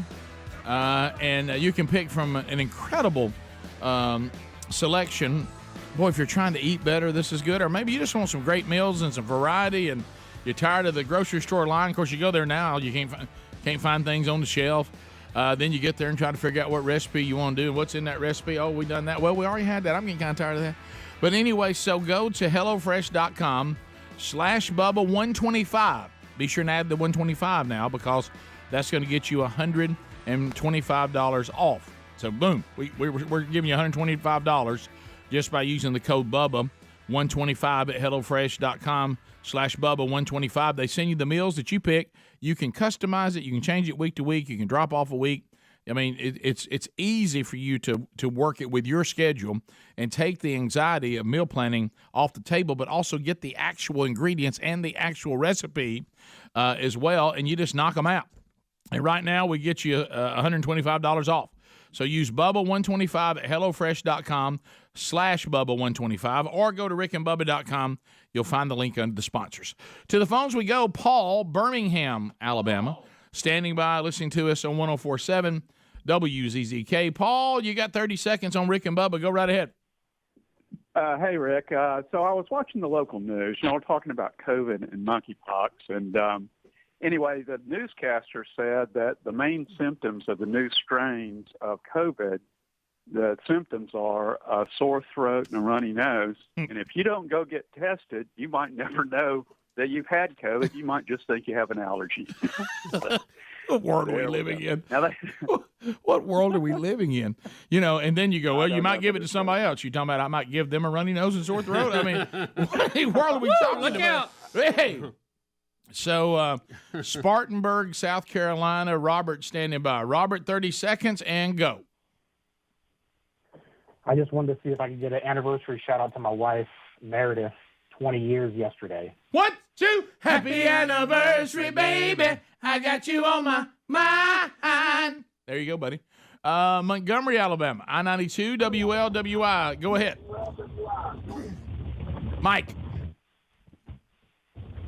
Hello? Mike there. Hi. Let's go to Jimmy in Columbiana. Jimmy. There's lines available for you if you want to get in at 866-WE-BE-BIG. Jimmy, welcome to Rick and Bubba. Go ahead. Good morning. This is my first time calling. Thank you, Jimmy. you, sir. Glad you did. Monkey grass to you, sir. Go ahead. Been trying to get into y'all. A few weeks ago, when I first started trying to call, I want y'all have a man on there talking about the turtle egg and eagle egg being endangered by or protected by federal law. Yes. But yet, we're allowing abortions on these unborn babies. Yes. And I want to give kudos to that call. That call was right on target, and I appreciate y'all's comments on it. All right. Thank you very much for the call. Yeah, it was actually we were making fun of the fact that even when someone makes a point, the left doesn't seem to understand the point. And when he was trying to make the point that we're more concerned about unborn animals than we are unborn children, the MSNBC commentator said that he was comparing women to turtles and eagles. Or comparing them to turtles. He didn't do eagles. That wasn't his point. You kind of missed what the guy was saying. Let's go to Gabe in the great city of Chattanooga, great state of Tennessee. All right, Gabe, go ahead. Good morning, guys. How you doing? We're great. Doing good. Doing good. Good. I want to Eric Myron right quick. Ricky has got a podcast, and I listen to it, and he's really good. He's an enlightened young man nowadays. But he has took his Williams was his grandpa's name, but it was his step grandpa, so he don't really know his side of the family. Mother was married to somebody else before, and then before he was born, she was married to a Williams. That's why he dropped the Williams and went with his wife's name. Yeah, it's a little late. Here's the thing: you've taking played, your wife's last name is weird. I'm sorry. You've played college football. You've played professional football. All of that may be true, and that's fine. But I don't know why you changed your name now. At this point? Yeah, that's what I'm saying. You've persevered through this long, and now you're going to do something Now about you're it? just confusing everybody. Right. Now it's just weird. A man taking his wife's last name is weird. It is. I don't care what the reason is. That's weird. And it's going to mess up Ancestry.com. Oh, boy. That's a good point, Bubba. Hit a Donna wall. and Moody listening to ZZK. Donna, you're on. Go, Donna. Hey, good morning. I just wanted to tell Helmsy, thank you so much for the tip about ordering your fries well done at Chick-fil-A. They were so good. My husband and I tried it the other day. They were so good. I ate the fries and was too full to even eat my sandwich. My husband and I both were like, why don't they just make this their staple? Thank you. The fries usually are soggy, and we tossed them. These were fabulous. Yeah, why don't they just make them that way all the time? You know, I've never thought to that ask them to be well done, but I'm going to try that. Is there anybody that wants a waffle fry to fold? No. And not even be crispy enough Crisp to them up, I don't buddy. think so. I don't know why you would Crispier not the better. Yeah. I'll tell you the other thing. That's why I take McDonald's are so good. The other thing I take away from this call, something that we'll never relate to. I ate my fries and I was so full I didn't even eat my sandwich. Is that what she said? Yeah. That's yeah. not even possible. Yeah. I can't imagine what that's like. Because I would have went sandwich first anyway if I didn't eat them together. But I mean, the fact that I ate fries and that's all I need. Wow. And let's go to, or maybe a better statement, all I want. Nathan and Helena. Nathan, go ahead. Oh, Nathan. Yes, sir. Do you have any pointers on me? I'm about to take my driver's license test. Oh, the big test today? Yeah. They they like you to smoke the tires when you pull out. Don't tell him that. Listen, I would just be calm and drive like you normally do, but be sure to come to a complete stop. Yeah, that's what I was going to tell. Come to a complete stop. At I mean, the stop sign. overdo it to the point it's almost silly. Look left, look right, look left again. Yep. And that gets a lot of people rolling through a stop sign. Right, and be real. And if you change a lane, be sure you signal. And one of the things, too, I think is overlooked that I've heard in a couple of tests, like if you are parked on the side of the road, which way you turn your wheels. Yeah. Mm-hmm. I've heard of that throwing some people off. Right. And when you're going, they go, okay, stop. And they tell you when you put your brakes on, they want you to look in the rearview mirror. Yeah, look in the rearview mirror. Just exaggerate everything you've learned. Right. Do they still say 10 and 2? Is that still a thing? With your hand position? That's gone. Yeah. Just keep two hands on the wheel? Is that the way they say now? Just be real careful and respectful. You'll be fine. Don't smoke in the car. For the love of God, buckle your seatbelt. Oh, yes. Don't let that, if they hear one tone, you're done. Well, good luck to you. See you, buddy. I remember the day I had my driver's test. He's gonna hit that. Yeah, he's fine. He's so fired up with Memorial Day weekend coming up. Listen, I was sitting at the state trooper office waiting on them to open to get mine. I could not wait. Calm down. Have you seen this new trend where kids don't want to drive? I know. It's weird. Well, you know why? Because we're scaring them to death about everything under the sun. 100%. Why wouldn't they be scared? Right. We've scared them to death on everything. Right. We have a generation of kids now that are scared to drive. Let's go to Randy in Gadsden, Z93. Randy, go ahead. Hey, fellas.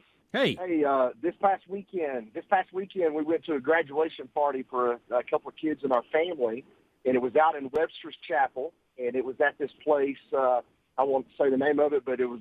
We got out there and come to find out it was owned and built by Riley Green's family, which apparently there's some connection to my wife's side of the family there I wasn't aware of. And anyway, beautiful place. Had a great time out there. I thought it was really cool. Really nice cabin-like thing. But we've seen it. In the building right above the fireplace, you guys have probably seen this then, is a giant picture of Greg, and it says, "Thanks, Greg," underneath it. So funny. That venue is not far from my house. I know. Oh, yeah. We had Pistol Pace's birthday there, and we did a men's thing there, a couple of falls ago. Mm-hmm. So, what is it called? No, that's a different one. You sure? You're thinking about Fiddler's Green. That's not Fiddler's Green? No, it's different. I know it's different. Yeah, we were at Fiddler's Green the other day for another event. Right. Mm-hmm. So this is not This Fiddler's is Green. Back 40. Back 40. Mm-hmm. You sure about that? I think if that's the one that he was talking about, that because then there's some confusion that Riley Green's involved in Fiddler's Green, but he's really not. No, because it says somebody did. No, I know that actually. I think Dad came up, or Mom, or somebody did. Somebody came up with it. I think now, that's up in Possum Trot, right? Yeah. Now Fiddler's Green actually doesn't mean different. The name. So, Mickey and Brantley. Mickey, go ahead. 30 seconds. How are you? Yeah, hey guys. I just about y'all talking about the peanut butter yesterday. I'm 60 years old, and I've always been a Jif guy too. But I tried the Reese's a couple of years ago, and that's all I buy now. It's awesome. You need to try it. But if I can't get any, I get Jif. But the Reese's is very good. Now, you're talking about Reese's that makes the Reese's cup? Yeah, they have their own peanut It's butter. It's just Reese's peanut butter. It's just Reese's. Is all it says. Reese's peanut. But butter. is it the same people? I mean, is it colored like a Reese's? Yeah, I think it is. I think I've Same logo. Oh, I'd give them a shot. Same logo. Anybody that's They even make cereal, don't they? Make Reese's cereal. They do. I don't like the thought of that. Nah. All right, we'll be back. It's 14 minutes to the top of the hour. 866-WE-BE-BIG is the number. More of the Rick and Bubba show coming up right after this.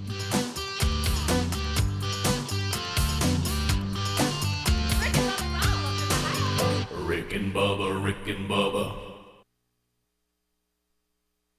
Then after it happened, it kind of died. And now an update. All right, so what did He had, she one of, the admit funniest, to? he had one of the funniest names too. I mean, that was just funny. What did she admit to that got her banned?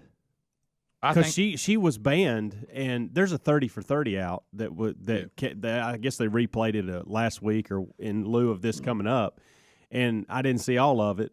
She looks. I don't good, remember by the how way. all of it And went. she's remarried now, and it goes through all that. But she was actually banned, and she admitted to something back when it actually happened, and so I don't know if this is a new thing. The weird part is she actually did get to go and compete in the Olympics after this. I know. Well, here's what together and all. To answer your question, Helmsy, Hardin was convicted of hindering the prosecution in the aftermath of the attack, meaning you knew things you didn't tell us about. Right. That's what she got in trouble for. She was never accused of being, like, hey, I was part of this. Yeah. Right. All she ever got really convicted of was we were trying to get to the bottom of this, and you withheld information you knew. You hindered prosecution. Right. Meaning, so you're kind of an accessory to it for that. Yeah. We didn't say you did it, that you even knew they were going to do it, but you knew enough. You could have helped us get to who did it, and you wouldn't do it, and we had to go around you to get there. Exactly. You could have come on and said, look, I'll help you in the way I can. Yeah. You didn't do that. Yeah. And that's what you got in trouble for. And what was funny is and I saw this in the promo. She said that she was spared prison time. Galooly, to Bubba's point, did get prison time. So did Eckert. And it doesn't say where they are now, Bubba, if they ever got out or they're still there. And so they were basically saying, do you want to, apologize again? And she says, how about this? Enough apologizing. Yeah. She said. Her attitude about this is horrible. She says she has her was life. then too. She has her life. I've got my life. We both have wonderful lives. That's all that should matter. Yeah, and I wouldn't call her life. Maybe it is in her mind. Maybe she does have found a joy and a peace, but it does not look like she's living the wonderful life that Nancy Kerrigan is. And the movie I, Tanya is a sympathetic look at her life. It's in theaters, has received critical acclaim. Okay. But her mother is portrayed really bad in it. Her mother's. Would you like to know what the very classy Tanya Harding said about her mom saying that she wasn't the way they portray her in the movie? You ready for her response? I bet it was good. I can't say what she actually said. Think about the term for a female dog, and then put it where I say blank, okay? Take a lie detector, blank. Okay. So that was her response to her mom. Yeah. Saying, There you go. So that's good relationship. Now, don't forget she had a run on celebrity boxing. Yeah. Right. Hey, they showed that, and that's brutal. Like she actually knocked the girl out. But yeah, the one I saw. Yeah. Look, well, She's was also mean. She was been- mean as a whip. But guys, here's what she claimed. She's also been contacted about joining the Trump administration. Rick, What if she was the new spokesperson? Oh my! You know, think she that had a asked her great question? story. She grew up in the public ranks and all this, and to reach the level she reached, because a lot of these skaters, they come from She didn't come from affluent. She didn't have the training. She had, didn't like I have say, she had to go to the public ranks and learn it. It would have been a good story, except the fact she's crazy. It would have been a great story if her husband and a friend of his had not taken the person she had to beat for the gold medal and hit her in the knee with a steel rod. Right. Yeah. I mean, Rick, her statement is, and this is her story, and she's sticking to it. She heard Galooly and Eckert. I love saying Galooly, like Bubba, Bubba does too. talking about taking somebody out. Right. To ensure that she made the Olympics. Now, it didn't pop in when she gets hit. It was 3 days later when she thought, well, you know what? Maybe that was it. Does anyone believe that? No, she's absolutely lying. She yeah. knew what they were doing. How about this? There's O'Shawn. He's toting a little weight. Yeah. Now, The bodyguard? Yeah, the bodyguard. Let's go back to he's a good one, wasn't he? Yeah, he's a dandy. That's when you declare some guy you know is your bodyguard. From the neighborhood Who's just kind of overweight. right? Who's just kind of big. Yeah. Do you remember? If I remember this right, and of course, and that's up for debate. Anything I bring up now that's that far back, But didn't she also get out there and have a bad showing, and she declared that her skate was Oh, yeah. No. yeah. Hey, Yeah. Rick came off the ice Crying, and went to the right? judges Crying, and said, hey, I got a malfunction here. Can I do that over? And they let her. And they let her. Yeah, Mm-hmm. sure Didn't she, did. I remember over there with her skate, Yeah. talking about it and kind of crying. Things had to something to do with the laces. A lot of drama, Rick. So that did happen. Yeah. Okay. And by the way, It's hard to skate with that burden on Nancy you. Kerrigan, what you did. and I didn't realize this because I just assumed that Nancy Kerrigan, because of her performance, won it, and she didn't. She finished second, second or third. She was on the podium, but she didn't the win. Russian Well, girl. it was hard to skate with the knee that had been hit with a steel rod. But the Russian girl won it. Yeah, but Bau. they say that Kerrigan had never performed that well in that kind of situation ever in her entire life, and probably deserved the gold medal, but didn't get it. Right. Oh, so she persevered through it, and actually, Yeah, I remember Oh yeah, all they this. said I it was one remember of her this greatest performances. That she should have. There were so many people that could not believe that she did not win. Like, Well- hey, she should, because of the way the judges acted, they should have gave it to Kerrigan. Well, Pass the gravy, please. Rick and Bubba, Rick and Bubba. Ooh, it brings me to my knees. Rick and Bubba, Rick and Bubba. I can't start another. 9 minutes to the top of the hour. The Rick and Bubba Show, 866 We Be Big is our number. Thank you for being with us as we continue to move through another edition of the Rick and Bubba Show. So we mentioned this. I don't know. Let me read into this, Bubba, before I'm not sure this warrants the science update music. I'm not sure there's science to this. We'll investigate. But I mentioned it a minute ago about, probably we'd all be better off to watch a little less of the news. Oh, yeah. And I've made that commitment. I don't watch it very much at all. But we know that being sedentary is bad for you. And so they're What do you mean, Rick? Well, I know that because I've tried being sedentary and I've tried to move it around, and I've discovered that laying around a lot isn't very good for you. But anyway, sometimes you need to rest. I'm not talking about that. But it says that this binge watching, they believe is not healthy for us. And they're saying if you would get up off the couch a little more and watch TV a little less, they believe it could slash heart disease rates. Well, yeah. I mean, I think that's common sense. They didn't have to study that, did they? Well, apparently they did. And they're if we had to run to catch our lunch and track it down, we'd probably be in better health too. Well, they said sitting for long stretches had previously been linked to coronary heart disease, and the study turned the lens now on screen-based sitting, including watching TV and leisure time on the computer.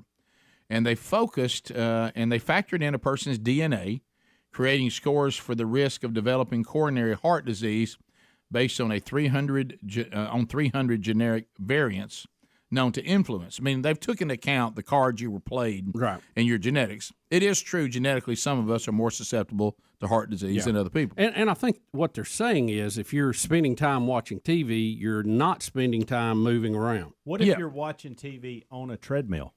Let's see here. Let's go. Let's jump right to it. People at most at risk. Isn't that kind of what we want to know? Who's the people most at risk? Yeah. They said people who watch TV more than 4 hours a day were at the greatest risk, regardless of genetic risk scores. Okay. Meaning, we understand some of y'all are genetically. We took all that on 300 different variants. We took on. It says it really doesn't matter your genetic code when it comes to heart disease and your family history. If you're laying around watching TV, and I'm assuming it's laying around, not on the treadmill. That's what, 4 hours a day or more, your risk goes way up. Said those with the highest risk people who watch 2-3 hours of TV a day had a 6% lower rate of developing coronary heart disease, meaning if you had the highest risk genetically and you just cut your TV back, it even dropped your rate of developing disease by 6%. But those who watch less than an hour of TV a day, it dropped their risk in the high-risk category down 16%. That's much less time than Americans are estimated to spend in front of the television. It said between 2013 and 2017, I guess we don't have any updated stuff. Can we not update that? That people aged 15 and up spend an average of 2 hours and 46 minutes a day watching TV. And now this is assuming when you're not watching TV, you're not sitting on your A. Yeah, well, yeah. I think they're just trying to say. They're saying you can get caught up in it. If you get to watching TV, it's easier to sit there longer. Yeah, I'm getting to that. Here's the next I think question. you just need to get outside. Here's the next question. If I go just sit on the porch, I'm really not doing anything different. You don't have to be outside. Let me get to your question. Why is TV the culprit? Yeah. That's in the study. Because it lures you in. And it says the difference may be that TV viewing happens often in the evening after dinner, which is usually the most high-calorie meal of the day. Okay. In general. Some people it's different. And says that you have higher levels of glucose and lipids in your blood. Then you choose to go sit on your A. And it says, and then what I struggle with, people tend to snack more while watching TV. Oh, yeah, I do. And watch for more extended times, and they're less likely to do that while they're doing something else. So are you telling me if I'm binge watching something on TV and having snacks, that's bad for me? It's increasing your That's chance. bad news for me today. Well, like you said, Greg, I think what they're saying is if you go sit on your A on the porch, you're not likely to sit there for 4 hours. Exactly. Right. You can get comfortable sitting in front of the TV for 4 hours. Now, y'all are going to make fun of him. And you're eating, and you just ate. Y'all are going to make fun of him, and this is why I'm not going to tell you his name. Because one of you, maybe two of you, know this guy. I have a friend. Oh, boy. Who watches television only when he's on a treadmill. And he justifies watching TV by, hey, I'm exercising. Well, so anytime I'm watching TV, that's what he's doing. That's not a bad idea. And it is a good idea. That's a great idea. I just think it's probably a little unrealistic in this day and time with the amount of information we try to soak in. The American Heart Association said, here we go to your friend. But what he's saying, Bubba, is anytime I'm going to watch anything like a Netflix show or whatever, has nothing to do with news or any of that, anytime I'm going to watch television, it's going to be from a treadmill. Well, here's what I think is great. Well, the American Heart Association. I don't have that discipline. The American Heart Association would say to your friend, well done. Yeah. Because they say any amount of physical activity or movement is better than just sitting there. Even if you replace sitting around by standing or replacing standing with walking while watching TV. Which would what be if you dance while you watch TV? Dancing is good. That's like probably that. even better. They like that. Yeah. Bubba, you may have found something. Mm-hmm. They've got love to dance. They've got these. I'm not exaggerating this. They've got these treadmill desks now that you can actually walk and work and type. And I've seen people actually do this in videos, and it looks. I don't know how it would be typing while I'm walking. We tried that in the studio. Remember we put that in front of us? But this is actually it's actually built for the treadmill, and it's very comfy as far as that goes. I've never been able to read anything while on a treadmill, so I don't know how I would type. Now I can watch a television. There it is right there. It's a perfect example. Look at that. Yeah. See, I can't do that because while I'm on the treadmill, all I'm thinking about is please don't die. I'm trying to breathe. I'm trying to do all that. Yeah. So back to Johns Hopkins School of Medicine, which at one time was highly thought of until they started saying the wrong things about COVID, but and some other things. But anyway, they're saying that it's been well established that laying around and not moving it will increase cardiovascular risk. So that's been well known for decades. But here's, I think, what the takeaway is for this. It says even if you have a genetic before it, if you're genetically more apt to have cardiovascular problems, you're not a victim of your DNA. What they're saying is don't add to that. You can overcome that. Sedentary behavior because that is going to, you are at higher risk of that hurting you than people that are not. But it says if you'll move around and change some lifestyle stuff, you can even overcome and decrease your risk even with genetic predispositions to it. How about that? So there you go. Top of the hour. Rick and Bubba, Rick and Bubba.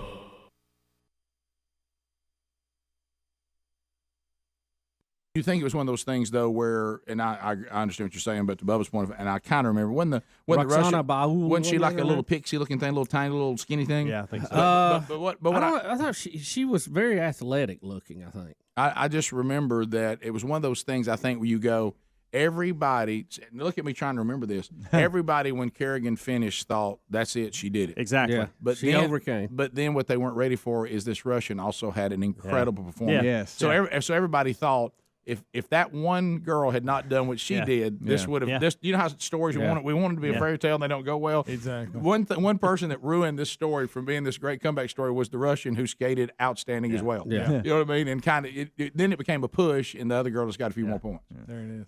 Yeah. So I do remember that now.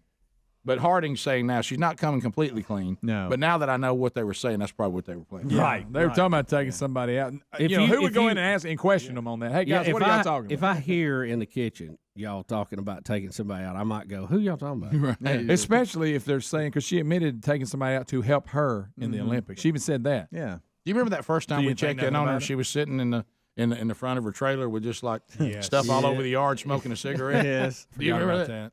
I remember us doing an update on that. All right, so the interview was last night. Your phone calls when you come back at 866-WE-BE-BIG. And then the movie, I, Tanya, is it in theaters now? Yes, it's playing now. Okay, and it's playing now. And they're saying it's actually a pretty good movie. Critically Now, acclaimed, which doesn't mean. Is she behind that, or is this somebody telling a story and she don't want it out? They say it's sympathetic towards her. We'll be back. More Rick and Bubba next. Listen to 100.3 The River.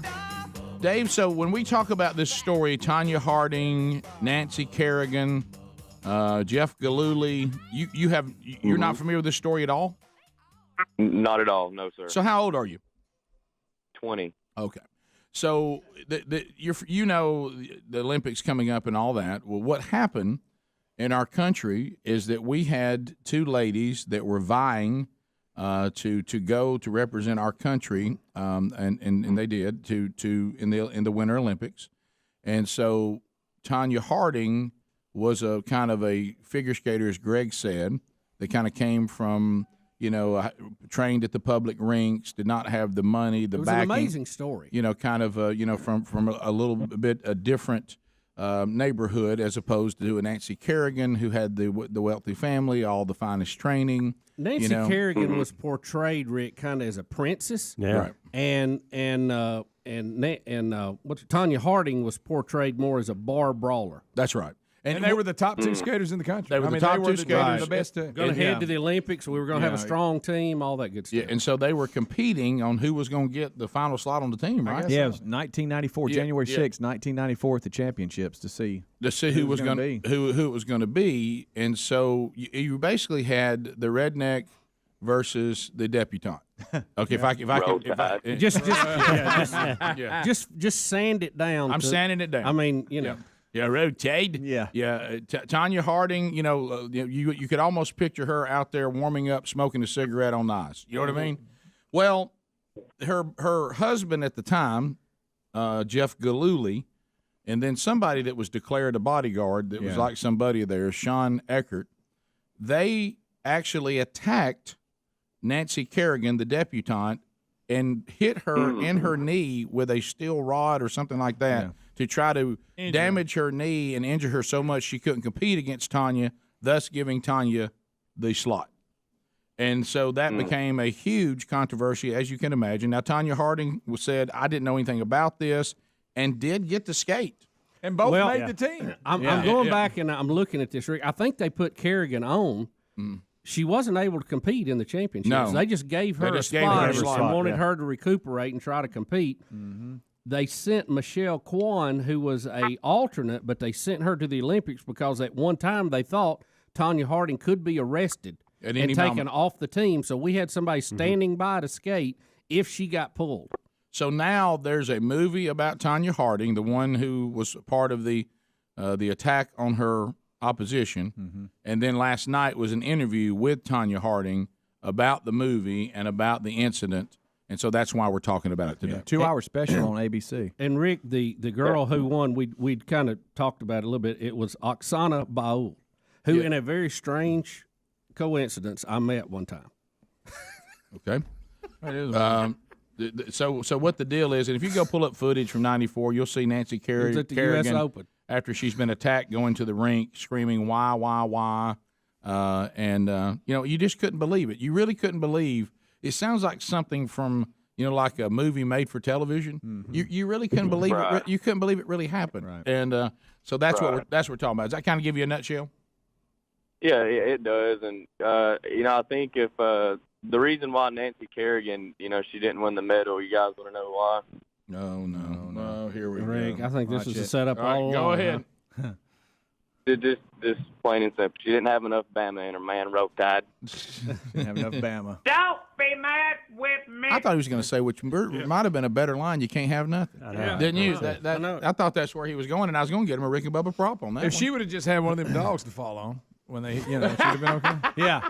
Rick, and I'd forgot some of these details. I was looking here at one of the stories that was recounting all this, that while there was a delay in the medal ceremony because the Olympic Committee had misplaced the Ukrainian national anthem.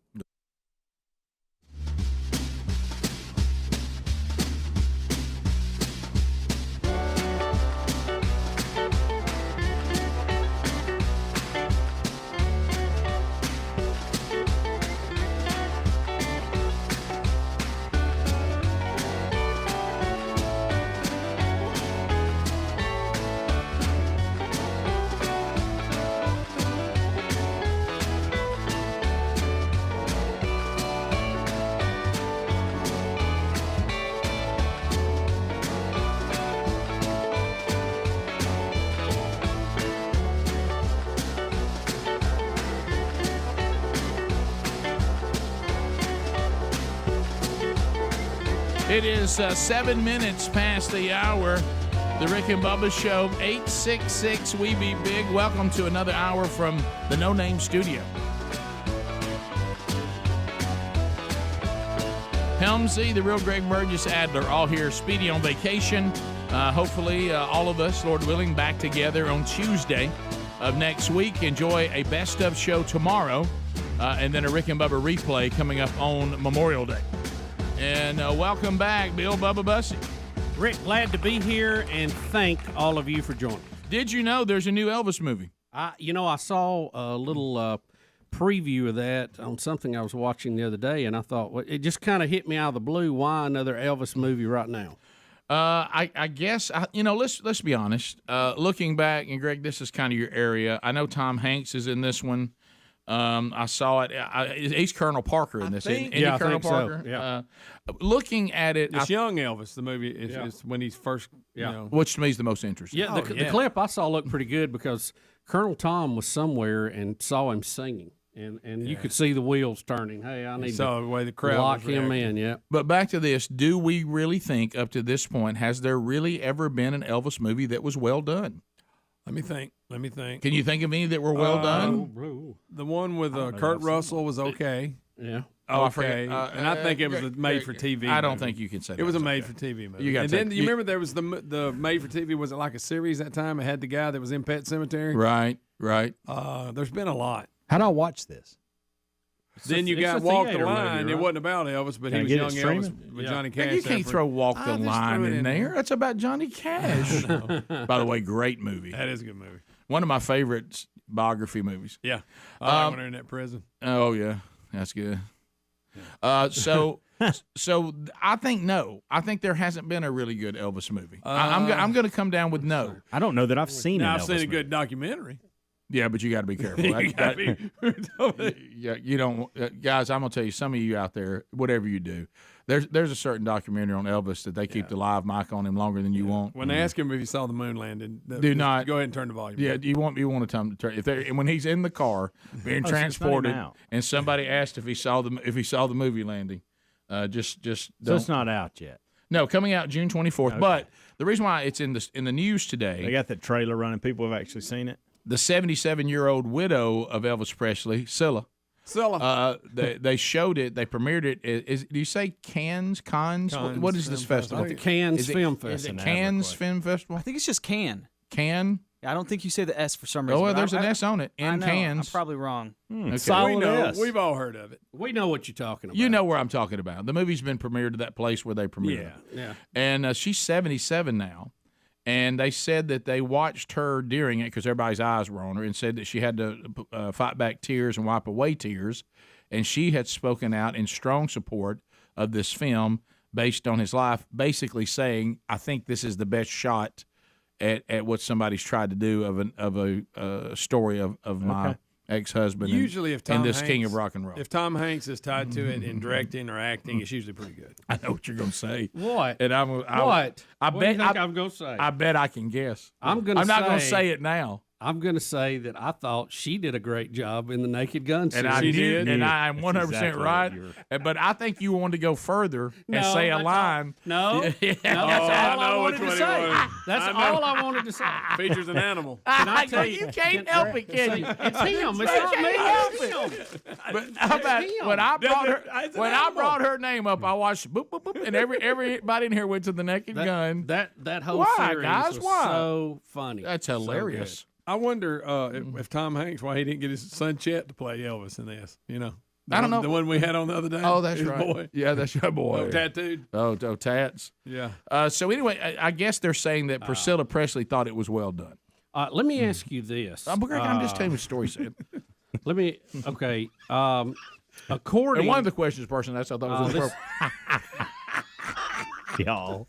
I was going to Only try to be handed. I was going to try to look up the nice. best movies about Elvis, but it kept giving me the list of the best movies Elvis was in. No, we don't want that. No. Did you ever see any of those? No, my mother said though, she was big and she was a young girl, and she said, we didn't miss one. She said we all knew they were bad, and we didn't care because we knew Elvis would sing eventually in the movie. Yeah. She said we rushed to the theater, which is what Colonel Tom Parker knew would yes. happen. You think he cared if Elvis was a good actor? So don't What forget. Let me ask you this: He Did y'all see derailed the? his singing career when he He got in all did. these movies. Did you have you seen the movie King Creole? They claim that may Yeah. be one of the best Elvis movies It's ever. no I have not Jailhouse seen Rock, it. but it's pretty good. I've seen pieces of it or whatever. I didn't think any of them were very good. I just can't take Elvis as a cowboy. And one of them. There's so many. Yeah, he was a swimmer in one. Remember that? Oh, you mean the movies he did? Didn't he Now work- we're back yeah. on that. Yeah, we're Didn't back he work on at like the carnival, or roustabout, or something? Okay, wait a minute. You want me to tell you the top 10 movies? Oh, they yeah, list? why Do not? you have Elvis movies now? Not movies he was in. No, I'm talking about movies that he was in I because don't that's want what y'all that. were just talking Yeah, about. but I want Yeah, the we other. veered Number off. 10, GI Blues. He's going to go with it There you anyway. Number 9, Love Me Tender. Number 8, Wild in the Country. I don't Easy. remember that. Number 7, Happy Girls. Number 6, Viva Las Vegas. Now that's the one that gets a lot of PR. Viva Las Vegas. Oh, number 5, Flaming Star. That was the cowboy movie. Yeah. You remember that one? Yes, of course. I've I've never watched one from beginning to end. Number 4, Loving You. Number 3, Jailhouse Rock.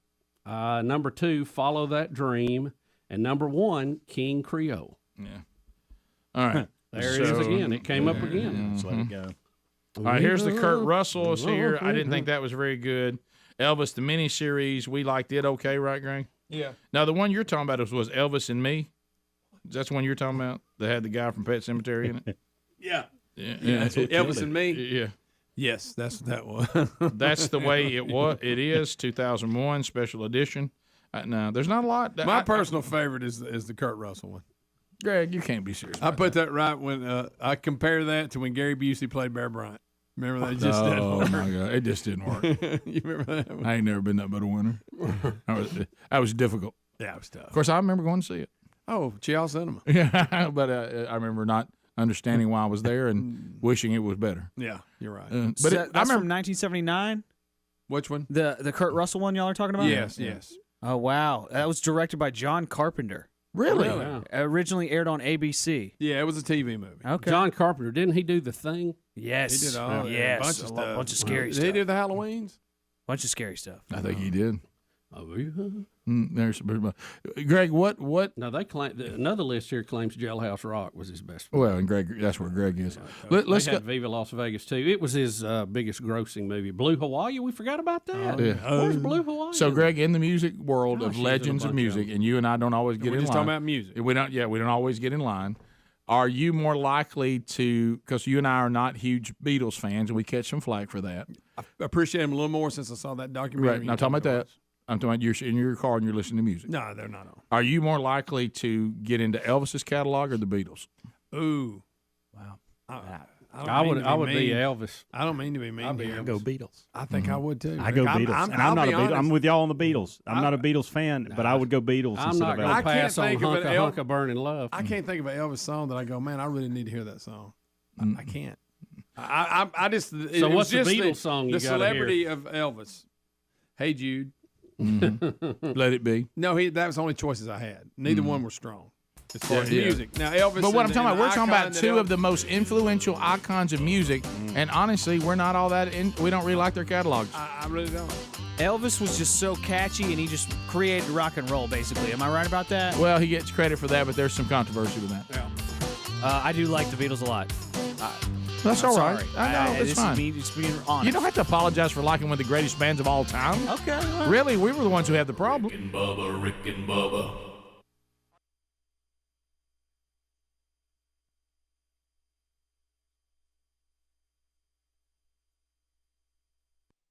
Someone mistakenly told Kerrigan the delay in the presentation was because Oksana Baul had cried all of her makeup off and was getting a touch-up.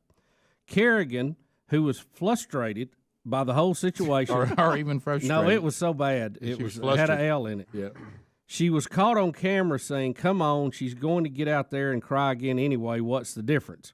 Which remember looked very undiplomatic to a worldwide audience viewing. At I the remember time. that part too. So Nancy Kerrigan came off even after all this as kind of being this rich, spoilt princess, and then you had the rough and tumble Tanya Harding, who, and you were right, in one of her performances she broke a lace and couldn't, and had to ask for a redo. Guys, the 30 for 30 is called The Price of Gold, and it is worth the watch. So you I'm really telling good? you, it How is about I really, go really watch that good. today? I'm in. The Price of Gold. I'm in. And it aired, I don't know when the 20th, and I guess it would You have been think in that'll be a good 2000. hunting count one to watch? I don't know about that. I guess it'd have been 2014 is when this came out because they put it out at the 20th anniversary of all Understood. this. Okay. So, Price of Gold. Price of Gold. I love when I've got a new one to watch. Yeah, And there you are know what so you're many looking for. things in it that you'll think, oh, okay, I remember that now as Yeah. you go through it. How about I did I watched I don't know if you've and it's old. It's not new. It's old. I think it came out. I can't remember when it came out, but they've done a part 2. Oh, now I can't think of the name of it. And it's about some Australian guy who got over like 300 pounds, and he started developing some disease that was tied with it, with his health, and he tried to go and do this really back to the juicer, the kind of a juice fast or whatever, and I thought, well, it's just going to be about his health turning around, whatever, and somebody told us about watching it, and then the part of the story is he meets this gigantic truck driver who's 400 and something. I mean, when you look at him, he's got that old chalky gray look. I mean, he has the same disease as this guy.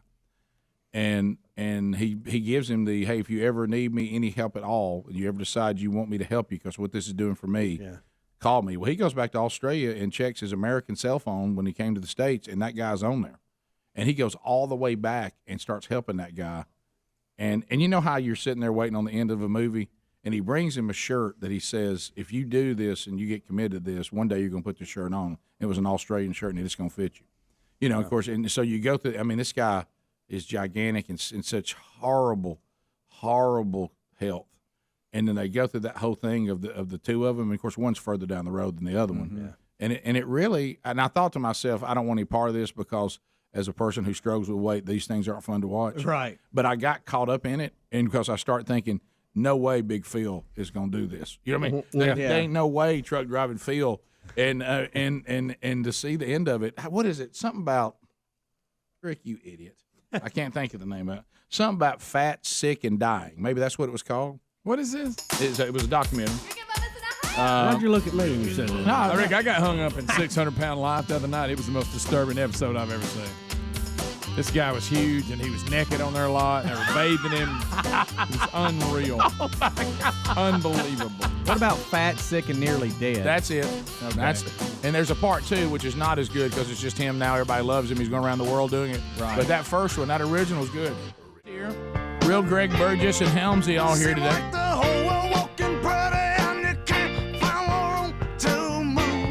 We got Hannah Montana and Ricky Bubba University taking your phone calls. And also helping out Hannah Montana, Bubba's daughter Caitlin is here today. A couple of friends from school all helping out because school's shut down today because of flu. Ain't got any teachers.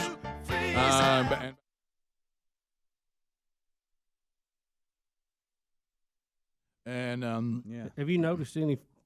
I haven't. I only felt weird one day, and I couldn't figure out whether that was attributed to that or just what we do for a living. Yeah. But my wife said that she is having weird dreams.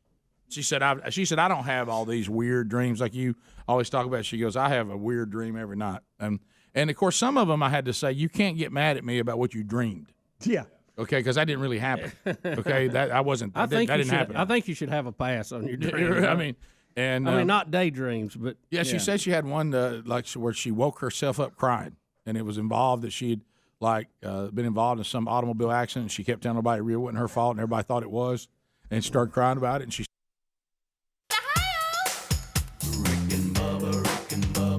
Pass the gravy, please. Rick and Bubba. Ooh, it brings me to my knees. Rick and Bubba. I can't start another. Rick and Bubba. Day without him, brother. Rick and Bubba. Ooh, there is no other. Rick and Bubba. Waking on their blubber. Rick and Bubba. Gonna be a big star. 21 minutes past the hour, the Rick and Bubba Show. We are back. 866 We Be Big. All right, so as we work our way back, I know we have something. Can I tell you one thing funny that I just saw? And it was, and I know you, Bubba, you are the king of loving this kind of humor, these little things in life. So I had to get my act together and pack an overnight bag because I just had to go to the bathroom in the break. And take some basic essentials in case I get stranded and can't get back. Right, and a flare. Yeah, and so anyway, so I was going to the restroom. There's still there's a lot going on around here, other people moving and all this kind of stuff. So this kid, when I say kid, I mean he's a young man. He was out in the lobby kind of wandering around, and it was just so funny because he was very, very solemn, and he looked the opposite of what his shirt said. Have you ever had something funny like that happen? Yeah. I mean, he's down there really kind of moving kind of slow and looks kind of the opposite, and on his T-shirt it had motivated mover. and he did not look motivated at all. Well, that's a company, isn't it? Yeah. And I was like, that shirt's not quite. And I mean, I was running for a while because he didn't know where the bathroom was, no windows here, and except apparently the people who clean them. But so I was watching him, and I was like, I mean, he literally didn't say a word, had his shoulders kind of down, and I thought he's wearing a T-shirt that says motivated on it, but he does not look motivated. He looks in low gear. No, I'm not saying he's not getting after it. I'm just saying it was funny. Well, I run into him too, Rick, and I Same got guy? some bad news. Uh-huh. You know why he's here? Why? Move the snack machines. There it is. I don't care. I warned you. You mad about it now? I don't care. I completely made that up. Yeah, I yeah. just trying to see. Well, they are moving all that over. That is part of what's going on. Well, they're not restocking that snack machine. No. And the one in the I don't need it. The mail room. You don't. Next thing you know, you'll be eating a Snicker watching TV. No. Sitting around binge watching. Did you get Speedy's wrap today? Do what? Did you get Speedy's wrap today? I did not. I did not. Well, it's in there. There's no need for two. I mean, one's plenty. Did you? I got a busy day today, and I'm gonna miss lunch.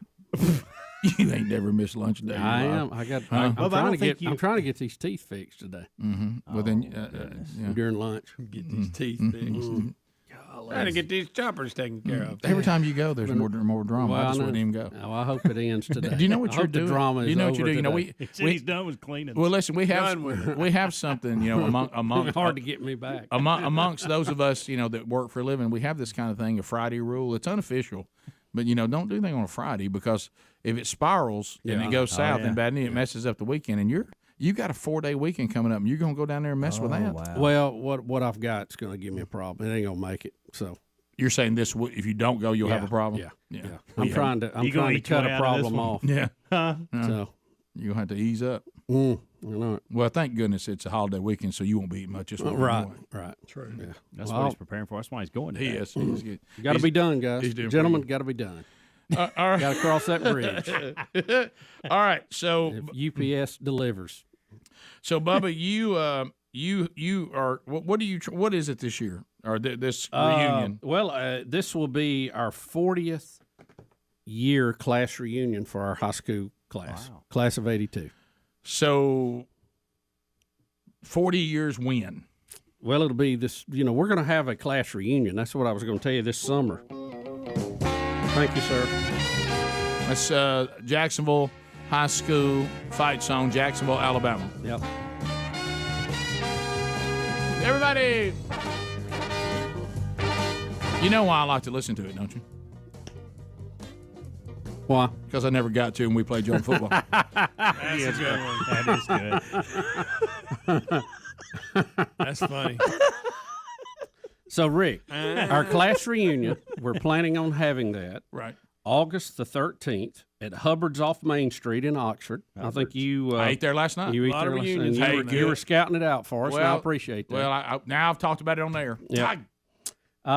Any of my classmates that needs to connect and get information on that, we have an email address set up.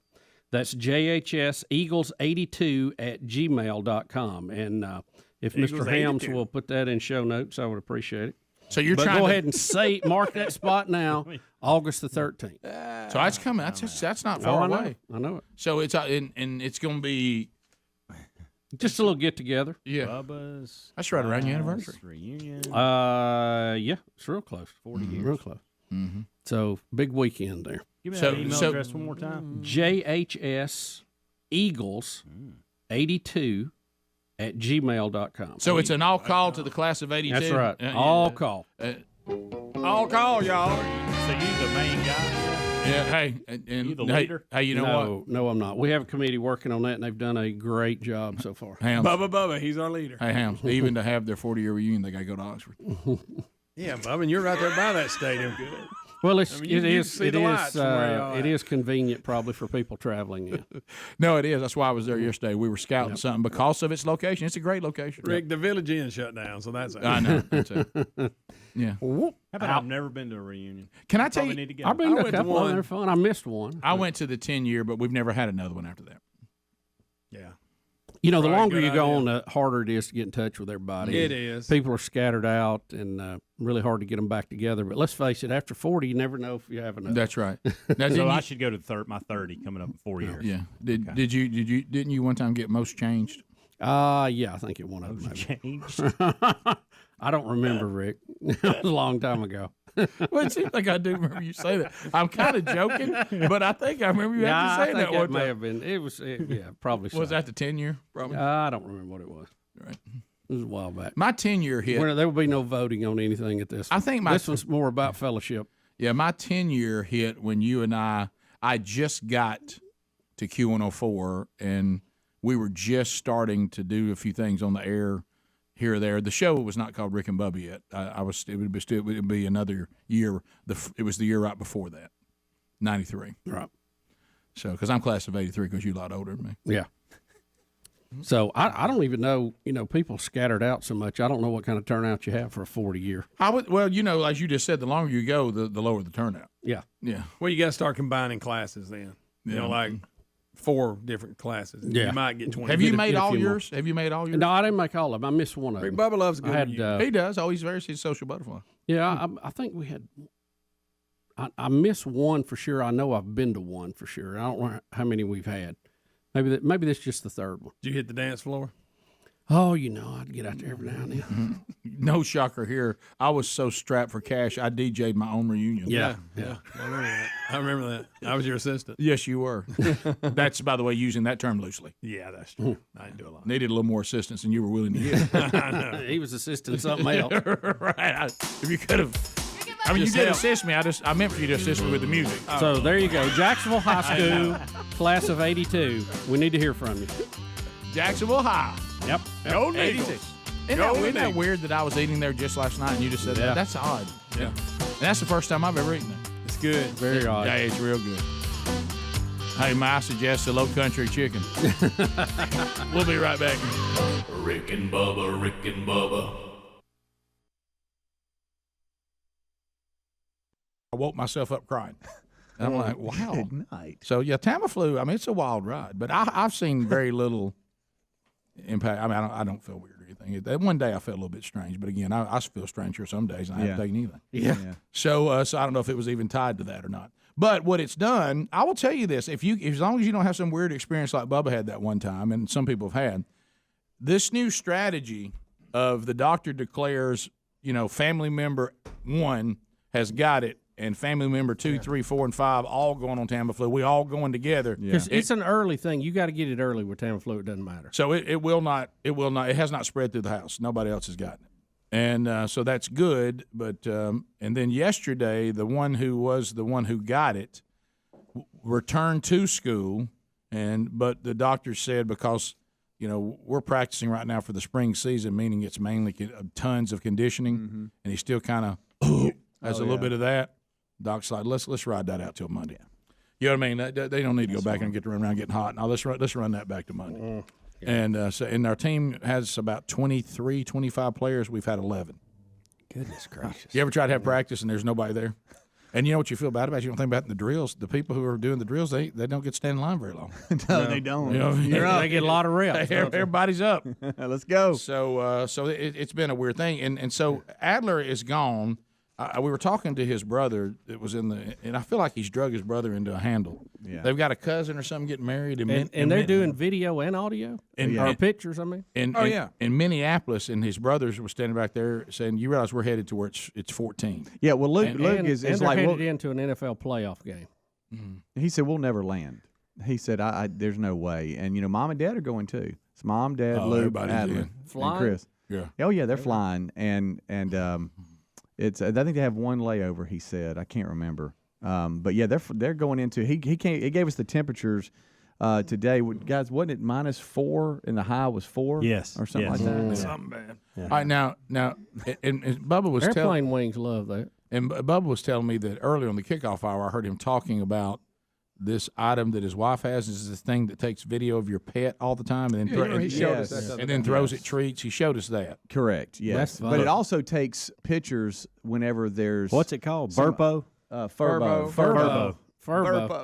Furbo, and whenever somebody comes to the room, it'll take like a picture or something. And where are we sending that? Why would we want that? Well, we asked him.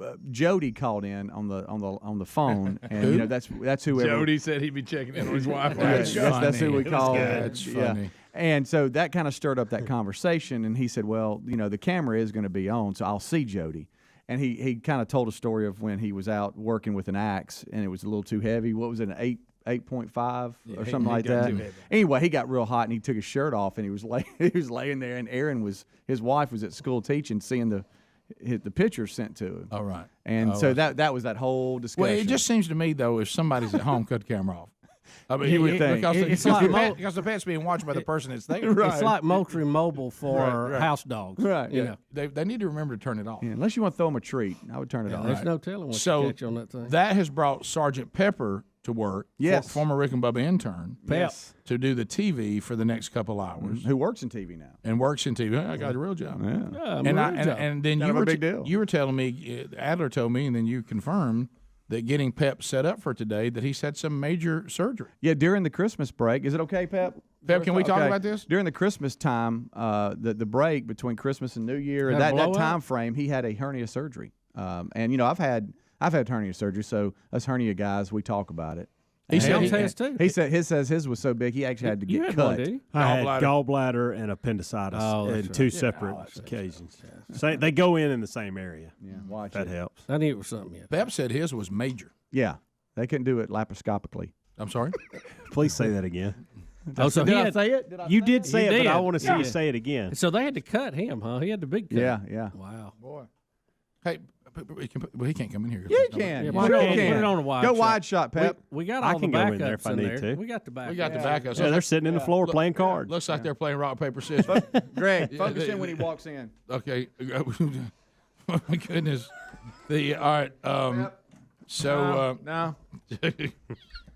Pep, you got a little limp still. I do have a little bit of a limp still. Yes. So Like Pep, you're carrying something. you use the term like it was a major ordeal, right? It was a pretty serious ordeal. Yeah.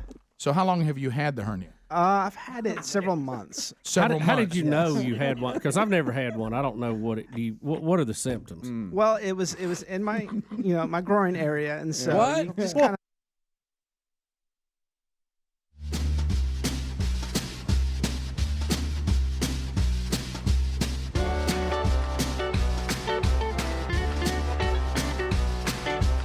It is 35 minutes past the hour. Rick and Bubba Show. 866 We Be Big.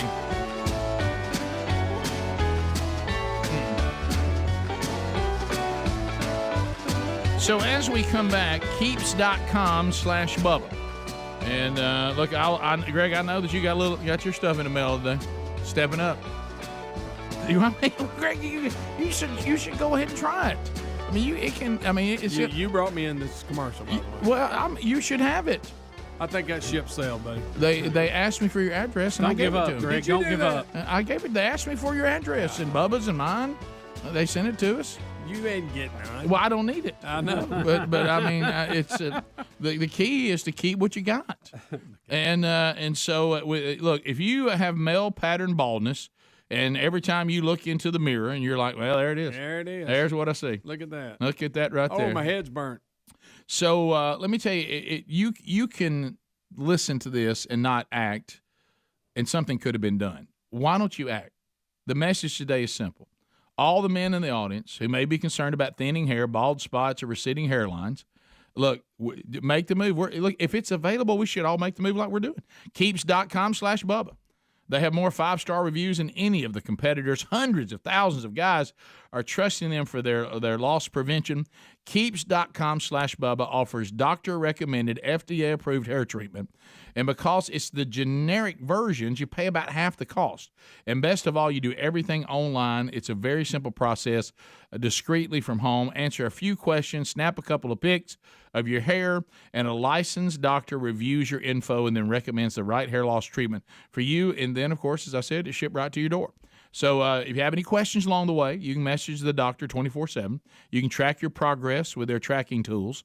They also offer a full product line of outstanding thickening shampoos, conditioners, pomades, and more.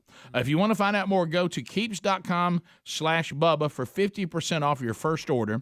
And you can find the link at rickandbubba.com under the sponsors. Be just like Bubba and Greg. Go ahead and make that move. That's right. So anyway. This is your chance. This is your chance. And one of the things that I noticed, because I did travel back to our home county yesterday, Bubs, and I didn't know that I should have been telling everybody there that was from Jacksonville that you had a 40-year reunion. That's right. Class 82. Here you go. And for some reason, I went and checked out the spot where y'all are going. But anyway, so we were there on the ground. I was looking around, and I was absolutely shocked. Now, you've heard me tell stories on this show for years.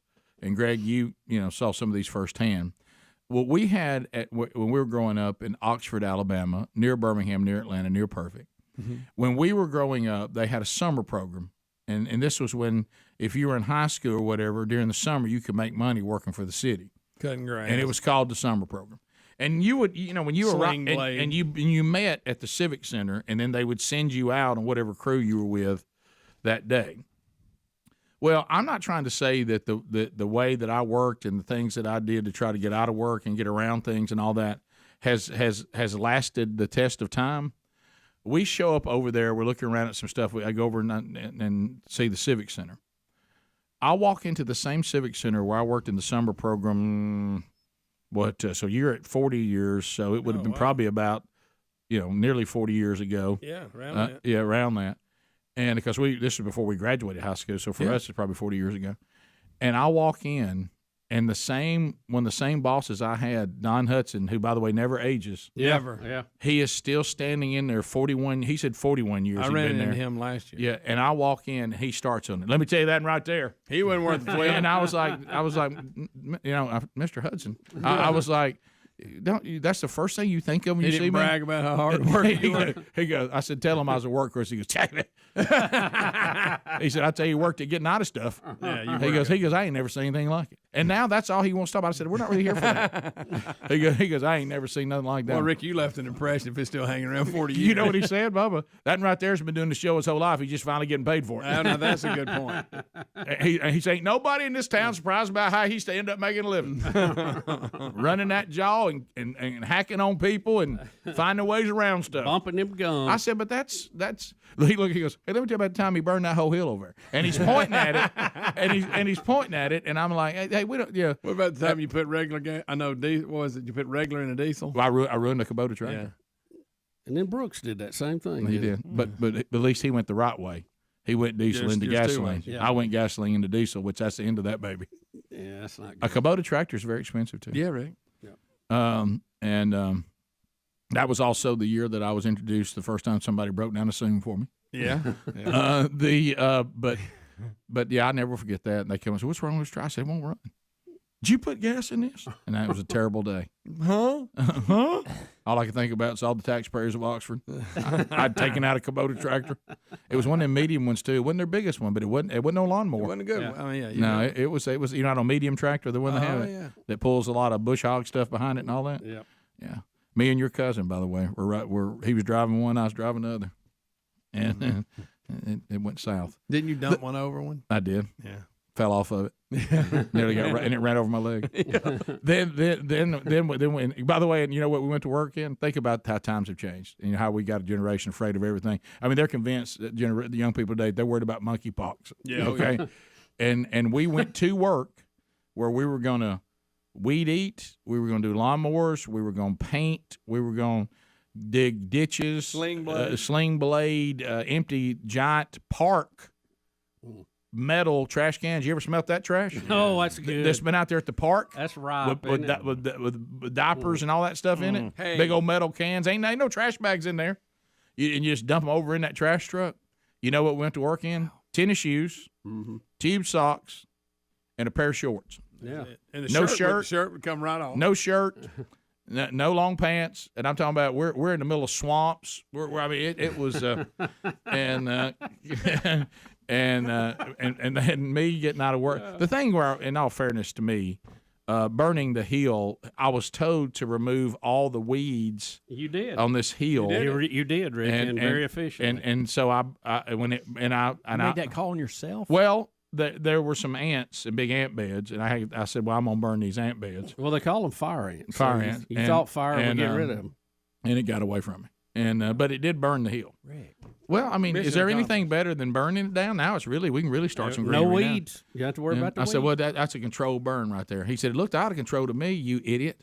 And so. What about when they take you on that island out there in the middle of the lake and clean leave it me. off, and all them geese would get after and you? they'd leave us. There was an island out there, and they'd take the boat and drop us out there with lawnmowers and leave us. And the geese said, and I was like, if you got near the nest, they'd attack you. I was like, what are we doing out on this island? And they'd leave us out there.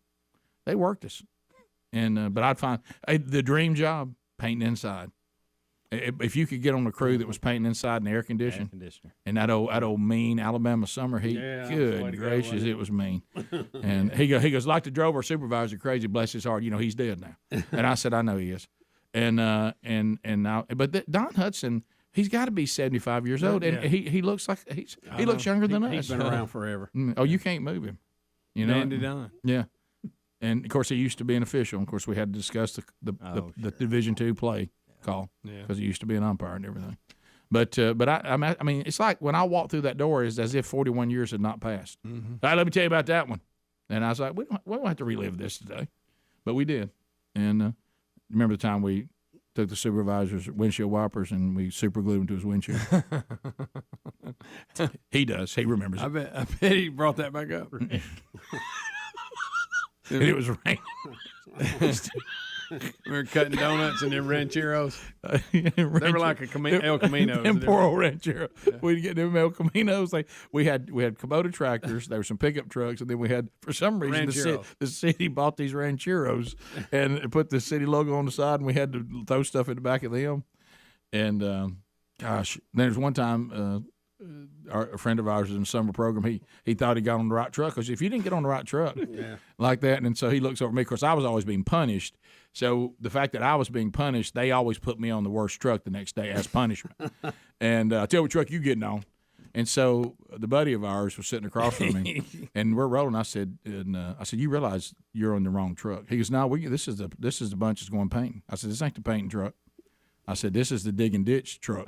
And he got up, and he didn't realize how fast the truck was already moving to try to get out of it. And he stepped off, and also he realized he wasn't going to make it. And he just had to jump up in the air and land as close to the curb as he could. That's how bad you don't want to be on that truck. I said, you on the wrong truck. But then people learned, whatever truck they put Rick on, don't get on that one. Stay away from that one. Trouble. I was in trouble down there every other day over something that was going on. And how long did you work there? Couple summers. Couple summers. Okay. The one that really made the one because one supervisor really couldn't stand me, and so he comes up to where Which one was that? The one responsible for the drafters? He came up. He came up, and I had the lawnmower was not running because it was with me, it's supposed to be, and I had taken my lawnmower and I had put on it a sign that had the workhorse on the side of it, and I kept that was the nickname. I said, so you come to check on the workhorse? He goes, have you got workhorse on our lawnmower? And I said, well, the one that belongs to me needs to have my name on it. and so I was just always good times. Good times. Good times had ball. I ended up on the island a lot. I bet. Because they figure, what trouble can he get into out there on that island? Yeah. If we put him out there and leave him, he's got to do something or he can't come back. We'll be back. We'll take your phone calls and wrap up the hour right after this. Rick and Bubba, Rick and Bubba. Yeah, very personal conversation here, but wow, so we're just going right. Well, this is not a personal conversation if we're doing it on the air. That's my point. That's what I was saying. Right. Good to have Donald Trump with us today. But what I'm saying, I don't like the knife and growing area. when I think of hernias, there is the hiatal hernia. Yeah. That's high, and my mom has a terrible one of those. And except when you die, but most hernias, it is going to be there in that lower tract. Right. Yeah. And intestines. Did you have? Was it tender? Did you have a bulge or what? It was tender. Yeah. That's when it happens. So can you go back to the incident and go, this is when it happened, or? No, I do a lot of lifting with equipment and stuff. So there you go. Never know. But So what do they put the screen wire in there? Body mesh. How was the recovery? It's been a ride. Yeah, the old cutting that's a long ride there. What's surprising getting in the muscle and intestines and all that stitches. The worst of it hasn't. It's really been like my joints and stuff have really been crazy. What? Really? Yeah. They say because like your body creates extra fluid during the recovery, and so it like inflammates and stuff. In other swollen areas. down there. Body's trying to figure out what happened. Yeah, it's a roller coaster. Good. You all right? Yeah. Well, I had both kind. I never had the cutting. You didn't. They went you didn't through. have nothing like You've never had this problem. No, I didn't have the big cut, the open. I didn't have. Was yours really big? Yes. Oh, was it? Okay, yeah. See, mine was small, but I could feel the tenderness of it. What are you laughing at? I'm not laughing. I could feel. Did you have swelling with your recovery? Yeah, a little bit. Yeah, it happens. But boy, once it heals, you feel better, don't you? Yeah. Huh? How far? Or you do think now? Hey, I'm good. Yeah. You feel like I am on the other side. on of the it. mend. Yes. Back It's jogging. been about 4 weeks. When are you? How long will you Can you live? pick the cameras up and all that now, or they got to wait? I have a weight limit of 10 pounds for 8 weeks. Ease into it. Don't get near Bubba. Don't want to catch me. That's so Blow wow. that screen right out. But I'm glad. So were you miserable? Could you actually see the hernia? Yeah. Yeah, because Could you push on sometimes it? you can. Yeah. Yeah. Yeah, Sorry, we talk. guys. He knows exactly. Yeah. I'm sorry, guys. That's just. Hey, y'all have it? Hurts real bad when the doctor says now does this sensitive? Well, because doctors have strong. Now, Speedy, you also had a vasectomy while having hernia surgery. Right. Yeah. We had. Didn't you double up on that? After the third, we declared, all right, it's over. And so while I was out for the hernia surgery, it's like the doctors tag team. They're like, okay, I'm in, you're out. And so two different doctors, one did the vasectomy, Pep, you and one didn't did go the through hernia. all that. No. Okay. No. But luckily I was out. I have to sit there and watch it because I've heard about that. No, I had it done. I Did not watched look the at guy that. do it right in front of me. Well, that's not good. With a nurse right there. I don't want that. Legs up in the air. No, talking to me about sports like everything was just normal. I love the show. And then that first time when they're Hey cauterizing. man, what do you think about March Madness? Who's going to win it? When they're cauterizing, all of a sudden there's that little hint of burning flesh in the air. Sure, Oh, thanks, Rick. Those stitches, he's just lacing them up. So what do you think about the Masters? Boy, Augusta's nice, isn't it? Yeah. Well, Pat, we're glad you're okay, buddy. Yeah. Jog on out of here. Show us how you can move. Sure. Yeah. Can put you on the treadmill. Yeah. A little extra workout. Yeah, just be careful. Baby step. Ease, but do what the doctor says. Exactly. Long way home. We'll be back 16 minutes past 866 We Be Big. Largest number of people, shortest amount of time. At the end of 30 seconds, the buzzer sounds. Your time on the program comes to a close. Then we move to the next caller. And again, meaningless shout-outs and shameless plugs are an instant buzzer because this is not the platform for those. This is for us to hear comments, questions, or whatever you want to bring up You bring them in. 2 timeouts are available. Bubba's got 1, and Helmsy's got 1. So if you get a timeout, we'll expand on your call. If not, we'll move to the next one. And if they use their timeout, then it's over. All right, so here we go. Trolling. Keep them phones a-trolling. Here we come, phone trolling. Hello, Jeb.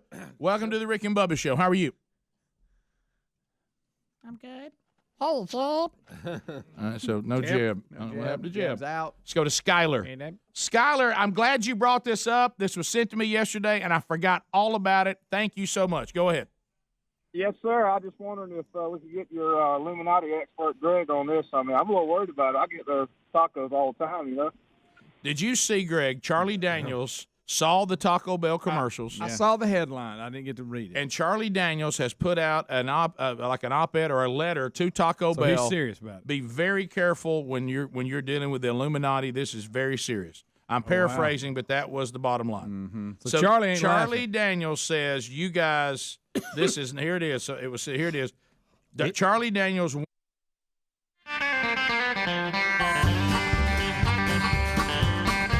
Okie dokie. 9 minutes to the top of the hour. The Rick and Bubba Show, 866 We Be Big. Thank you for being with us today. Lines are open, and you can get in at 866 We Be Big, and we'd love to have you take some time to visit with us. And lines are available, and we'd love to talk to you at 866 We Be Big. Things you need to know, best of Rick and Bubba Show tomorrow. Rick and Bubba replay coming up on Monday. And then, Lord willing, we'll all be back together for a new live show coming up next Tuesday. Some things we did not cover, but we're still in the news today. We never got to them. Colin Kaepernick. He's back. I know we've missed him. The report is that he has completed a workout with the Las Vegas Raiders. Sources are saying that the Raiders said he had his first workout with an NFL team since being exiled. I pretty much think he exiled himself, didn't he? But anyway, so he is. He visited with the team. This team, he flew to Seattle to meet with the Seahawks in May of 2017. They passed on the opportunity to sign him, and now he has decided that he is going to at least get a workout or take a workout with the Raiders. He has, and the Raiders say they may offer him an opportunity if he comes across as good enough to play. So I don't know. So anyway, there's that. And some sad news, but you remember the Duggar that had some issues, Josh Duggar? Yep. Arkansas federal judge has sentenced Josh Duggar to more than 12 years in federal prison. So it looks like he has been found. He was found guilty by a jury of receiving child pornography and possession of child pornography, sadly, in December, and now he will go to jail for 12 years at least. So there you go. That's a little shocking, isn't it? That all happened. Let's go to Mike in Alabama. Mike, welcome to the Rick and Bubba Show. How are you? I'm doing good. Actually, on my way to Oxford. I'll pass the word along to Don Hudson that y'all really missing.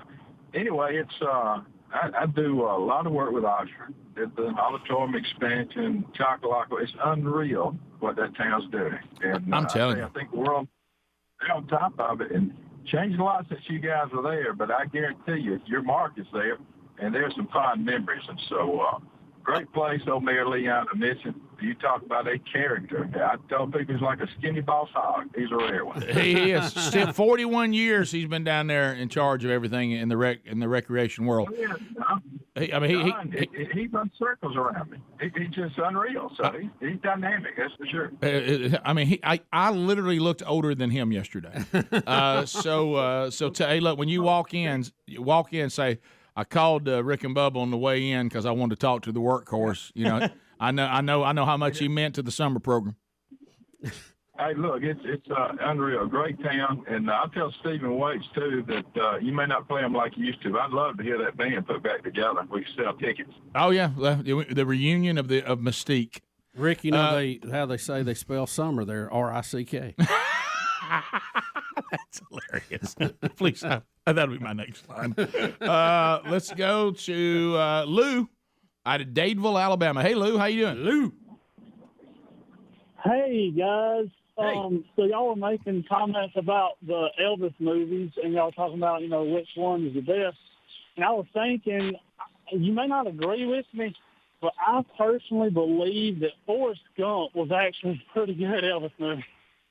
Well, Elvis does make an appearance in that one, but calling that an Elvis movie, a little bit of a stretch.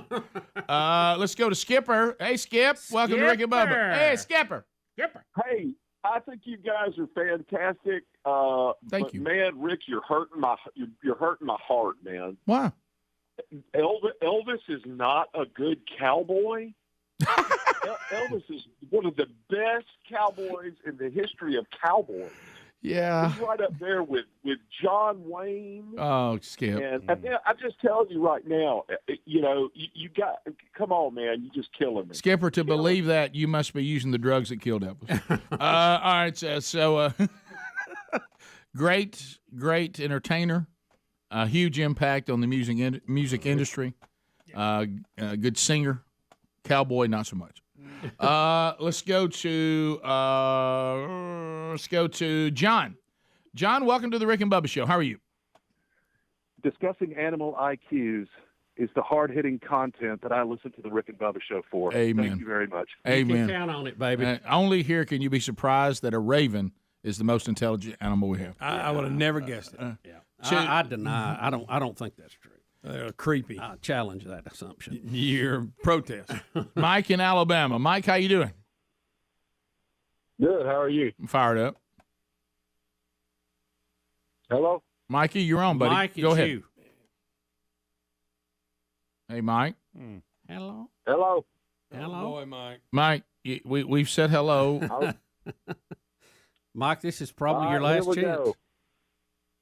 All right, I'm gonna take it then. Let me get y'all's opinion on something. Okay. All right. Terrible thing, shooting in Texas the other day at the school. No doubt. No doubt. So nervous. All the next blue sides jumping on gun control now. Yep. But Yep. they're all for abortion at 9 months. So Wow, that's a good point. what's the difference? Yeah, that's a good point, and it's been made a few times, but Sure. It's worth repeating. It's worth repeating. There's some inconsistency there. I was going to have some fun. Is that all he's got, by the way? Yeah, I was going to have some fun and say. Was he listening to the radio? You think? I was going to have some fun because I think Mike, because we always fun like messing with our family and our friends and you. I was almost going to say I think it's time to drop that Second Amendment. And just to see what Mike, see if he get mad. Just see what Mike would do. The final straw. You know what? I've changed my mind. Just to get the reaction. Mike Maxwell in Alabama. Max, go ahead. Max? All right, let's just do something else. Maxwell? Michael? Can we do something else, Rick? That Okay, may not even be his name. Hello? I took the call. I can't You hear took half this of one? I can't hear half the people. Freddie? It's really tough. Okay. So that's one reason that I think they're it's a good probably way not to end it. answering. We don't have the right name up there. It's hard to tell, isn't it? It's tough in that room. It just Yeah. depends. Tough in that room. Everybody thinks they got to use a speaker. Yeah. Right. Everybody's trying to be sharp. We've said it before. You don't listen. The downgrade of the quality of phones really impacts the part of the show where you take phone because calls. you can't hear them. That's the majority of it. Yeah. Now there is an element where people don't listen. Like Right. for instance, naming where you're calling from. Hey, want to talk about? I'm like name, and because you need to know their name, you need to know where they're calling Right, from. yeah. And that's also a good way for us. Like Right. if you say Jimmy, but you meant Timmy, Right. I can say, and he gives, say, I don't know, Moody, Alabama. So Timmy from Moody, that's an opportunity for him to go, no, Jimmy. So I can get it right. Right. So there's a reason why we ask these questions. You don't I have have to to go s- into your spiel. And if it's a phone throw, don't call and say, well, I don't want to be on there. Well, don't call then Yeah, because it's a that's- phone throw. Right. you I will killing say, us. Greg, I don't know that many people named Maxwell. But I mean, Not many. not Rick and Bubba, Rick and Bubba.